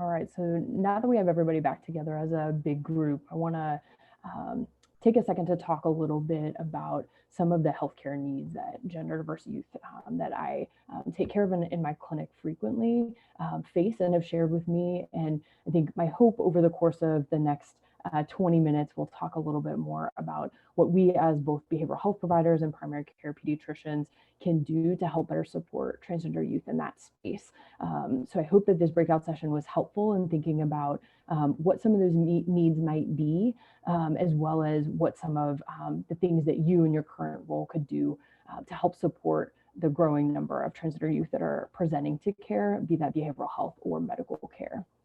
So the next 5 slides, we're going to talk about these items that you see here, and we'll walk through each of them individually, starting first with gender dysphoria. So gender dysphoria is the distress that someone feels because of that malalignment between the sex they were assigned at birth and the way they present their gender. So for example, one of my patients who, when he turned 11, he was assigned female sex at birth, but identifies as male. And one thing that he had a good bit of distress with as he started to begin adolescence was as he started to develop breasts, and then as he subsequently began to menstruate, had a significant amount of distress with those 2 changes that happened in his body. And this is something that I see very frequently in the gender diverse youth that I take care of in my clinic. And so I think it's important for us to recognize that this process, or these kind of this amount of distress that young people face, does differ person to person, but that as providers, both mental health providers and medical providers, there's a good bit that we can do to help young people alleviate some of this distress that they feel. And that sometimes gender dysphoria and the distress that comes with some of those changes people are seeing to their body during puberty specifically may impact their quality of life, but for some people it may not. And so I think one big take-home message for the remainder of this talk is that I want you to leave here knowing that this process of experiencing gender and distress about gender and the malalignment between a sex assigned at birth and someone's gender identity, it is a really individual experience for every young person. So it's really important that we as providers understand that and make sure that we're providing opportunities for young people to really be in the driver's seat when it comes to talking about both the types of things that are causing them dysphoria, but also what their goals of care are with respect to how to alleviate some of that dysphoria. So I want to take just a second and talk a little bit about kind of all of the things that that are available to young people to help minimize that gender dysphoria that they experience. Again, I should reiterate that not every one of these steps are things that every young person that I take care of would like to see as a part of their plan of care or kind of their goals of care. There are some patients that I have who are just interested in surgery and maybe nothing else. Others who aren't interested in medications or surgery at all. And so we have to recognize that this process is incredibly individual for every young person. But to start, I think it's easy to think about, this can get really overwhelming. And so I think it's easy to break down, easiest to break down into 3 separate categories. The first being, what are some things that as providers we can provide to young people and support them in that are completely reversible processes. So by that, I mean social transition, which we'll talk more explicitly about in the following slides, which generally means living their lives in as their affirmed gender. So for example, using a name or pronouns that's aligned with their gender identity, also changing things about their body, potentially like, Kristen mentioned in her prior slides, like a haircut or the clothing that they wear. How can they do things to help alleviate some of that dysphoria that they're feeling that has nothing to do with medicines? And then some of the other completely reversible medical interventions that I think, especially for the primary care providers out there, we'll talk a little bit more about why I think these interventions are especially important for you to be aware of. So the first medication is puberty blockers. And for the medical providers out there, this is GnRH agonists that we use to put puberty on pause. So we'll talk a little bit for everybody moving forward in the following slides about when these medications are initiated, and most importantly, when young people would benefit from a referral into a gender clinic like the one we have at CHP to talk about initiating those medications. Other reversible medications are, so I have kind of called here supplemental medications. I think most commonly, these are medicines that we use very frequently in our clinic. So things like birth control pills to try to stop bleeding, or other hormonal therapies that we can use to stop menstrual bleeding if that's something that's causing a young person a good bit of dysphoria. So outside of that reversible category, there are two other categories of medical interventions that can be provided to young people under the age of 18 to decrease the amount of dysphoria that they're experiencing. And many of the young people I take care of in my clinic do choose to move forward with both of these. But again, this is not everyone. And so I think it's important for us as providers to know what's out there so that we can support the young people that we're taking care of and their families by providing them with all of the information so that they can decide kind of what the right goal of care is for them. But so gender affirming hormone therapy, so specifically here, I mean, most commonly using estradiol or using testosterone to facilitate feminization or masculinization, and then irreversible medications, surgical procedures. And the most common of these that occurs under 18 is top surgery. So we'll talk a little bit more about social transition next. So I think it's important that we as providers understand a couple of just basic pieces of information about how to support our patients and their families that are as they're talking about the transition process. So first, I think for all of us, both behavioral health providers and medical providers, it's important for us to recognize that right at the beginning stages of puberty. So for people who are assigned female, we're talking as young as 10 or 11 years old. For people assigned male, we're talking as early as sometimes 12 or 13 years old. That at the very beginning of puberty, so we first to start to see some chest development in female assigned patients or some testicular enlargement in male assigned patients, that's when actually we can start puberty blocking medications. So as soon as a patient is Tanner stage 2. And so I think one thing that I hope you leave here with is recognizing that really as patients are very young, these are medicines that we're safely able to initiate. And so I think important for people to be aware of so that young people can get referred into care as early as possible. So we can talk with patients and their families about whether or not, this medical intervention, puberty blockers, is something that they're interested in or would help alleviate some of the dysphoria that they're experiencing. Also, obviously, all of you are here and interested in talking about this today, which is incredible. It's amazing to see over 100 people on this talk. So I think knowing what resources are out there for young people and their families is super important, and then being able to connect young people into care. Talk a little bit later about access to care and how much that's a huge challenge for young people who are gender diverse. And so I think having knowledgeable pediatricians and behavioral health providers is an incredibly important piece of this process in getting young people connected into care to be able to access some of these services. So understanding and creating environments, as Kristen mentioned, that are affirming for young people has been shown to improve mental health. And so I think our role as providers is incredibly important for us to do everything we can to create environments at home and at school that are affirming for young people. And as trusted adults in their lives often have an incredible platform to be able to advocate for them in those spaces when they may not feel comfortable doing so themselves.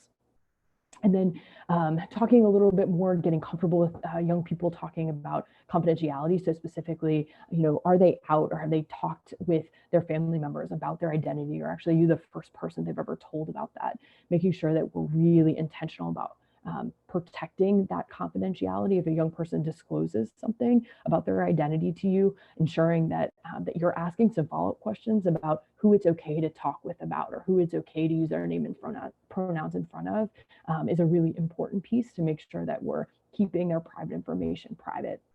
And then finally, as someone who's now done this work for 5 or 6 years, it's something that I think is quite a joy to be able to work with other members of the care team. But this type of care is often done in a multidisciplinary setting, and so often involves collaboration between mental health providers and medical providers. And I think something that's really important to providing quality care to young people and their families is giving them the opportunity to have the support of everyone from social workers to mental health providers, as well as medical providers in primary care and in specialty care like adolescent medicine and endocrine.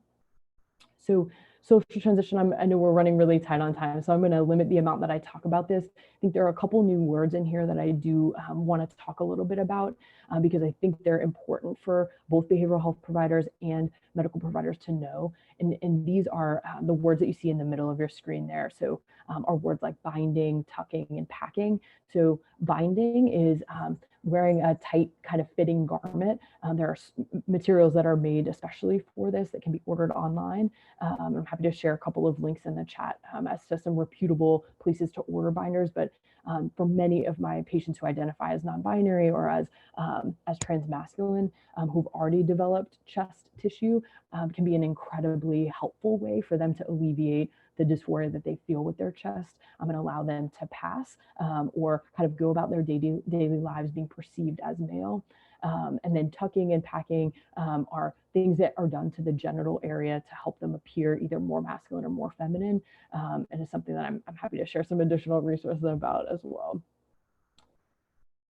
So I think we have to recognize that young people do not exist in a vacuum, and incredibly important to their happiness and their well-being and their mental health is that we create environments for them that are affirming, and that's specifically at home and at school. And so we'll talk in the next couple of slides about how to do that and how we as providers can help facilitate that for young people. So parents play a critical role for young people, especially under the age of 18, in creating environments for them that feel safe at home. I think this is a huge part of what we do in the clinic, and there are many resources out there in the community to help support parents in supporting their gender diverse young people. And so I think it is definitely critical that as pediatricians and as behavioral health providers, we recognize the importance parents play in creating those affirming environments and help empower them with resources and connect them to resources that can help facilitate that for the young people in their lives. So obviously a huge part of what we all do is support youth directly. And so I think it's incredibly important. And we've talked about a bunch of these, but I think that we let young people be the drivers of the care that they receive. So that we listen to them and mirror the language that they're using, and we check in with them about who they'd like to talk to about and who they'd like us to advocate for on their behalf for, and who they don't. Allow them being in the driver's seat of who they talk to about their identity and who they'd rather not talk to yet, but helping them know that they have a trusted adult in us should they need any assistance with kind of being able to get some support moving forward. So school, I think, is a huge, can be a really positive place for a lot of young people. Unfortunately, during adolescence, I think a lot of the adolescents that I take care of in our gender clinic have a tough time at school. And a huge part of that can be related to bullying. A lot of it can be related to not having environments in their school where they feel safe, whether that is to do things like go to the bathroom or to change clothes. And so I think this just in and of itself could be a lecture all on its own, but there's a resource that I'd like to share with all of y'all in the chat.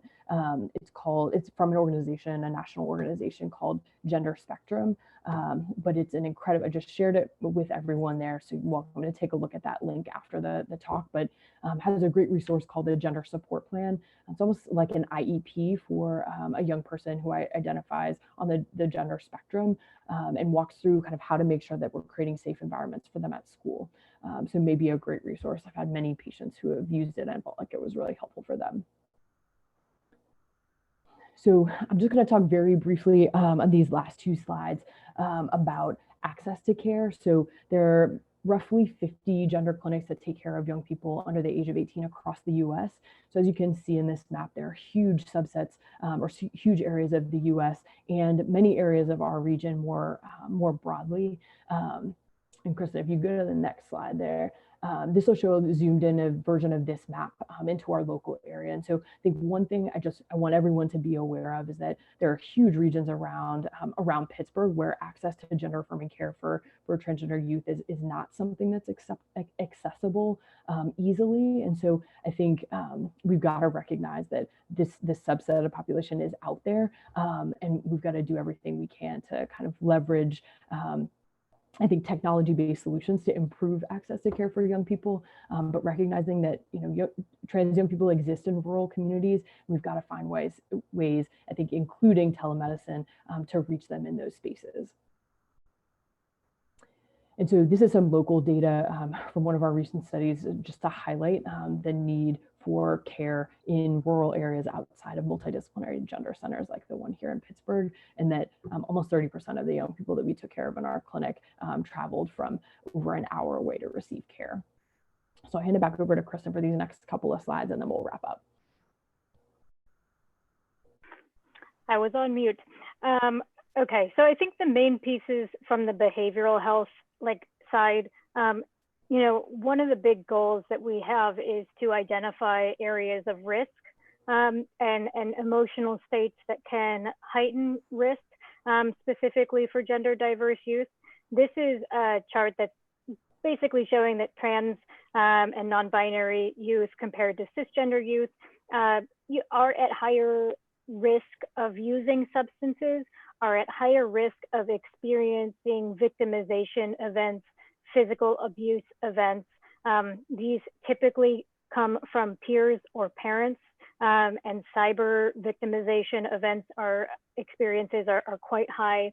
And that in the context of these events, we oftentimes see a higher rate of suicide attempts, a higher rate of severe suicide attempts, and significantly higher rates of self-injurious behaviors.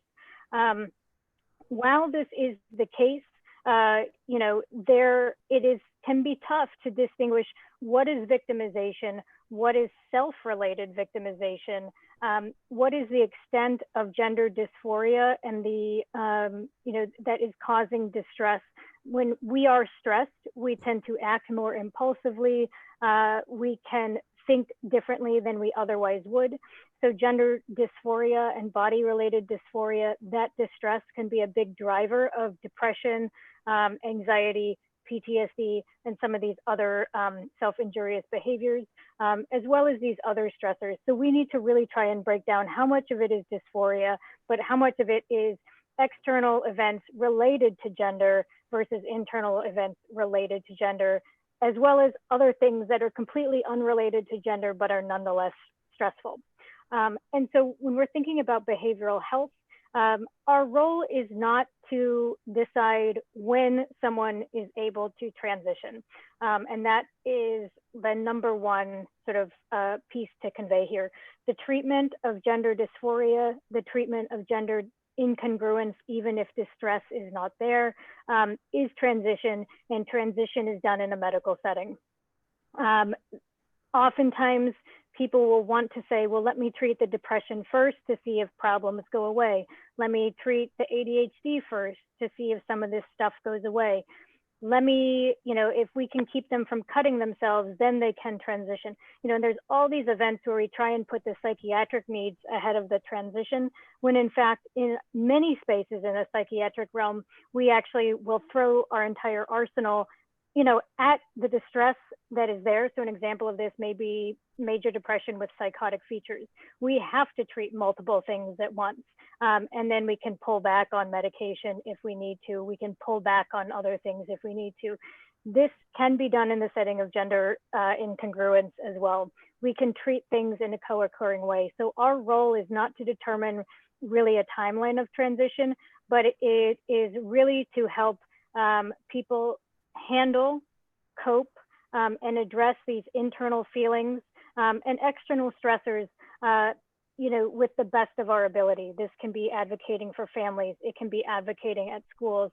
It can be supporting social transition. It can be helping kids learn to advocate for their own needs as it relates to social transition. It can be having a conversation around, so you want to come out to your parents. How do you want to, and practicing that conversation. It is very much about aimed at sort of these resilience and strengths building, exercises that can be really core to CBT, trauma focused CBT, if we're helping people work through, and then of course, distress tolerance skills and other focuses of, DBTF type treatments. It can also be, around setting realistic expectations. A kid has access to hormones, and they've only been on them for 2 weeks, and they don't look any different. And that's really hard for them to tolerate that distress. So those are things where we can help people learn to handle the timeline of transition, which is hard, really hard to wait 2 to 3 years before you start really, presenting as your most authentic self, right? And so these can be very helpful behavioral techniques, as well as treating as necessary any non-gender related psychiatric or behavioral health comorbidities that may come up, again, that may be completely unrelated to gender. Again, it is not to address mental health before we address gender transition. These things can be done in a co-occurring way, just like most other aspects of medicine. And our goal, gatekeeping often exists, but we don't have to be the ones to make it painful. We can be the ones to empathize with how hard gatekeeping is. So if you're writing a letter for a patient, don't let it sit on your desk for a month. Say this really, when I write letters for patients, I write letters together. I have the template pulled up. They sit next to me and we write the letter together. That is what the visit is. We print the letter out, I sign it, I hand it to them on the same day. And so these are things that we can do to be very helpful in expediting some of the unfair processes that come up in the healthcare system that kids have to navigate beginning at a young age. Yeah, so I think in the interest of time, Kristen had talked a little bit about some of the high-risk behaviors that we have here in these last couple of slides. I wanted to mention or talk a little bit about one of the questions that's in the chat that I just noticed. So the map that I used actually is from 2014. It was put together by an organization called the Human Rights Campaign. And so it may not include any recently established clinics that have popped over the last couple of years. So there may be some additional clinics out there that are here in 2020 that were not in 2014. But I think that we can conclude.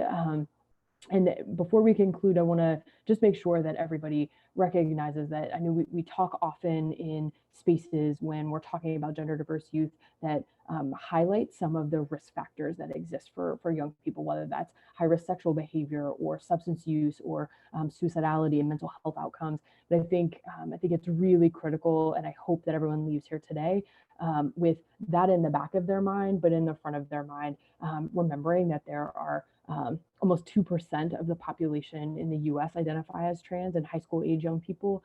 And so we are in our clinical practice going to see young people, and these are incredibly resilient young people that I've had the absolute pleasure of being able to take care of these last few years. And so I hope that the picture that we've painted today is one that is realistic and that we are aware of the health disparities that exist for young people in this community, but also how profoundly resilient and the incredible kind of young people that are out there, and how we can provide support for them and their families by connecting them to care. There are a couple other questions in the chat that I'm happy to answer if it's okay for us to take a couple minutes to do that. Telehealth. So yeah, so there's a question about telehealth. Oh, sorry, Kristen, go ahead. Yeah, I think in the interest of time, maybe what we can do, if you guys have I don't want to bleed too much into the 2 o'clock talk. If you guys have questions for me or Gina, specifically related to resources, other things, maybe Gina, you and I can sit around in the chat area for the next 10 minutes or so to answer questions while the rest of the conference keeps going. That sounds great. This is Abby. I think Abby. Also we could collect the questions and send them out to everyone. Why do we do that? Okay. So this is a great presentation. So thank you so much for your time. That's sort of the questions are coming out of this is such an important topic. So, but what we'll do is we'll collect the questions and we'll send them to you, and then we can get answers back out to the crowd. So it sounds like there's lots of questions about resources. We can certainly share more information about resources. So thanks a lot, guys. Thanks so much for having us. Have a good day, everybody. Have a good day. So I think now we're moving on to a somatic symptom disorder presentation.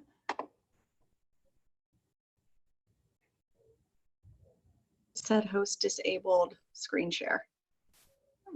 We can see second.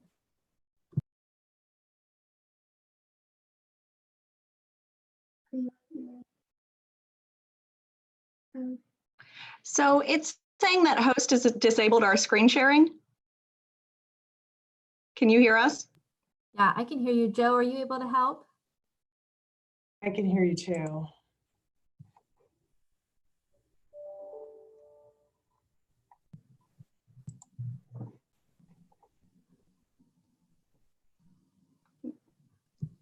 Joe, are you there? So we also I think he heard that fixed it. These Okay. slides aren't opening from the ORP site. I'm sorry, everyone.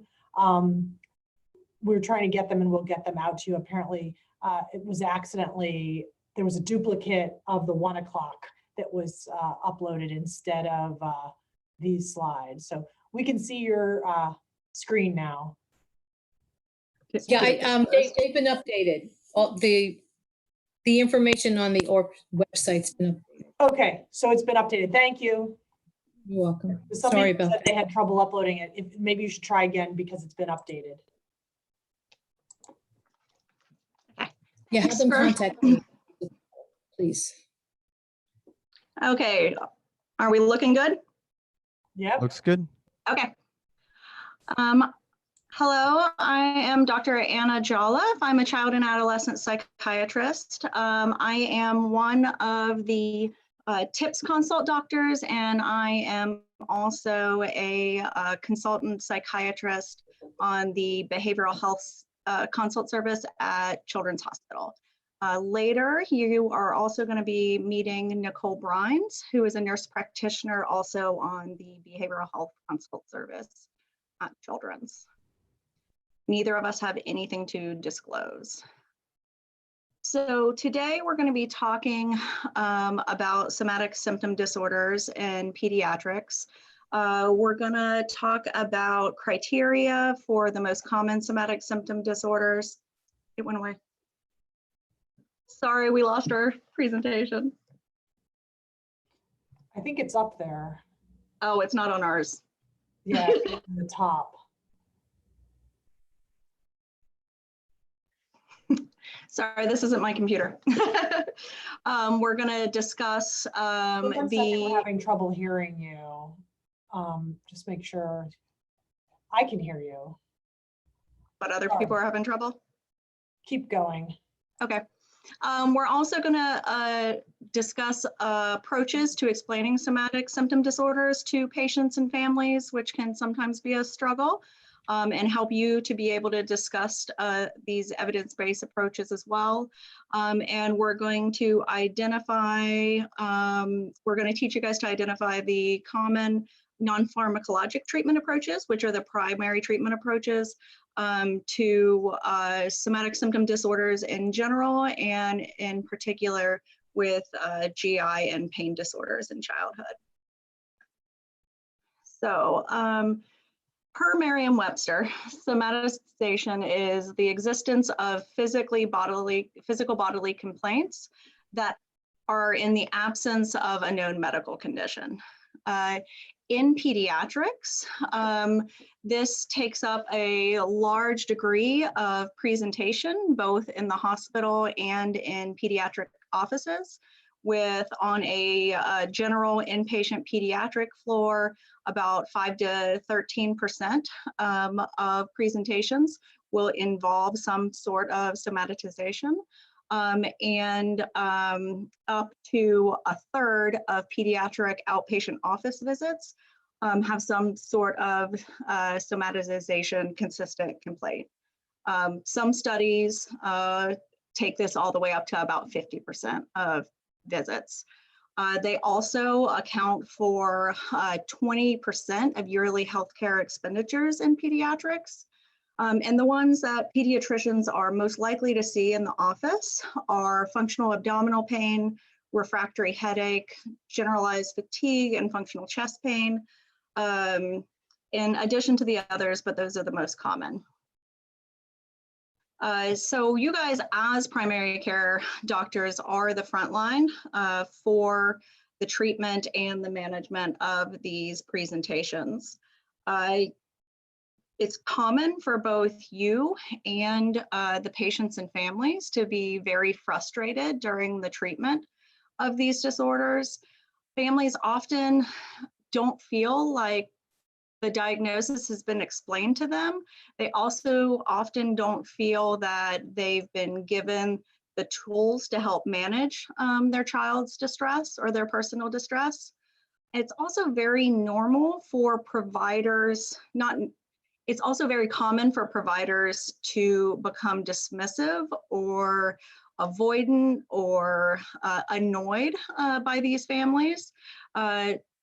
Although it's common, it's just something we need to become cognizant of so we can help this difficult patient population. One of the things I wanted you guys to think of in general as we go through, and there's the front of your handout is paper to scratch down if you feel like that'll be helpful, is whether or not you feel that you received in your general pediatrics training in somatic symptom disorders. Whether or not when we're talking about this, there are patients in your practice that spring to mind that you can help conceptualize while we're discussing this. And kind of think about how comfortable you feel with this patient population. As we go through, you might want to think about how you explain these diagnoses to patients and families and what treatments you've recommended in the past and why you've done that. So about 78% of pediatricians in a very large study felt that they did not have training in somatic symptom disorders. So if you answered that question and felt yourself in that group, you are definitely not alone. About 80% of those pediatricians reported that they were currently taking care of kids with that diagnosis, although I would guess that 100% of them were. And they reported that these patients took much more time and caused too much personal stress in their lives to be able to take care of these patients, which is not atypical. So I just wanted to introduce some case examples to you. When you divide into groups, these are the cases you're going to use. But as we start talking about diagnostic criteria, I thought it would be nice to just have it in front of you, but we'll talk about these cases in more detail later in your breakout groups. The primary somatic symptom disorders that we're going to be talking about today are illness anxiety disorder, functional neurologic disorder, and somatic symptom disorder. There are also two other somatic symptom disorders that are factitious disorder and malingering, but those are a topic all their own that could have more than an hour-long talk on them. So illness anxiety disorder. This is a conceptual change from what was previously known as hypochondriasis, but with some important distinctions. So the primary symptom of this disorder is being extremely preoccupied by the thought of acquiring an illness or having an illness.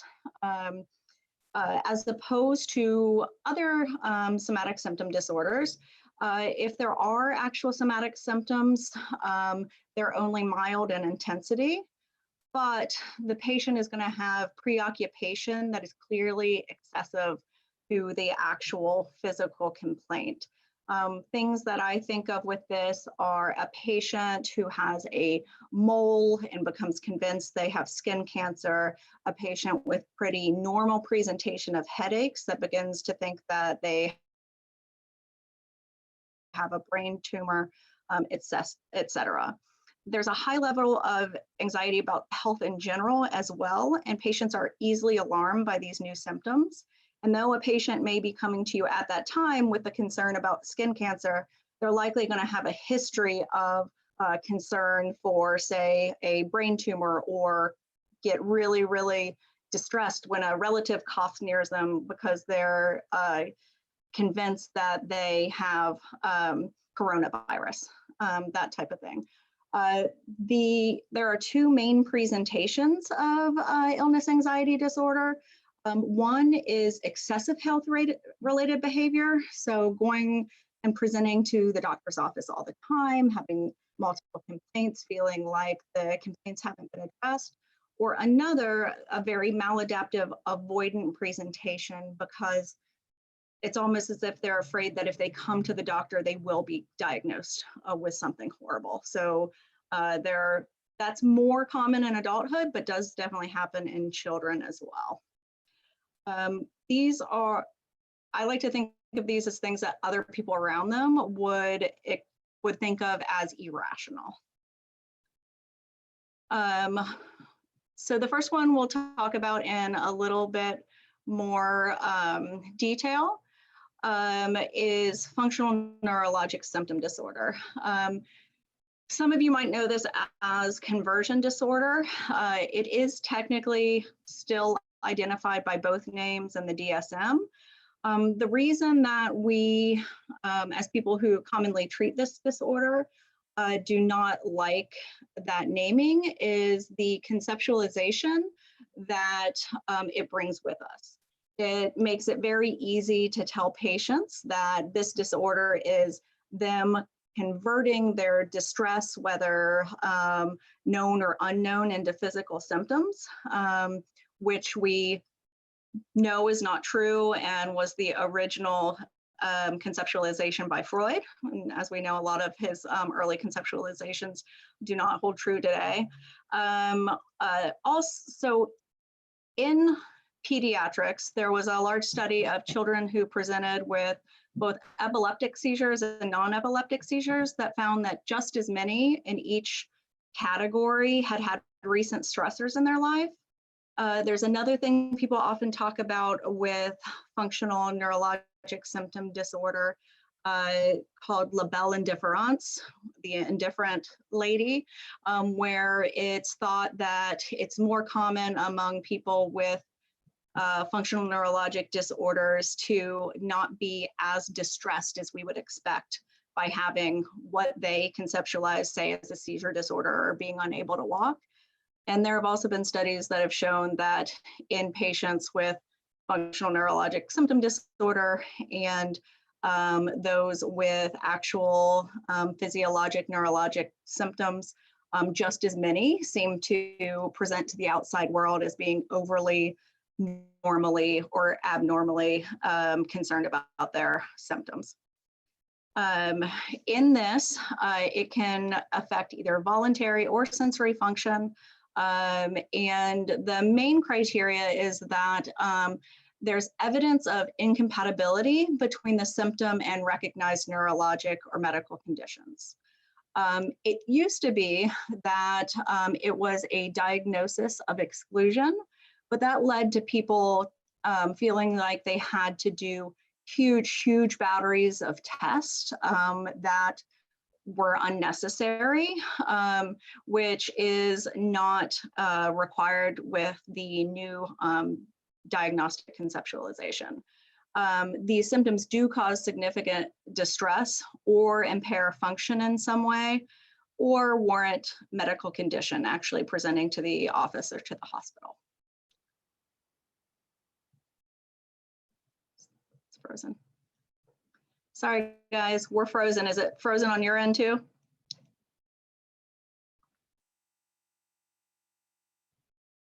Okay. Sorry, we got it. So I'm not going to go over all of these, but this is just to show that basically all neurologic functions can be affected. One example that I like to use to demonstrate this is I used to treat a patient with functional blepharospasm. That was proven with EMG. So basically any neurologic symptom out there can be demonstrated.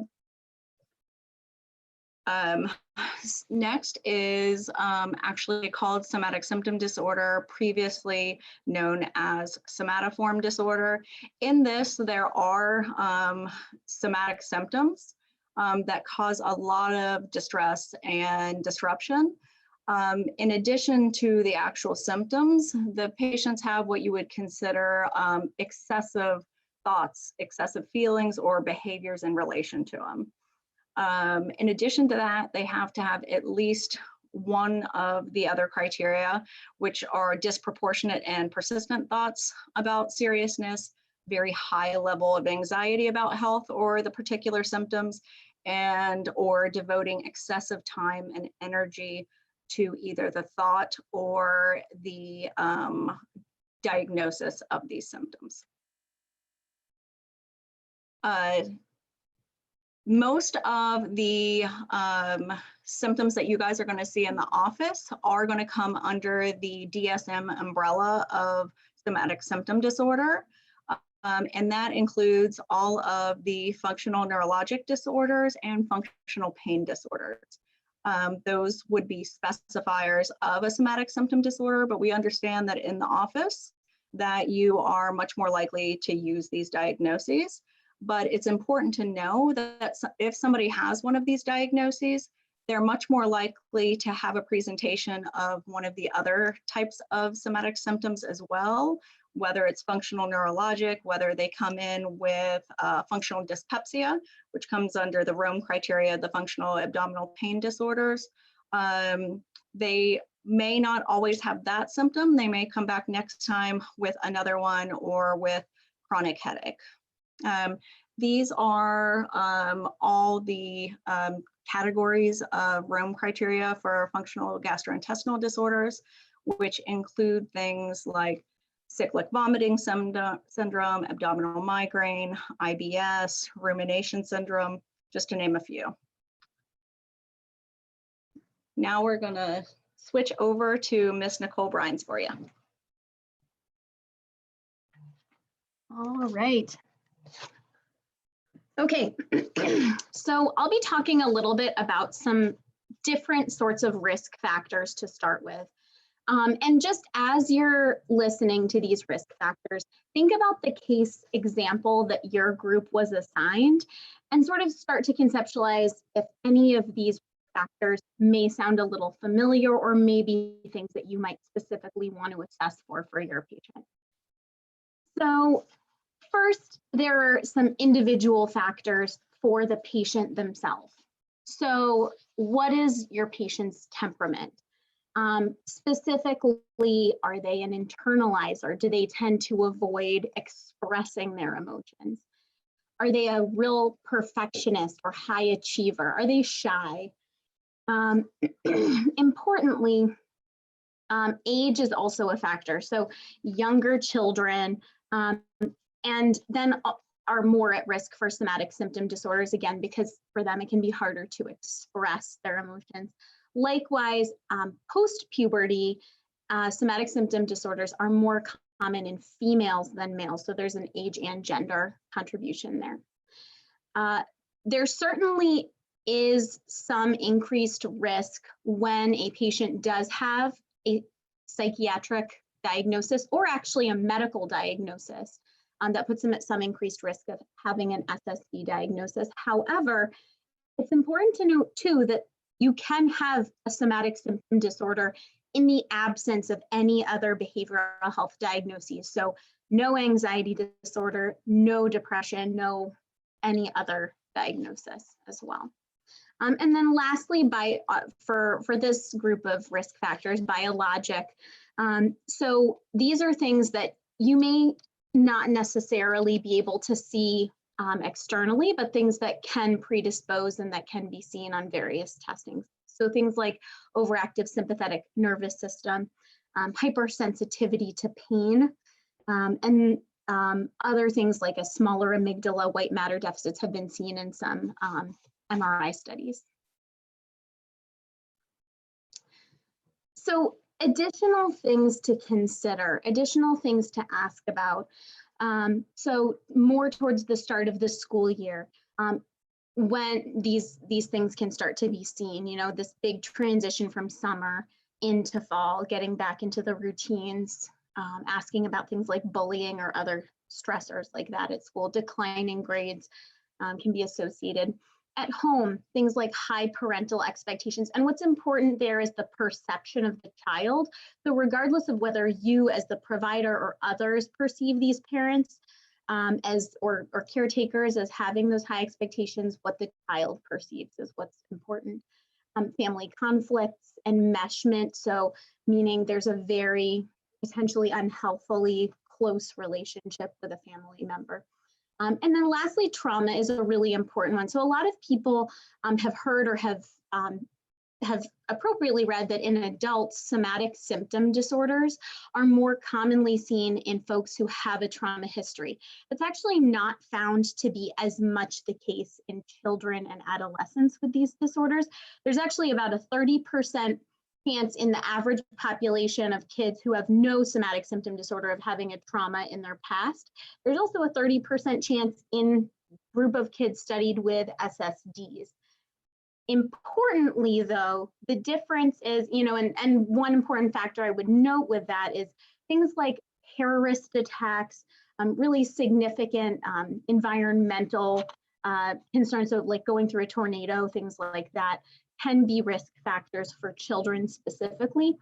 Also importantly, if you do see a child in your office who has a somatic symptom disorder and has a trauma history, they're more at risk for more severe outcomes and presentation. So there's actually a 3 times higher chance that those children will ultimately need to be admitted for inpatient behavioral health if they have both trauma and somatic symptom disorder. So just again, important to kind of assess, even if that isn't necessarily the highest risk factor in children for getting a somatic symptom diagnosis. All right, so go ahead and get ready for your breakout sessions in just a moment. It'll be a 7-minute breakout session. Refer back to the case assigned to you and then consider the following questions with your facilitator. First off, what somatic symptom and related disorder does your patient have? Why? Any risk factors in your case example, any risk factors you suspect or would want to assess for, and then go ahead and talk those through with your group and see what you're able to come up with. I'll see you back here in just a moment. How long do you want? 7 minutes. Perfect.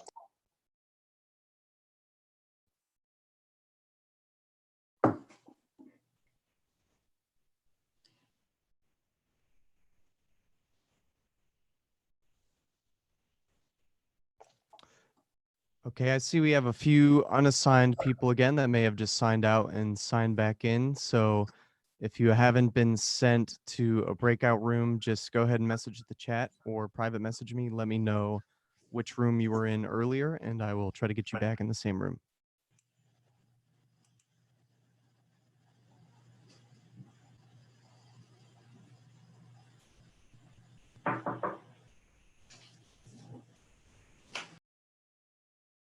Also, I see a couple people that are still in here who have not assigned their name yet. So please make sure to double check that your group name, I'm sorry, not your group name, your name on Zoom matches the name that you signed up for this conference.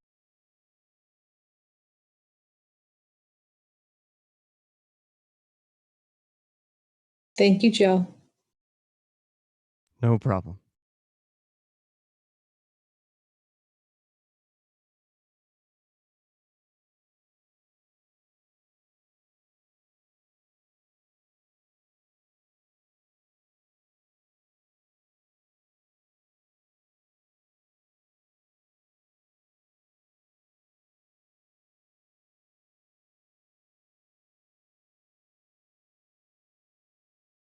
Okay, Dominique, I believe Dr. Schleisinger is in group 1, so I'm going to send you there. If that's not correct, you can come on back and I'll send you to the right one.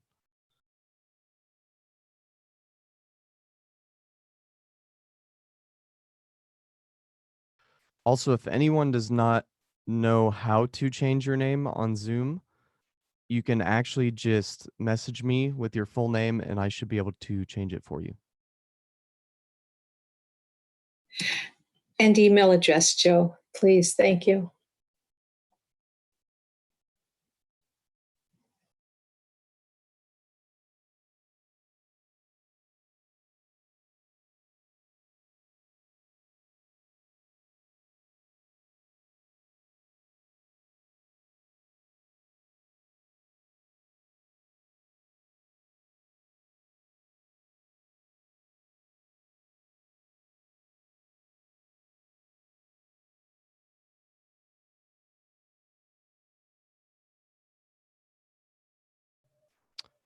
Okay, Courtney, I see you just came in. Do you know which breakout room you were in if you were here earlier?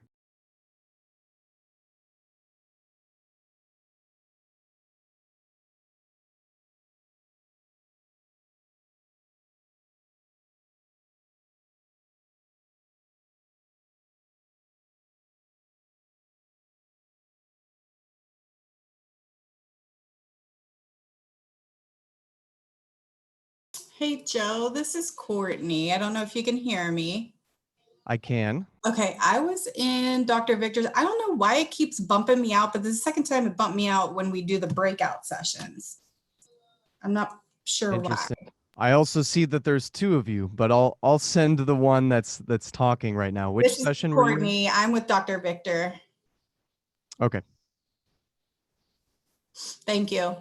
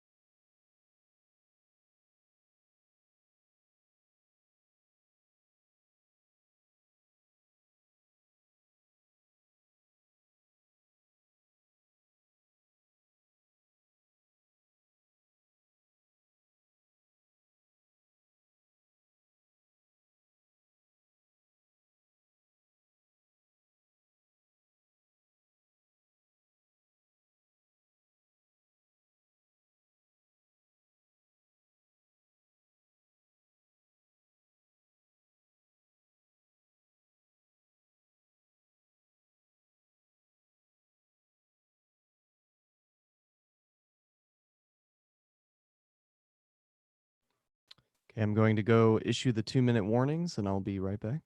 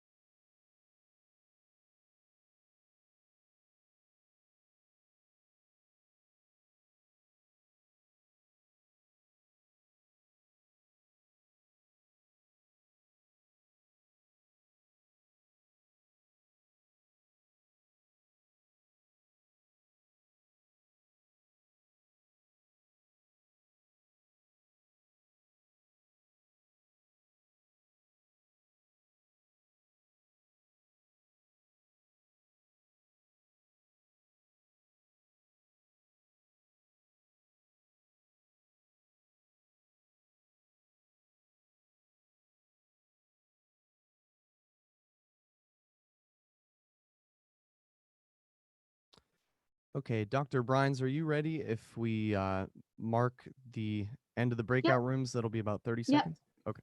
I'm ready.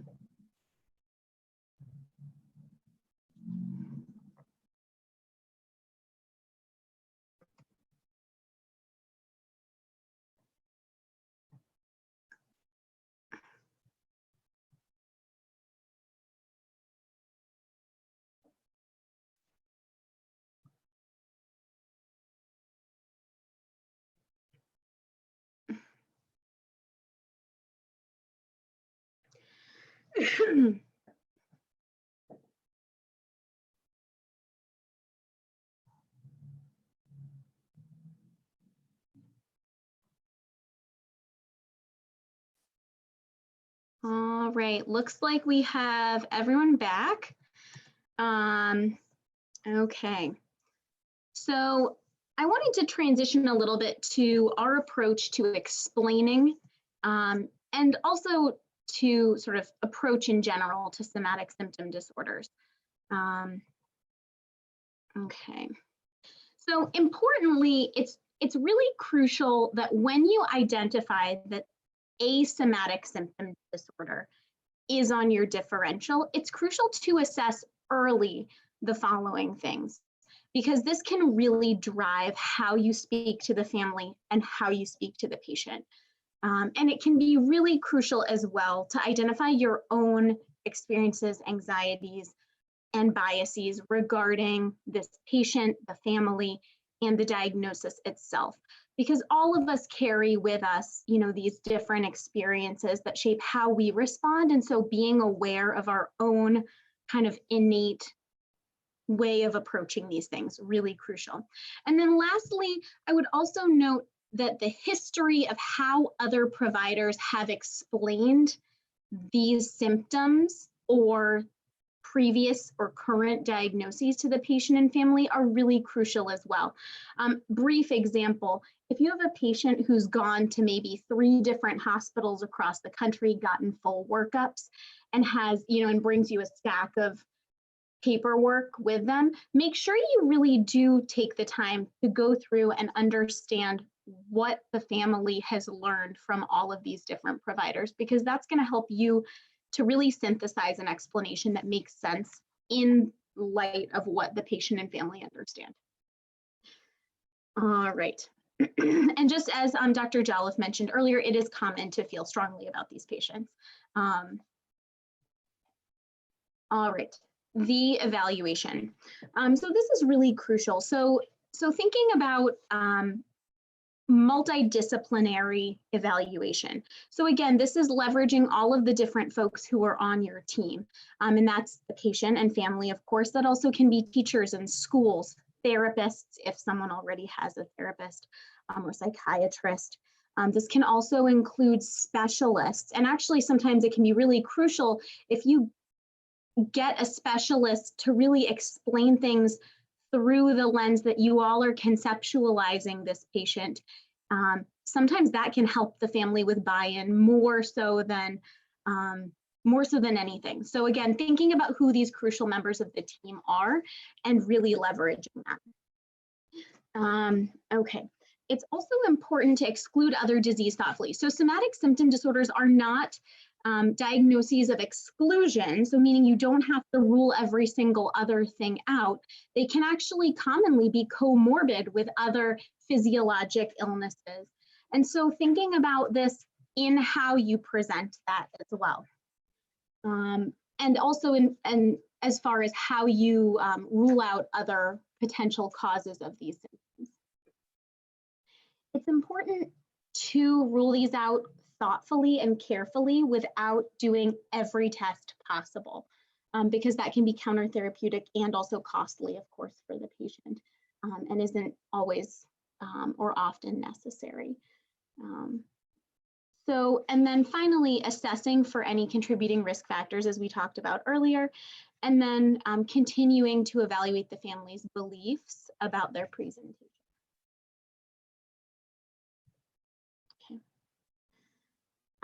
So when to involve mental health, and this can take different forms depending on the patient and the family, but really important to remember that earlier is better. And that can be framed really as a collaborative sort of message. Look, we know that going through this evaluation, going through this diagnostic process is really stressful. We know this can take a toll on a family, on a patient, on a child. And, you know, because of how stressful this is, we want to make sure that we have some supports in place as we're going through, because we do have a lot of unknowns right now. And certainly if there are anxieties or if there are mood factors that are coming up, of course, those are reasons to involve mental health providers as well. Importantly, if this is early on in the process, you don't feel like there's a clear anxiety or mood component, the person to involve is a therapist at that point, not a psychiatrist, because otherwise it can be a little bit confusing for a patient or a family, since medications are not always a treatment, and we'll talk about that in a moment. Okay, and importantly, some studies do show that there are improved outcomes with these patients when mental health is involved, actually even long before the diagnosis of a somatic symptom and related disorder is made. So having that mental health support helps that message to the patient and family that not that this is all in your head, you're making this up, just we know you need support going through this challenging process.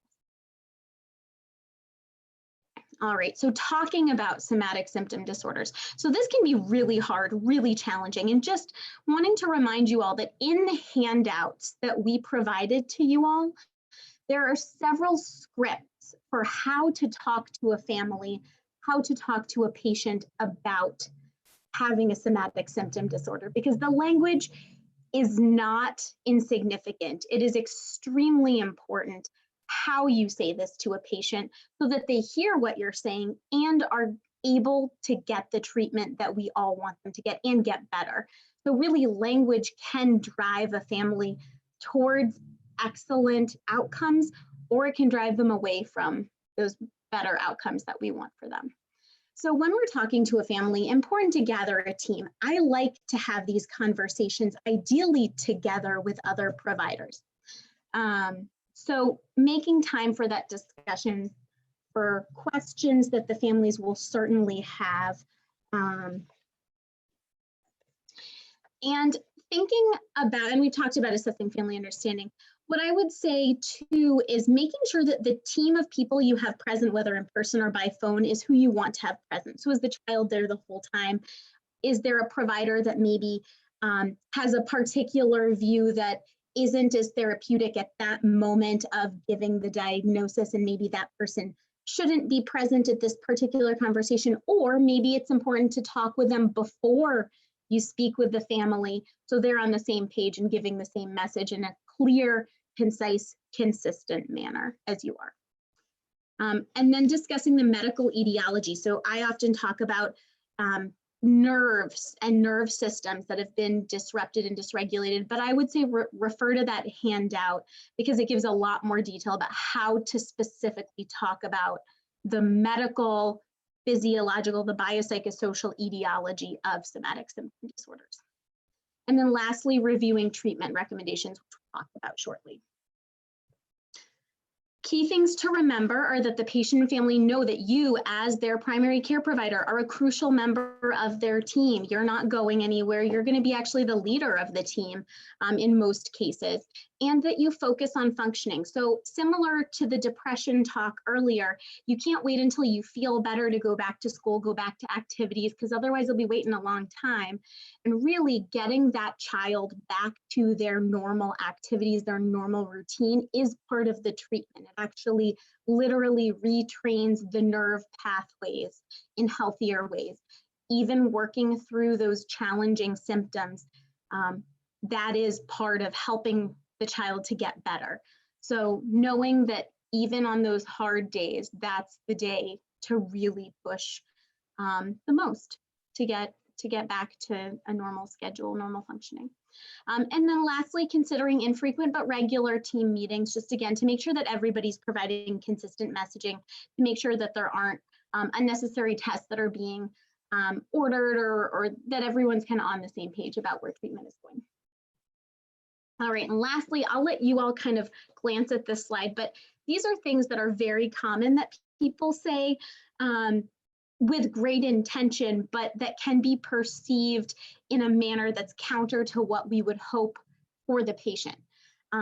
So oftentimes patients can hear, great news, the testing is all normal, and they hear, you know, you're fine, nothing's wrong, when in fact they're still having these very distressing symptoms. Or, you know, it's all in your head, whether you say those words or, you know, it's sort of implied in the way that we talk about these illnesses. So really making sure to be very careful about how you select your words with these folks, because it really is, it's not easy to talk about these. And so making sure that you feel ready and comfortable when you are talking about these. All right, so I'm going to go ahead and hand things over to my colleague, Dr. Jolliffe now.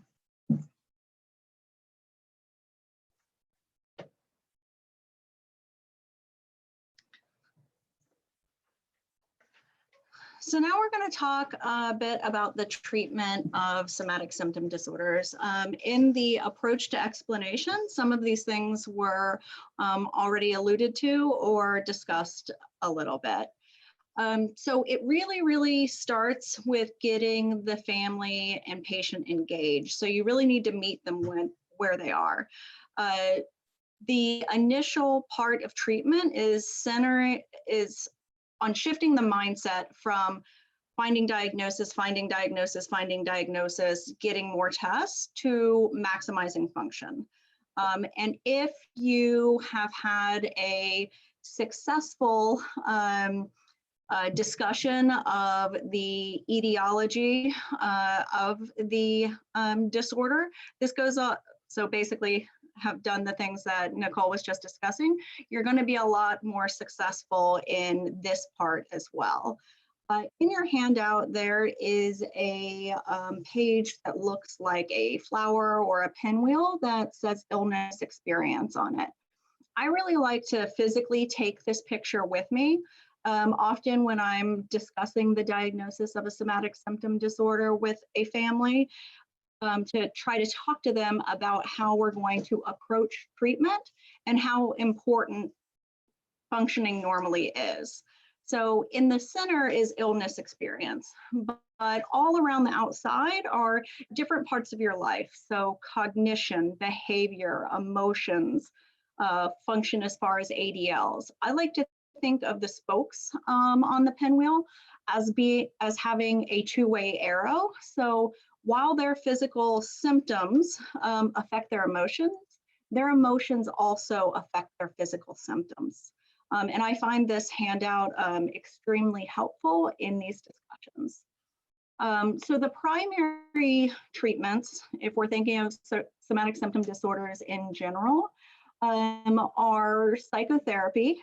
So this would be psychotherapy for the person, for the distress, for identifying risk factors, identifying problems with function, but also psychotherapy for any comorbid behavioral health disorders. The reason you would involve psychiatry is if you're working with a therapist or you've been working with the family and you're able to identify a comorbid psychiatric disease that is amenable to medication. There is no medication management per se for somatic symptom disorders with a psychiatrist. With one caveat that in illness anxiety disorder, there's not good evidence, but some of those patients might respond to SSRI. But you don't want to be sending a patient to a psychiatrist if they don't have a diagnosis that's amenable to medication management. Then there are complementary therapies. So there's PT, there's OT, there's speech therapy. I'm going to step in just 1 second and say something about the psychiatric referral. We do certainly see some of these families who really want another physician to weigh in. And this is a role that TiPS can actually help with. And I think we've done a good job. Absolutely. So not to give medicine, and it doesn't need to be TiPS, you can send to other psychiatrists as well, So I think there's a real role of a psychiatrist to sort of weigh in as another medical perspective and focus on the biology of what's going on and how doing these psychosocial interventions can impact the biology.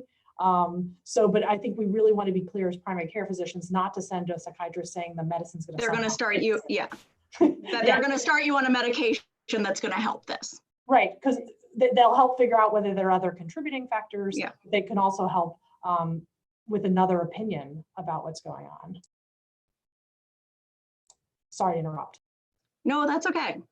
I actually did a fellowship in psychosomatic medicine. So I definitely do see these patients. I guess I should have phrased it as sending them for a medication management referral. And then finally on the bottom, medication management. That is only, again, for some very specific cases or for comorbid disorders. And if we're thinking about medication management, that's often when a subspecialist such as a gastroenterologist or a pain doctor or a psychiatrist should definitely be involved at that point. So there's multiple different psychological interventions for somatic symptom disorders. And these are the primary interventions that are shown to be helpful. The one that's been most studied, especially in children, is cognitive behavioral therapy. But also all of the others, even psychoeducation. So even a consult with a psychiatrist on the consult service in the hospital, all of these have been found to be helpful. In children, it has been found that using CBT in particular and psychological interventions have actually decreased symptom load. They have increased level of ability or decreased level of disability, improved school attendance and school performance in these kids. The improvements in function should be known that they often precede the cessation of the symptoms. It's always a good way to encourage the patient, like, oh, you're doing all these things. This is an early sign, of a good prognosis for what's going on. There should be a gradual but important reintroduction of more normative schedule if that has become disrupted during the course of this disorder. And another thing to think about is teaching the parents and family about what we call secondary gain. Again, this is another one to be very careful of because if done in the wrong way, people hear this explanation as you're saying my child's doing this to get attention. But what secondary gain is when there is a symptom, there is some type of benefit, not necessarily purposeful benefit. The patient might not even see it as a benefit, such as being able to spend more time at home with mom, but being able to recognize the things in the environment that might be secondary gain so that we can intervene in these, which also leads to improved prognosis and improved function. In particular, with some of the disorders, there are some specific interventions. So one that is not on the slides, but for illness anxiety disorder, often it's very important to have scheduled intermittent appointments with primary care that often decreases overutilization of the treatment seeking presentation, and often, make sure the treatment avoidant patients are being seen and not avoiding getting treatment for things that they actually need treatment for. For physical therapy, there are PT, OT, above. Very important for the chronic musculoskeletal pain are CBT, and in particular, the relaxation skills that are taught along with it, sleep hygiene, and a lot of psychoeducation for parents. Functional GI disorders, again, the primary treatment is psychological interventions that we've discussed. But there have been some studied diet interventions that have been helpful, which are listed on the slide that you guys can review. And the only, even it was in a small study, but the only pharmacotherapy that has really been thought to be found effective is peppermint oil. So it's very important that there are limited evidence for pharmacologic intervention in the functional GI disorders is the biggest thing that I want to put out there, because these kids are treated with a lot of medications, but there's not a lot of evidence for them out there. For functional neurologic disorders, again, psychological interventions are your primary, but these are another group of patients that it's very important for them to have PT and OT, especially if the presentation deals with weakness or mobility complaints. Daily physical activity in addition to the PT, OT, it's very important for the patient to be integrated in school and functioning at school and just performing their normal ADLs. If the patient in particular has non-epileptic episodes or spells, then it's very important to do an action plan for non-epileptic episodes. That's one of those things that we wouldn't expect you necessarily to come up with, but if you do have a patient with this presentation, it's important that they see a psychiatrist or a neurologist that is very comfortable with these, so that that can be devised for them. Also, one thing to note is it's not uncommon for patients with seizure disorders to also have NEEs. So for psychopharmacologic treatment, I think I've pretty much covered this. It is definitely not the primary treatment for these disorders, but you can treat comorbid illnesses, and there are special populations where other medications can be helpful. Generally, if you're going in that area, again, they should be being seen by a subspecialist as well. There are some extra slides in your handout that talk about a couple other types of medication management that are used in different specific disorders. But again, they are not the most helpful primary treatment for the disorders. So we are going to go to the final breakout. Sorry, I know we started a little late, so we can cut this short if needed.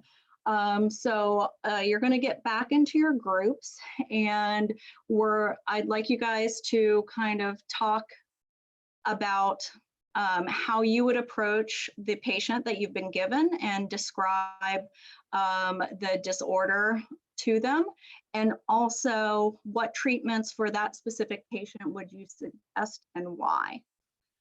Just in case we need to cut off and not come back to us, I just wanted to let you guys know that there are multiple things in the handout. There are scripts, there are the medication management pages, there are additional resources for patients and for you. That resource, the one for the providers, has additional actual patient handouts for the different functional disorders and can be extremely helpful. So go ahead and do your breakout, and I'll let Abby decide when to bring you back. Before we break out, Anna has provided a ton of nice handouts about how to talk to families, how to, and a wide variety of things. I know they weren't initially available. They should be uploaded now. If anyone has trouble getting them, let us know. I think we are going to skip the breakout because we're very serious about getting people out of here on time on a Friday afternoon. And it's hard to see in front of a screen. So please take a look at Anna's fabulous suggestion. She has really nice handouts. And we're going to go to a 15-minute, right? 15-minute break, not breakout, break. And then we'll be back for the last presentation, if I remember correctly. Yes. 3:15 to 4:15. Yep. Great.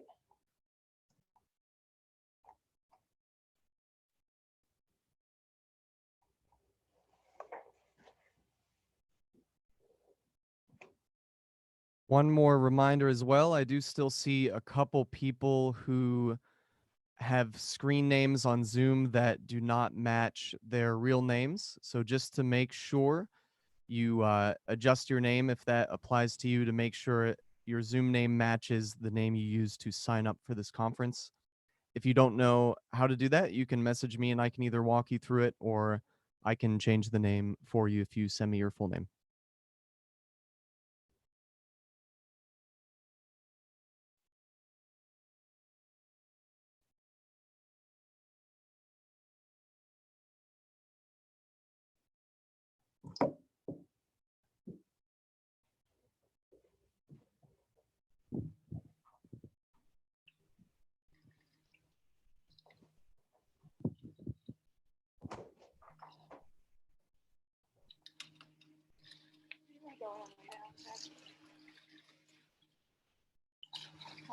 What? You sure? Hang on here. Actually, I want to sit with my back. You gonna get nap?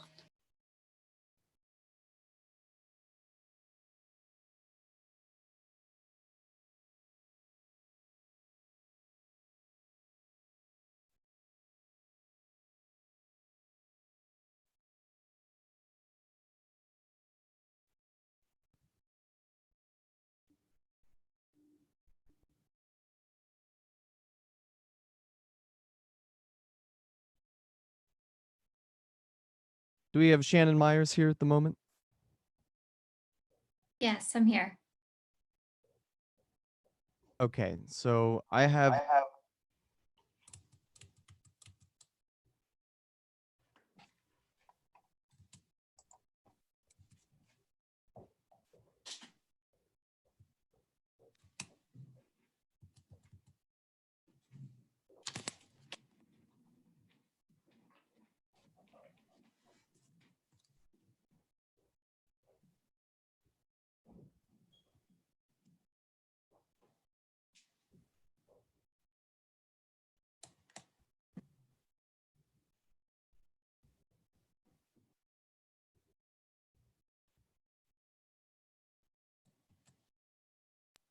Did that go through, or was my microphone muted? You were muted. Oh, I'm sorry. I'm set to hold the button down. So I'll repeat that. Sorry about that. So I have poll everywhere questions here. Yes. Yeah, I think there's probably 8 in total, true or false questions. Okay, and we will be sharing those from my computer. Is that correct? Yes. Yeah, I think that would probably work best. Sure. And are those all in a row, or are they interspersed throughout the presentation? They are throughout. So they go in order that hopefully they're in the same order that they were sent to you throughout the whole presentation. Okay. So what we'll have to do, just to make sure everyone can see them, is we'll have to switch the shared screen from yours to mine when the questions come up. So you can just let me know when we come to one, and then I'll switch over. I might have to ask you to close your screen share, but I think it might just pop up automatically as I switch to mine. But just a Okay. hint. And then do you have the PowerPoint on your end that you're going to pull up and give me control over, or should I just pull it up on my computer? So you can pull up your main slides on your computer to share. Okay. Do you want me to share my screen now, or? Yeah, why don't you go ahead and do that, and then that way we can just make sure everything's working. Okay. Hi, you look great. Hi, how are you? Good. Glad it's Friday. Glad it's Friday. Yeah, me too. Good to see you. Good luck. It's been going very well, I think. Oh, good. Doreen, can you hear me? Yes. Yes, I can. Could you give everyone, this is Abby, could you give everyone directions about how to get the handouts, how to see? A lot of people know, but I think it's useful to go over it again, maybe right before Shannon starts. Yes, I think Colleen just put the link up, but should I just say? Okay, she's ahead of me. No, but should I just Don't should worry I just say it like when everybody comes back? I think we're good. The link is good. That's good. I'm gonna stay. I'm gonna stop. All right. No, it's okay. Good job. Can you believe we can do this online, like No. all day? It's crazy. I mean, I know there are snags. I mean, I know I made mistakes. I'm sorry, but and we all have these little No, snags, but it's remarkable that we can do this. And separate, it's really, there's so many potential places that can go wrong. It's amazing. Yeah, it's true. All right. I'll talk to you later. Thank you. Shannon, this is Colleen. How are you? I'm good. How are you, Colleen? Good. I think I noticed when everyone else was doing the poll anywhere that after Joe pulls up the results, then you'll probably have to start screen sharing again. So you might have to do that. I know we were trying to avoid it, but it looks like that seems to be what has to happen. Okay. Yeah, I just did a quick test and it looked like, so I was able to take over your screen share, but then you'll have to restart it once we're done with the question. Okay. And then so you want me to probably just go back and pull it up again now? Yeah, go ahead and pull that up again now, and then Okay. now I'll wait until you're ready for the first question to switch over to mine. Okay.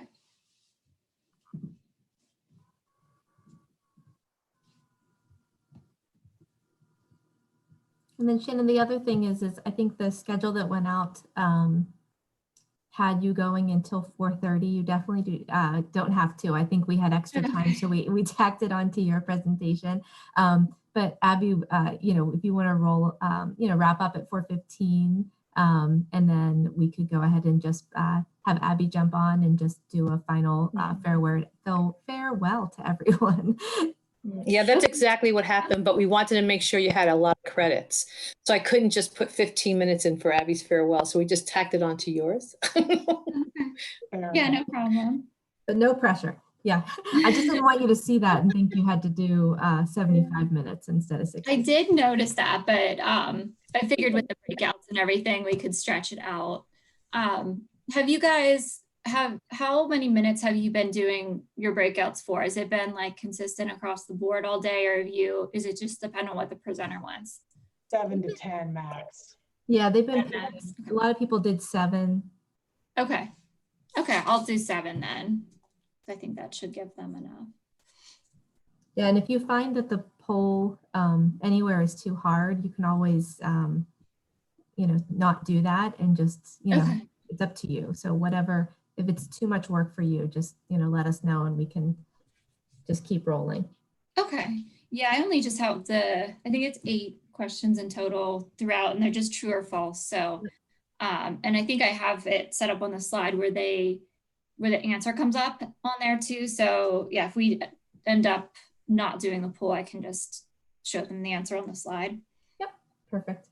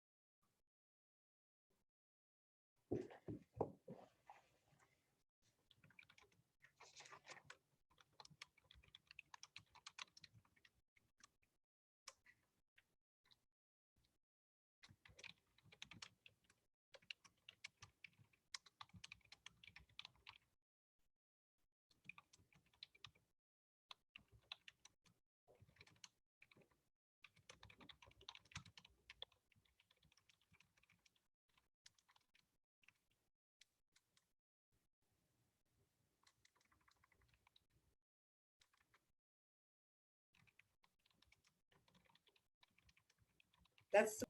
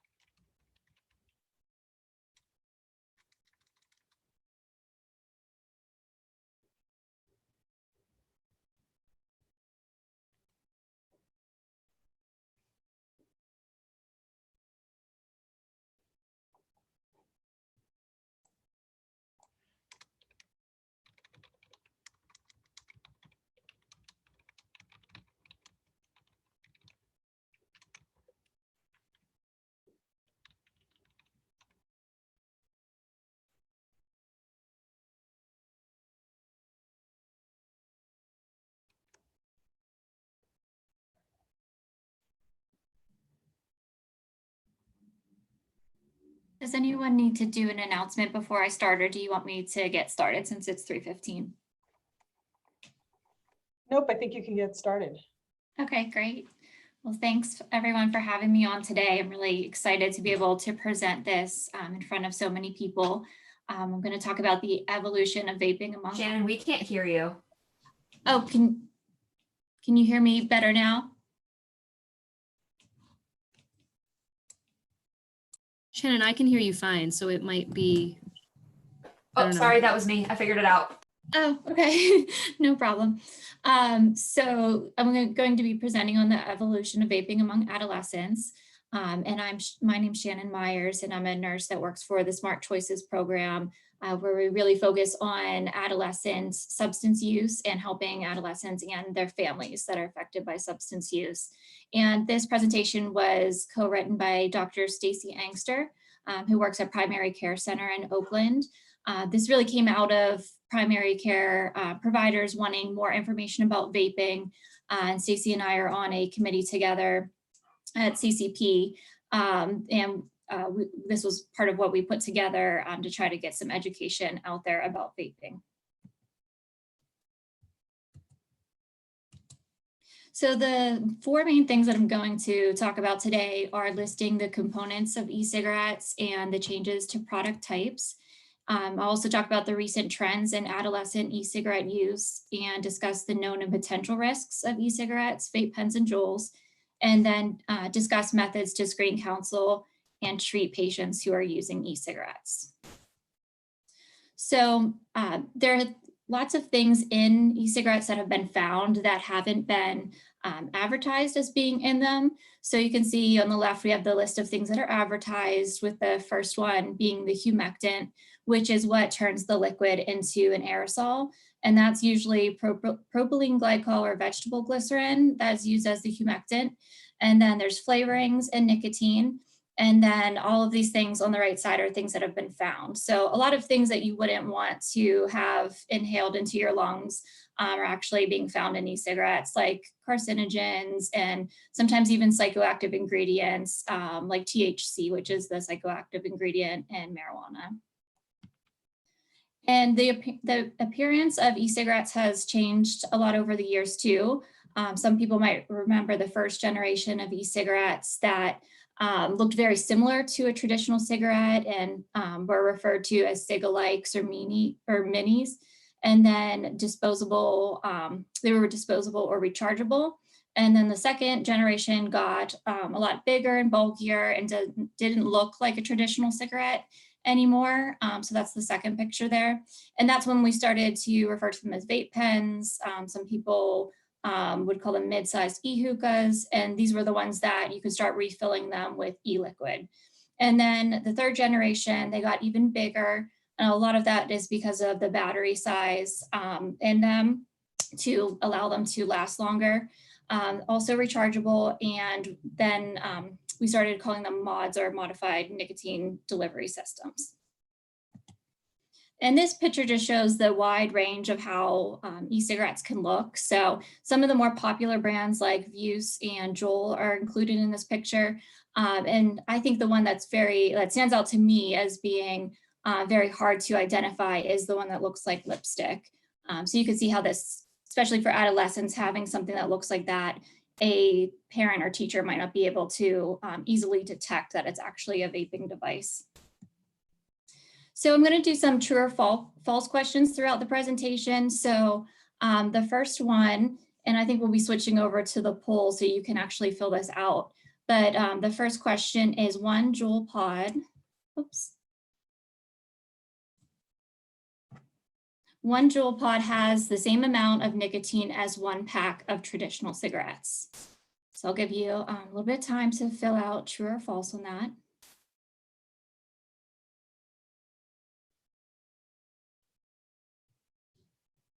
Okay, looks like we're all going with true, a couple with false.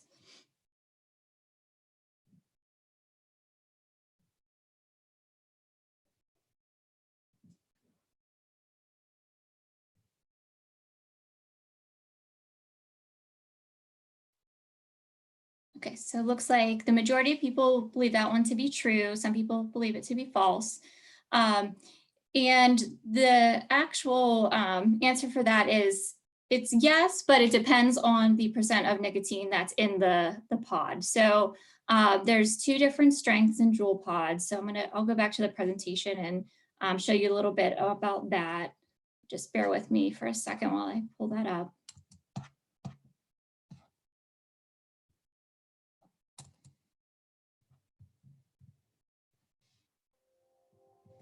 Can you guys see my screen?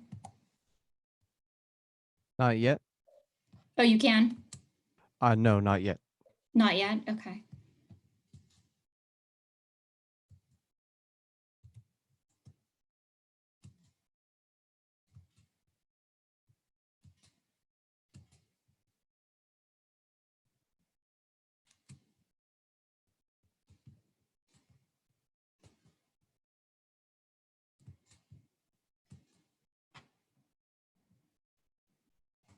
Sorry, I think we're almost there. It was giving me a hard time. Okay, how about now? That looks good. Okay. Okay, so answer to that one is true, but depending on what pod. So there is a 5% Juul pod, which is equal to about 40 milligrams of nicotine, or about 2 packs of cigarettes, because there's 20 cigarettes per pack. And then the 3% pod is equal to 23 milligrams of nicotine, which is a little bit over 1 pack of cigarettes. And I think a lot of people are becoming familiar with Juul. It has really risen in popularity over the last even 5 years. So a lot of people refer to e-cigarettes by the brand name Juul now. And these are the ones that look like a USB flash drive. So the picture here has a phone with a little holder for it. So you can just kind of slide that in. They're really sleek and they're easy to hide from teachers and parents. So it can cause a lot of problems with adolescents being able to easily conceal them. The 5% nicotine, like I was saying, 59 milligrams per ml is the nicotine that's in it. There isn't a full ml of liquid though in a Juul pod. It's 0.7 mLs that are contained in 1 liquid or in 1 pod. So you have to do a little bit of math there, but it turns out to about two packs of cigarettes for the 5% and 1 pack of cigarettes for the 3%. And then this graph I like because it shows how fast Juul sales have risen over the last few years. So the dotted line on the graph is Juul Laboratories. And you can see from 2016, the amount of sales were pretty low and it just skyrocketed pretty fast to 2017, but in 2018, it really took off. And the other lines represent the other tobacco companies that make e-cigarettes. So you can see British American Tobacco has pretty good sales as well. They make the brand called Vuse, V-U-S-E, which is one of the more popular ones as well. Imperial, which is kind of in the middle there, and it's like a lighter blue line. They make Blue. And Japan Tobacco, which is lower on sales than any of them, it looks like, makes Logic and Plume. Altria had pretty good sales, but they actually stopped making their two e-cigarettes and then ended up taking that money and investing it into Juul. So now they have a 35% stake in Juul. And that was after they had said that they were going to start looking into safer alternatives, that they ended up going and actually investing their money into Juul since it was doing so well. The flavorings really impact how often, how much adolescents are vaping. So this represents 8th, 10th, and 12th grade students and the flavors that are most popular for them. So you, if you take a look there, mango and mint are by far the most popular with all of the age groups. And then some of the other kind of fruity non-traditional flavors are also popular. And the classic tobacco or Virginia tobacco and menthol flavors, which are your traditional tobacco flavors, are all pretty low. So adolescents by far use the non-traditional flavors more than traditional. So I think we'll just skip the polling for this one since I had so much trouble getting back to the slides. But if you guys just want to take a minute to, think about what you would say for this one, true or false, e-cigarette flavor does not affect how much or how often adolescents vape. So for this one is false. I'll show you some information here. That is actually, it was published in Pediatrics and it talks about the non-traditional flavors. So the ones that we just looked at, mint, mango, other fruit flavors, and those non-traditional flavors were positively associated with vaping continuation and past 30-day number of puffs per nicotine vaping episode. So there really is evidence behind the fact that the flavorings are really contributing to continued use and more use. So Juul stopped selling non-traditional flavors pretty recently in October of 2019. They stopped selling all flavors except for their mint, menthol, and their tobacco flavors. And then a month later, they cut out the mint flavor, which is good because that was so popular among adolescents. And then they started just selling tobacco, Virginia tobacco, classic tobacco, and menthol in the United States. So now we're going to break out into the groups. And for this breakout session, I want you to practice talking to each of the following groups about the components of e-cigarettes and the recent changes to the product types. So just the information that I had just given you, I want you to use that information to practice having a discussion with a colleague, a parent, and an adolescent. So I think we'll all kind of get to our breakout rooms. I'll set a timer for 7 minutes, and then the facilitators in your room will be able to kind of help you through this whenever, if anyone ever gets stuck on what they could say to these 3 different people. And then we'll come back and kind of talk about what we noticed during the discussions.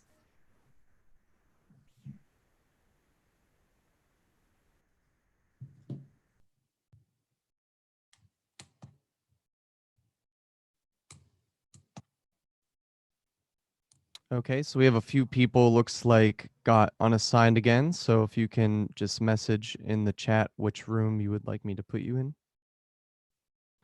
Or if you don't remember the room number, you can tell me the presenter.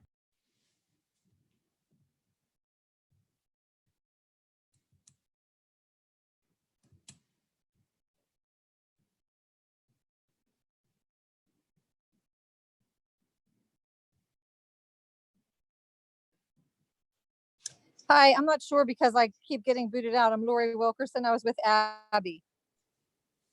Okay, she's room 1, so I'll put you in there. What was your name again? I'm sorry. Lori Wilkerson. Got you. Thanks.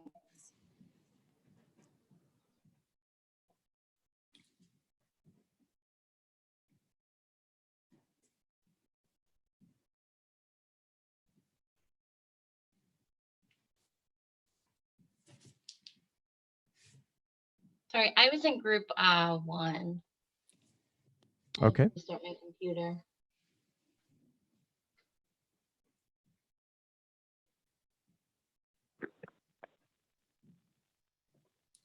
Hi, Joe. Mental health superheroes with Justin.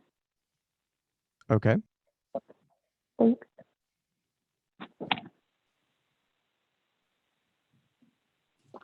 I was in room number 4.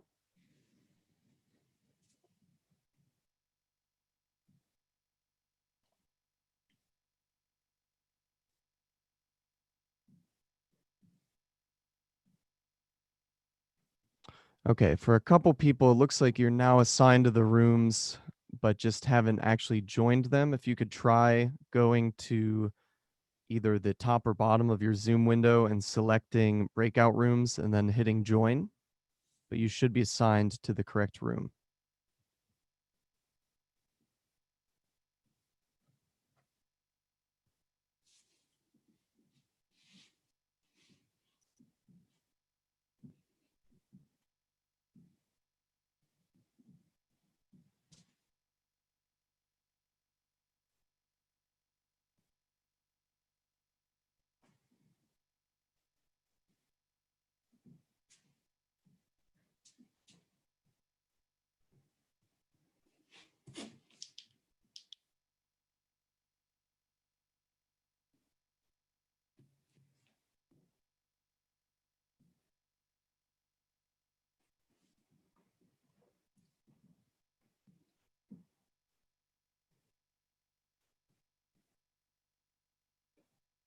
Okay, and Shannon, you said you started a timer for this?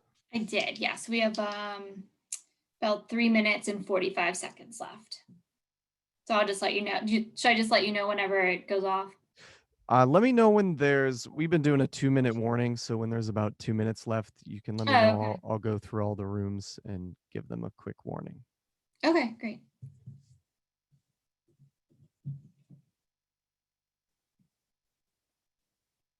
And you want to skip the rest of the poll everywhere questions then? Yeah, I had such a hard time like finding my way back to the PowerPoint. I don't know why, but it was definitely me on my end finding it. But yeah, for that reason, I'll just stick to my slides. Okay, no worries. Yeah, it is a little clunky. I know it's kind of a last minute solution because I think there was a security issue maybe with the built-in Zoom polling. Yeah. So yeah, it's a Yeah, little Zoom took it all, Joe, UPMC took Zoom, all the apps off of our computers and laptops, everything. So we can't use the app, but we can use the web browser, the browser, the website. But yeah, so there was an issue with those polls because of that. So. right. Yeah, I think those only work if you actually have the app. Right. Right. Yeah, they just sprung that on us like Wednesday night. It was like, wow. Great. Yeah, it's like right before the big conference. Yeah. We were so set on this and we really had it working. It was really exciting.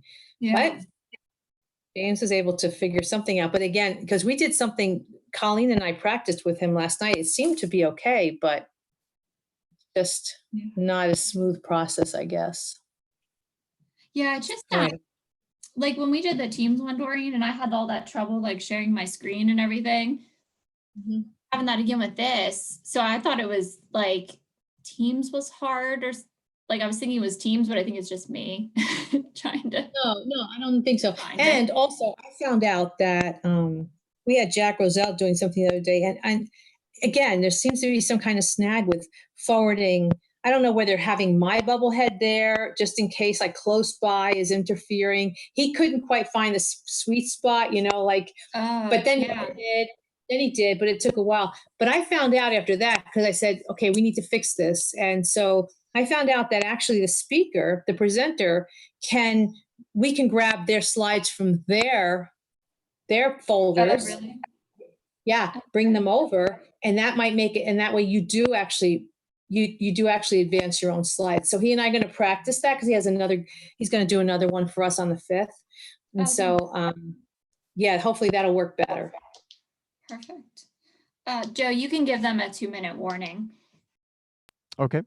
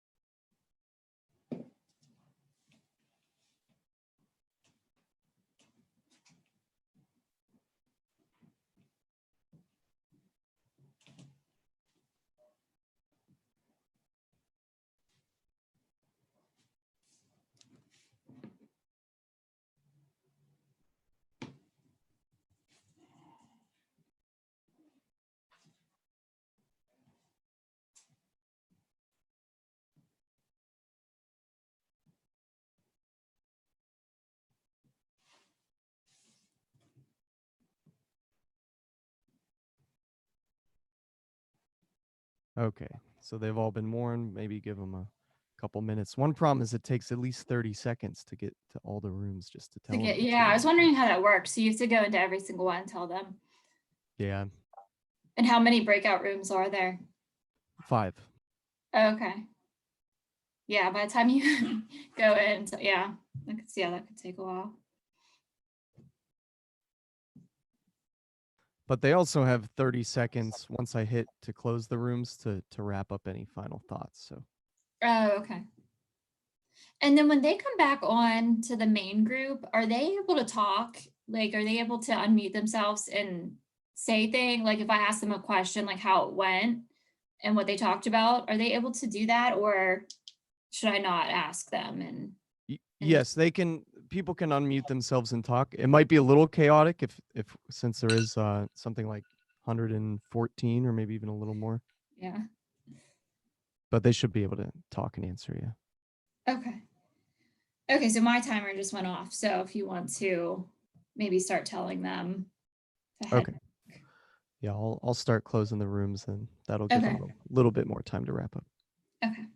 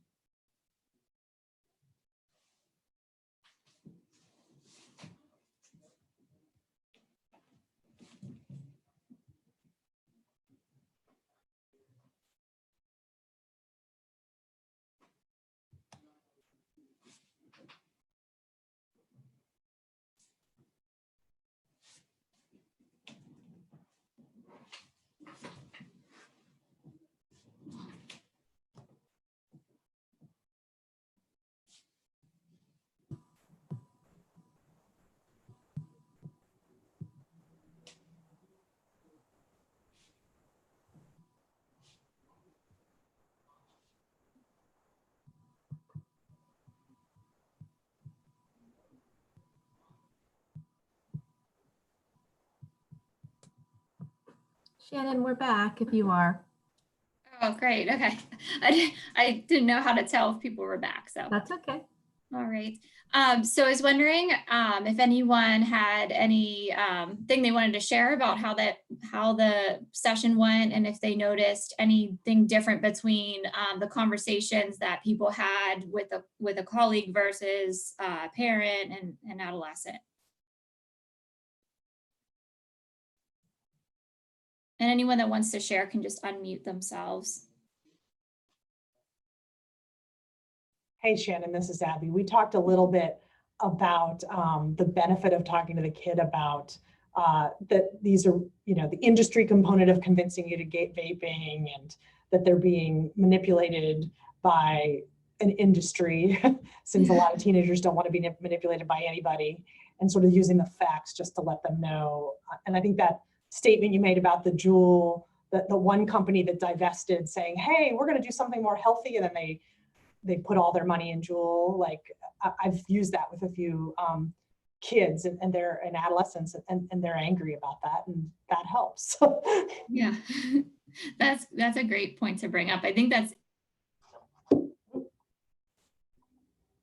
Sorry, I did that, Shannon. I thought I was muting me. Oh, that's okay. I was just saying how I think that's even in one of my slides later about how the AAP recommends that that's one of the points you talk to adolescents about, how the tobacco industry deceives them. So yeah, I think that's a great thing to use when talking to adolescents. Thanks for sharing. I'm going to move on to the next one just to make sure we have time to get through all the material.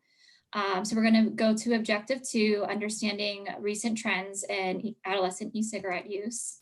So I'm going to start this one with the true or false. The #1 reason that adolescents report vaping is to relax or relieve tension.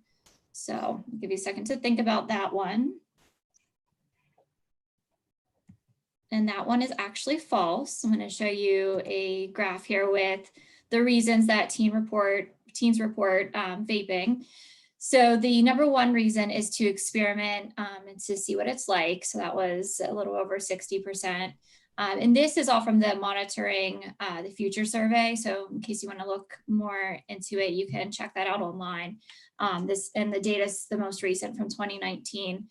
And then you can see the other reasons that are also pretty popular, one of them being that it tastes good. To relieve or to relax or to relieve tension is #4 on the list. So it's right here, which actually increased by a lot. So it increased by more than a third from 2018 to 2019. So that reason is definitely getting more popular. But to experiment is still the #1 reason why teens are vaping. This one shows the amount of 8th, 10th, and 12th graders, or the percentage of them that are using nicotine vaping daily. So we're up to almost 12% of 12th graders daily nicotine vaping, which is actually the first time they measured daily use was in 2019 for the survey. And then you can see past month use on the right-hand side. So we're up to 12th graders almost, or a little bit over 25% of them vaping within the past month. And then this is comparing vaping to cigarettes. So the amount of cigarette smoking of traditional cigarettes has gone down significantly. You can see that in the graph on the right over the past 10 years from 2009 to 2010, cigarette smoking has drastically declined. But vaping is going up very quickly. So it's really undermining all the progress that has been done over the past 10 years to decrease traditional cigarette smoking. I think I accidentally skipped over maybe one slide. Oh, no, sorry. I'll get to that one next. So another true or false question, the number of adolescents vaping THC decreased over the past year. Give you a second to think about that. And that one is false. So this was the graph I was thinking about. It's the THC vaping over the past month is on the left-hand side. So you can see for 12th graders, we're up to 14%. And then on the right side, they measured daily THC vaping. So daily use from 12th graders, 3.5%. And I think it's important to point out this yellow box here in the middle, where it tells us that the 2018 to 2019 increase is the second largest one that they've seen for any substance in all 45 years of the survey, except for nicotine vaping from 2017 to 2018. That one was a little bit higher, but this 2018 and 19 increase in THC vaping is the second largest they've seen over the history of the whole study. So I think that's a pretty significant thing to point out to you. And frequent users are also increasing. So 2017 to 2018, we went up in 8%. of high school students that are using e-cigarettes more than 20 days in the past 30 days. So not only are more using, they're also using more frequently. So we're going to go into breakout session number 2.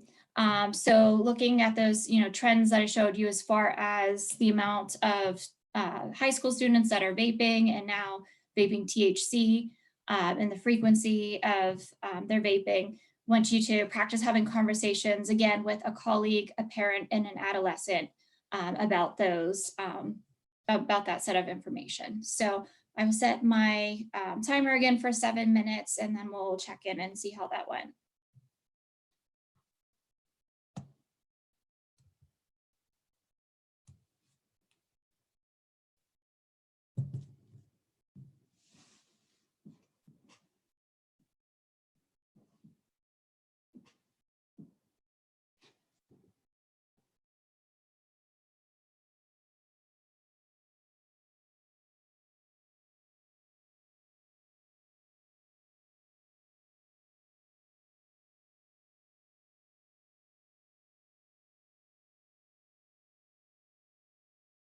Okay, does anyone that's still here need to be assigned to a room?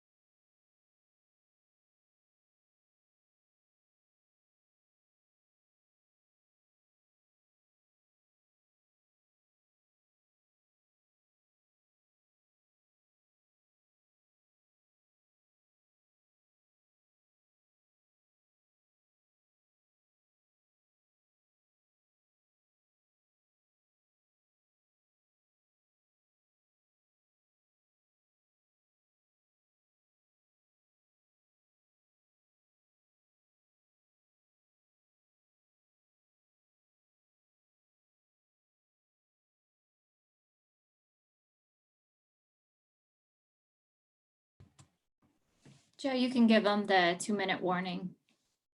All right.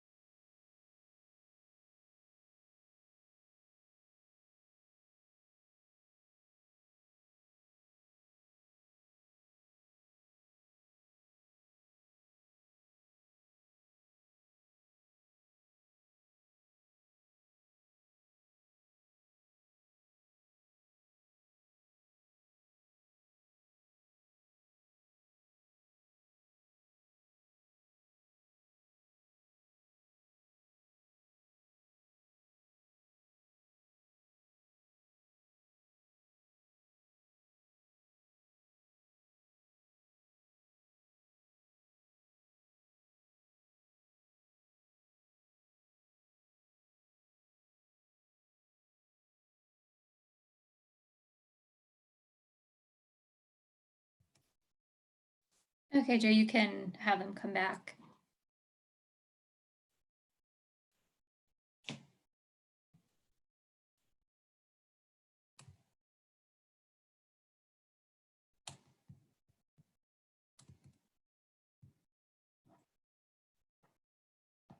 All right. They should be back in about 20 seconds. Okay.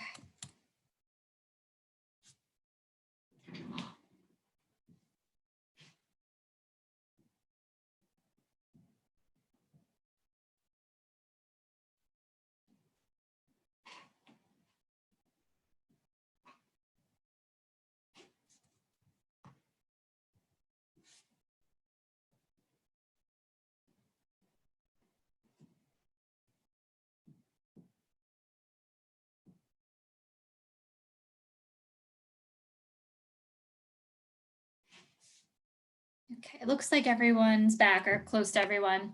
So I'm going to go back to the slides.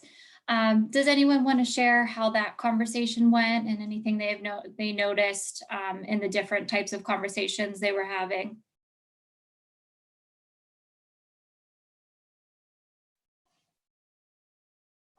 Feel free to unmute yourself if you want to share.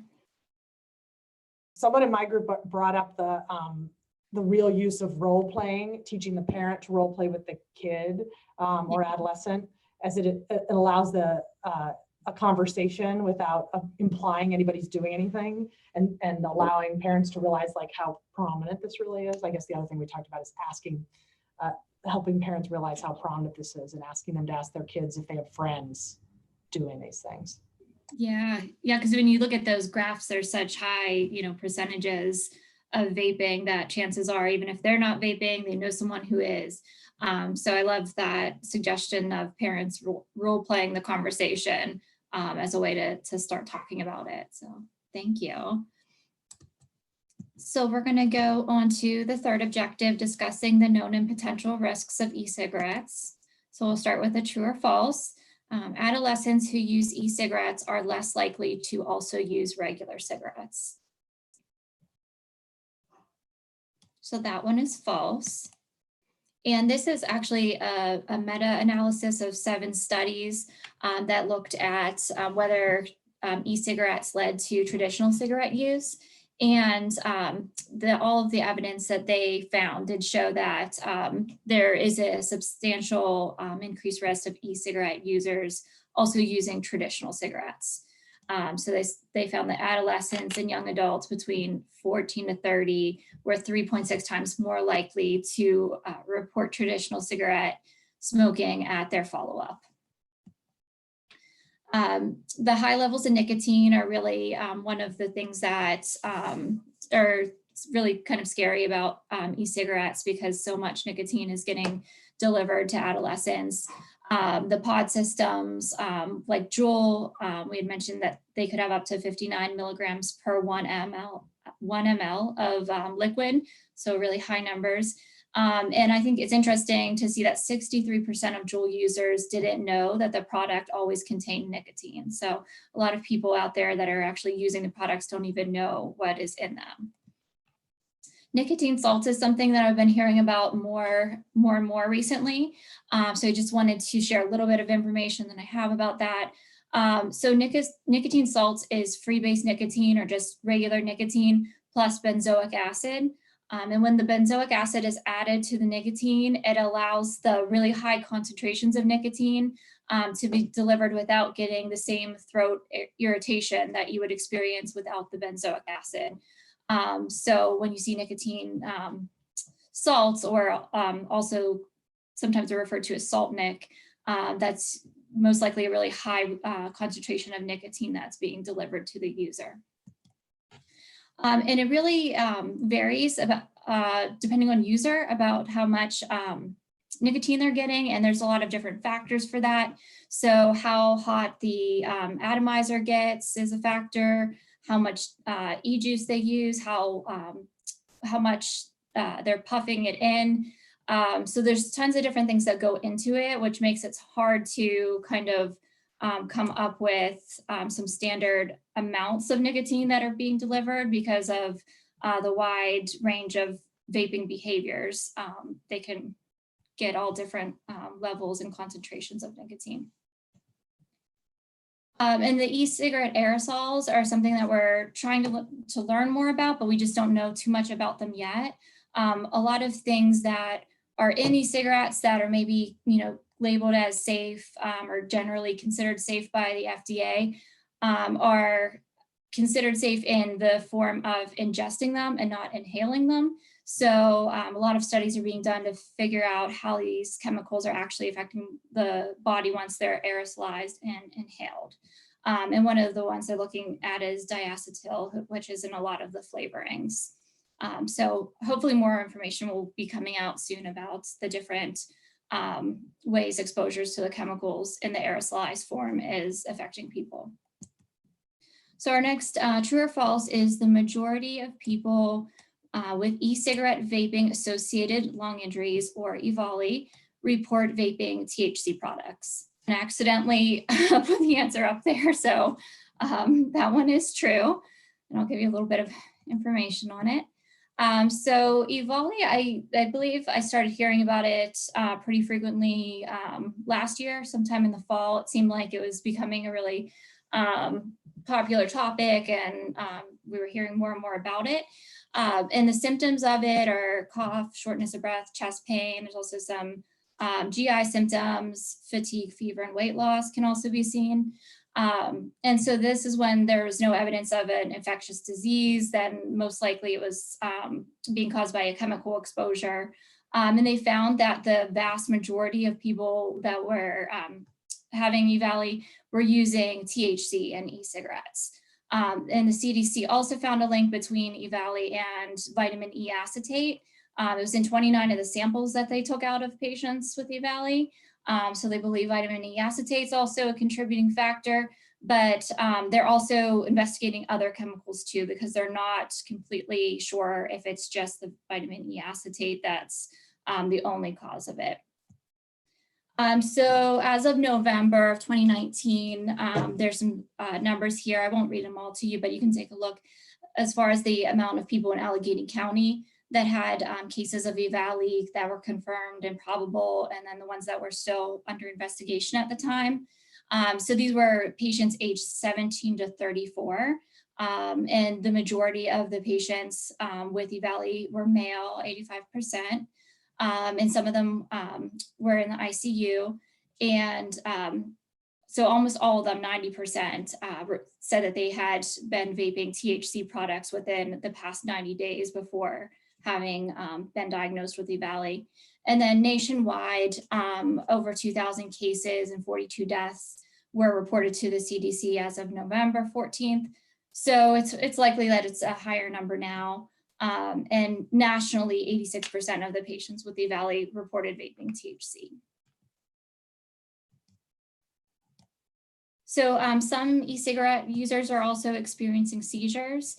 So they looked at a 9-year period from 2010 to 2019, and they determined that there were 34 cases from the poison control centers in the FDA where seizures were mentioned when also talking about e-cigarettes. So they're looking at that and a possible link between seizures and e-cigarette use. One of the side effects of nicotine toxicity can be seizures. So definitely when we're talking about accidental swallowing of e-liquid or intentional swallowing of e-liquid, that's one of the complications that might occur.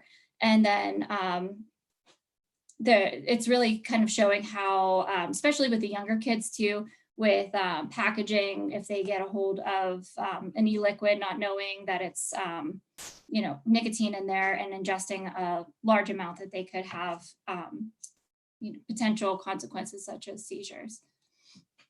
And then also the heart is affected by vaping too. I think it's interesting that when they looked at the heart's ability to pump blood, it was diminished during both exercise and rest with people that were vaping. And when they're looking at traditional cigarette use, it was just diminished during exercise. So it's affecting the heart in different ways than just how we've seen it in the past with traditional cigarettes. It's also having effects on on cholesterol levels. So really kind of the take home point of that is that people that are switching from traditional cigarettes to e-cigarettes thinking that it's going to be better for their cardiac health, that's not actually the case because it's affecting people in similar ways and then in some new ways that we haven't seen before. And this is going kind of along with the nicotine toxicity and kids getting a hold of e-liquids. You can see with those the pictures of the e-liquid, I believe is the one on the left, and on the right is an actual whipped cream container. And you can see how difficult it might be to tell the difference between what's the e-liquid and what one's the food product. So you can see how especially a young kid might, think that it's something that it's not and experience, nicotine poisoning. So these are just some numbers as far as the number of burns that they've seen due to e-cigarettes exploding, and then the number of poisonings that they're seeing in children, especially under the age of 6. So we'll go into the last point, which is discussing the methods to screen, counsel, and treat patients that are using e-cigarettes. So this is a policy statement from the AAP from November 2015. So this is their recommendations for protecting children from tobacco, nicotine, and tobacco smoke.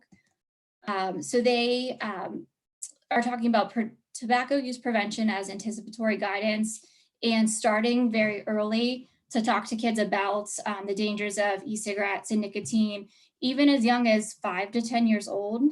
So really as young as soon as they're developmentally ready to understand the concepts, starting to talk to them about it. And for adolescents, they recommend talking about the effects on appearance, how the tobacco industry deceives them, So that was like what Abby had mentioned that came up in their group discussion, really kind of focusing on those things for teens, since that's kind of what really gets them, you know, to maybe think differently about the tobacco industry. And then also talking to patients and parents about how nicotine and tobacco dependence can develop very quickly, and help them identify their own reasons for wanting to be tobacco free. So screening parents and teens, you want to ask about nicotine and e-cigarette use at health supervision visits, so like your well child visits, and any visits for diseases that could be caused or exacerbated by e-cigarettes. You would also want to ask about it to see if that's a factor. And then also remembering to ask about all different types of nicotine delivery systems. So traditional cigarettes, e-cigarettes, hookahs, marijuana, asking about all of those things. So this is the S2BI screen. So some people might be familiar with it, but if not, there's that little blue section in the middle is questions that we had put in to ask specifically about vaping. So the first one is, how many times have you used e-cigarettes, vape pen, or Juul in the past year? And they can give responses of never, once or twice monthly, or weekly or more. And then a follow-up question to see what they're using in those devices. So nicotine, marijuana, or THC, or CBD.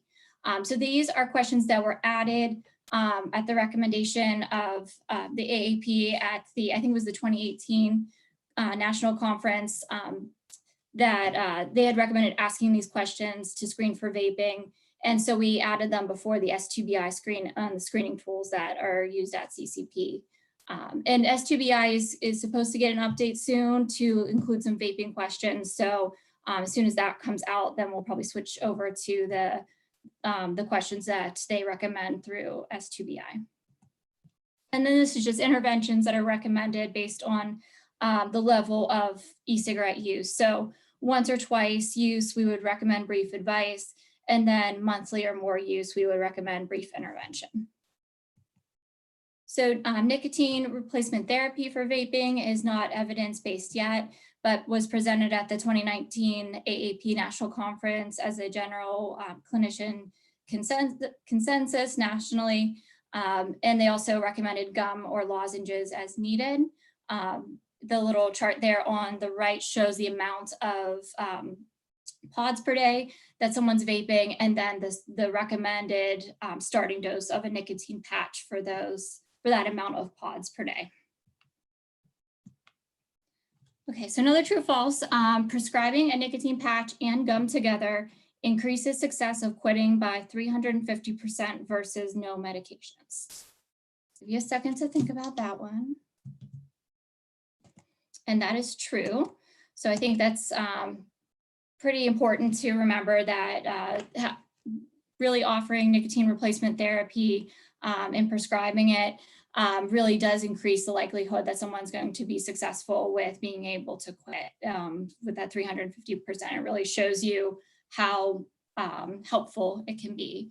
And even if someone's not willing to quit completely, you could still use it as part of harm reduction. Okay, another true or false, adolescents under age 18 are allowed to purchase nicotine replacement therapy over the counter. So that one is false. So in the United States, you have to be 18 or older to purchase over-the-counter nicotine replacement therapy. So really the important thing to remember for this is if you have a patient and you're considering nicotine replacement therapy for them and they are under the age of 18, they do need a prescription in order to obtain that. So you can't just tell them to go buy it at the pharmacy over the counter. They won't be allowed to do that if they're under 18. So just remember that you would need to provide a prescription for them to get that. And then also just keep in mind that e-cigarettes are not a good alternative for traditional cigarettes, that the evidence does not show that it is helpful to switch from a traditional cigarette to an e-cigarette. So you don't want to recommend that as a way of quitting traditional cigarettes. So I think we have time to do the case study. So we'll break out into groups again, but we're going to be talking about John. He's a 16-year-old boy who's being seen at your office today, and you administered the S2BI screen and the vaping questions. So those were those 2 questions in the blue box that I showed you. And John reported vaping nicotine weekly or more.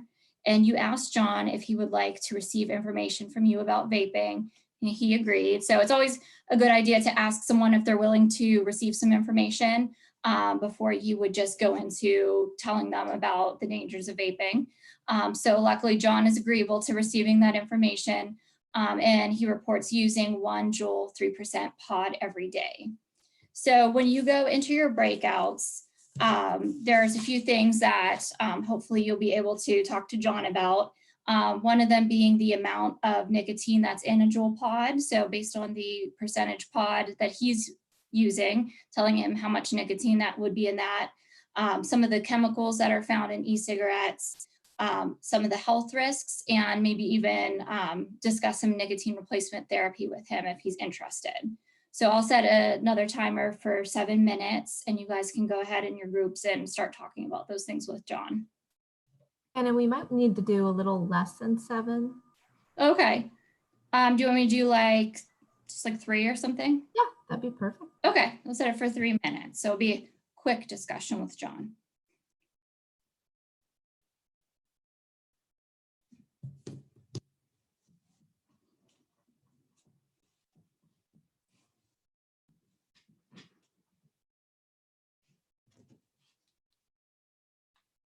Doreen, I got your message. Roseanne, so that was Roseanne Levin or Levine, and I. Yeah. Okay. Oh, I see her now. Yeah. Are you there, Joe? Yes. Sorry. Okay, good. Roseanne Levine. So So yeah, that that one's corrected, and then Lori's phone is actually. James, I'm Lori Wilkerson. I was just going to tell you so you guys know, I don't know if this happens when people are using their phones. When I went from the Zoom on my computer and I start using my phone, every time I go to join the meeting, it totally boots me out and I have to keep rejoining. Ah, okay. So I don't know if it's just because of internet problems, but like the icon doesn't even show up a lot of times to join the meeting. I'm not Is sure. anybody else saying that's happening? I don't know. They're in breakout rooms now, Lori. So you're Lori's iPhone. Is that who you are? Yeah, so I've been using that since I think, I don't know, 11 o'clock. And I was good for a while. And then I don't know if it's because I kept losing. I don't know if you can see how many times I've had to get in. Are you able to track that, James? I think it's yeah, when maybe if you lose connection for a little bit, you have to come back in and then I have to put you in a new room.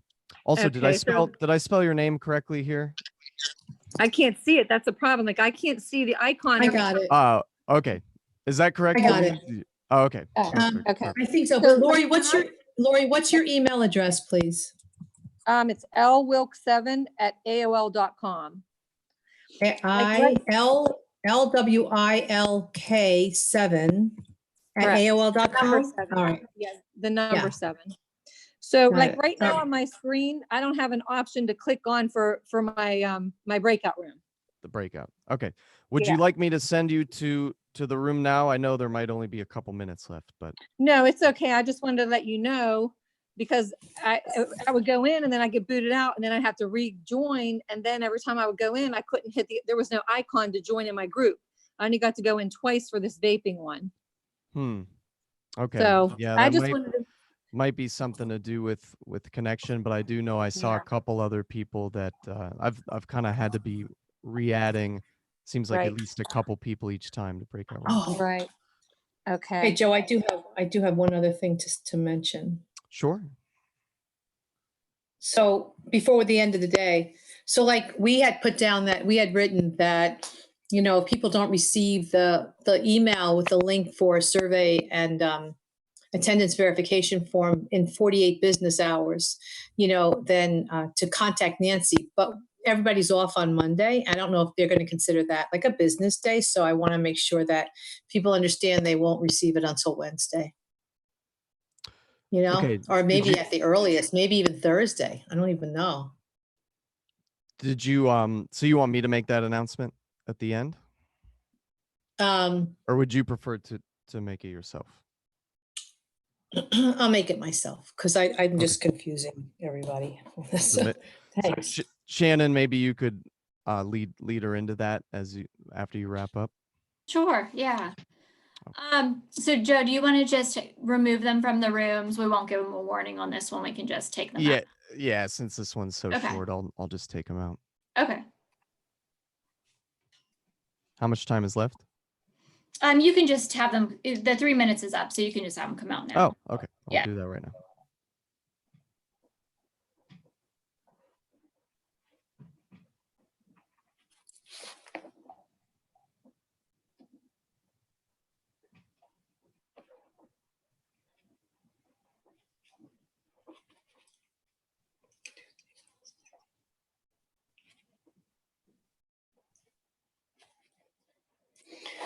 Okay.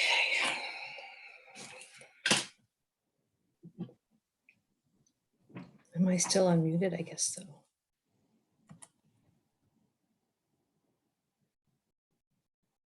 Okay, so it looks like people are coming back. So I think we're going to skip talking about what was discussed with John just for sake of time. But if you got to the point in the conversation with him that he did want nicotine replacement therapy, it was the 14 milligram patch that you would want to recommend for him based on the amount that he's vaping. And then you would also want to keep in mind you would need to provide a prescription for that if you're the prescriber. In order for him to obtain it since he's 16. So the take-home points are that e-cigarettes have multiple things that are found in them. Some advertised, some are not advertised. And we are still learning to find out how all of these things are affecting the body. And the number of adolescents who are vaping nicotine and THC are increasing significantly, even from 2018 to 2019. E-cigarette use is associated with a number of health problems, significant lung injuries, heart problems, neurodevelopmental problems, addiction, and nicotine replacement therapy for adolescents under 18 is considered off-label by the FDA, but is supported by the AAP. So I don't know if we have time for any questions. Do you guys want me to open it up to questions, or do we want to start wrapping up? If anyone has any questions, feel free to enter them in the chat. While you're all doing that, I want to thank everyone for hanging in there, all 110 of you till the end of the day. It's really impressive. Thank you for your participation, for dealing with technology. I want to remind you that TiPS is open and we're here for you. We've even tried to flex a little bit. If people don't know, we have been doing some phone-ins. Phone-in hours. You can always reach out to us to find out when they are if you didn't know. I believe the links for the slides will remain up. If Doreen's on, maybe she can tell you how long. How much? Yeah, they'll be up. I'm sorry, Abby. They'll be up for a month. So, go ahead and see them. And I just want to say one thing before you finish up. So for those who need continuing education credits, everybody will receive a link for a survey and a way to apply for continuing education credits. But initially we said within 48 business hours. I wouldn't expect this till Thursday morning since Monday we're off. That's Tuesday, Wednesday, and possibly Thursday morning. So just be patient, you'll get it. That's all. Thank you, Dr. Schlesinger. Thank you. We got questions about the average cost of pods. Actually, you can get them online fairly cheap and because they want to get you addicted.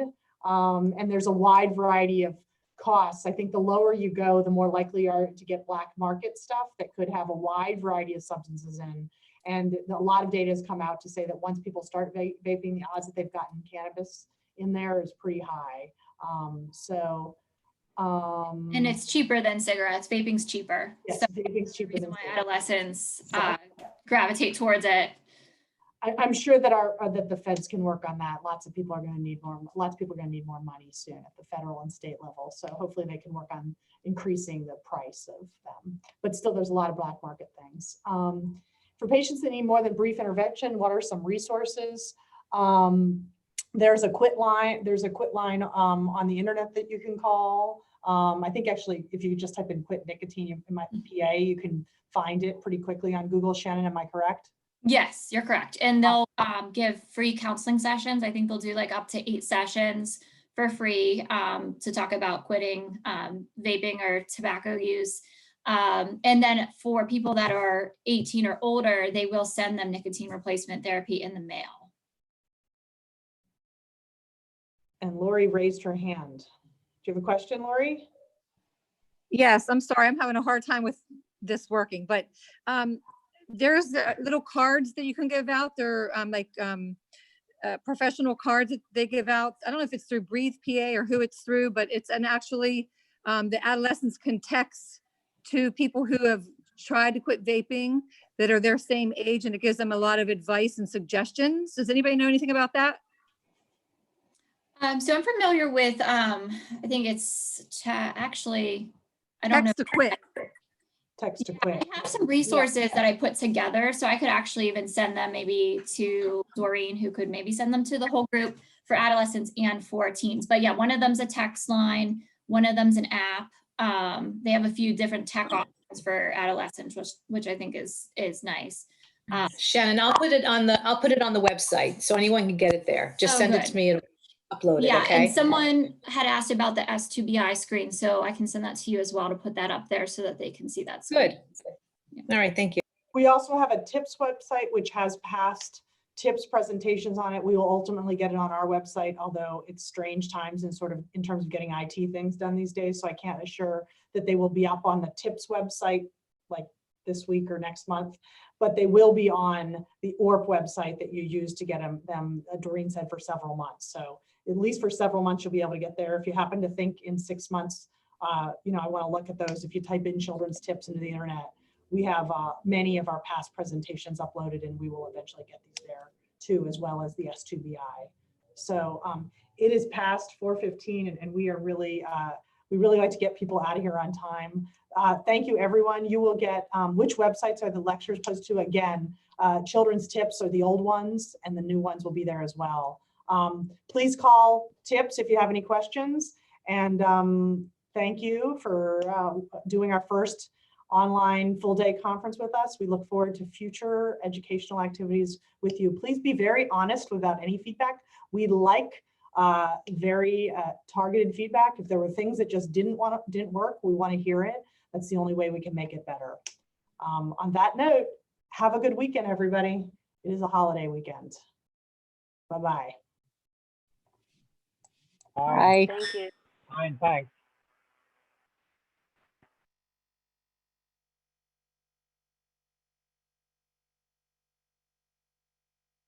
Job, Shannon.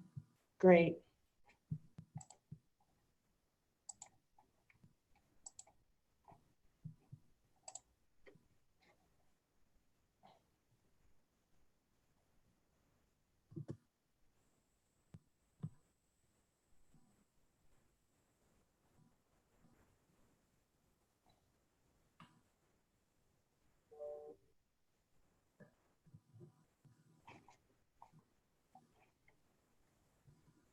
I'm just getting a look at who everyone was that was here.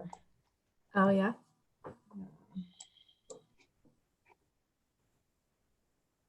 Yeah, people hung in there until the end, Abby. They did. They really did. Yes, I was actually going to ask, is there any information you need to poll or anything from the chat? I know you said you were looking at maybe who was here just before I closed the meeting and kick everyone out. Wanted to make sure that you had everything you needed. I'm looking through it right now. Okay. Colleen, do you have? Well, I was just going to say, is there any way to just like grab the information from the chat just in case there's anything we need to follow up on before we lose it? Yes, I can save the chat here. And then that's just a text file. I can send that over, and we have the whole chat here. Okay, that would be great. Rebecca Burton had some questions about where to keep up in terms of education. We can hook up with her offline. Yep. I think we got almost everything else. Yeah, I feel like there was a lot of questions about resources, and I think Gina and Kristen put some good things up, and they were asking about PCIT. So we could come up with a resource list for all of our topics. I know that Edie and Meredith already had one on postpartum, but maybe we could pull them all together for each topic with some resources. Yeah, people gave really good information about where PCIT is happening tele that I didn't even know. It was great. I agree.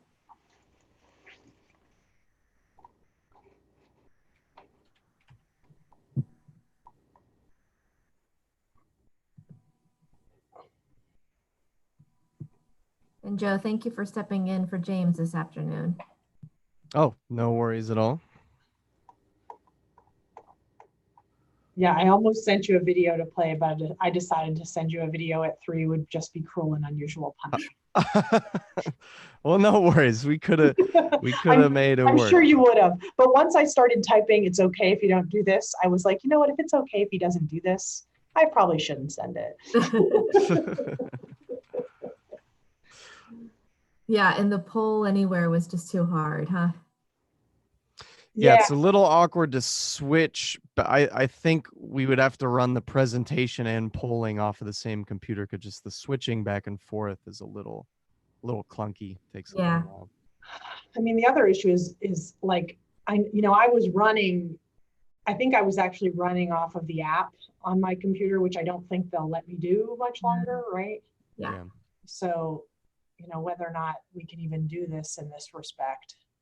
Yeah, some people must have been able to, because whenever Meredith was doing her polling, it was actually the Zoom polling. So some people must have had it working. Yeah, it was odd. That was odd. Yeah. It's a shame because the Zoom polling worked so well when we did it last time. I mean, it worked so well. It has to be integrated though. Yeah. Yeah. Yeah, it has to be.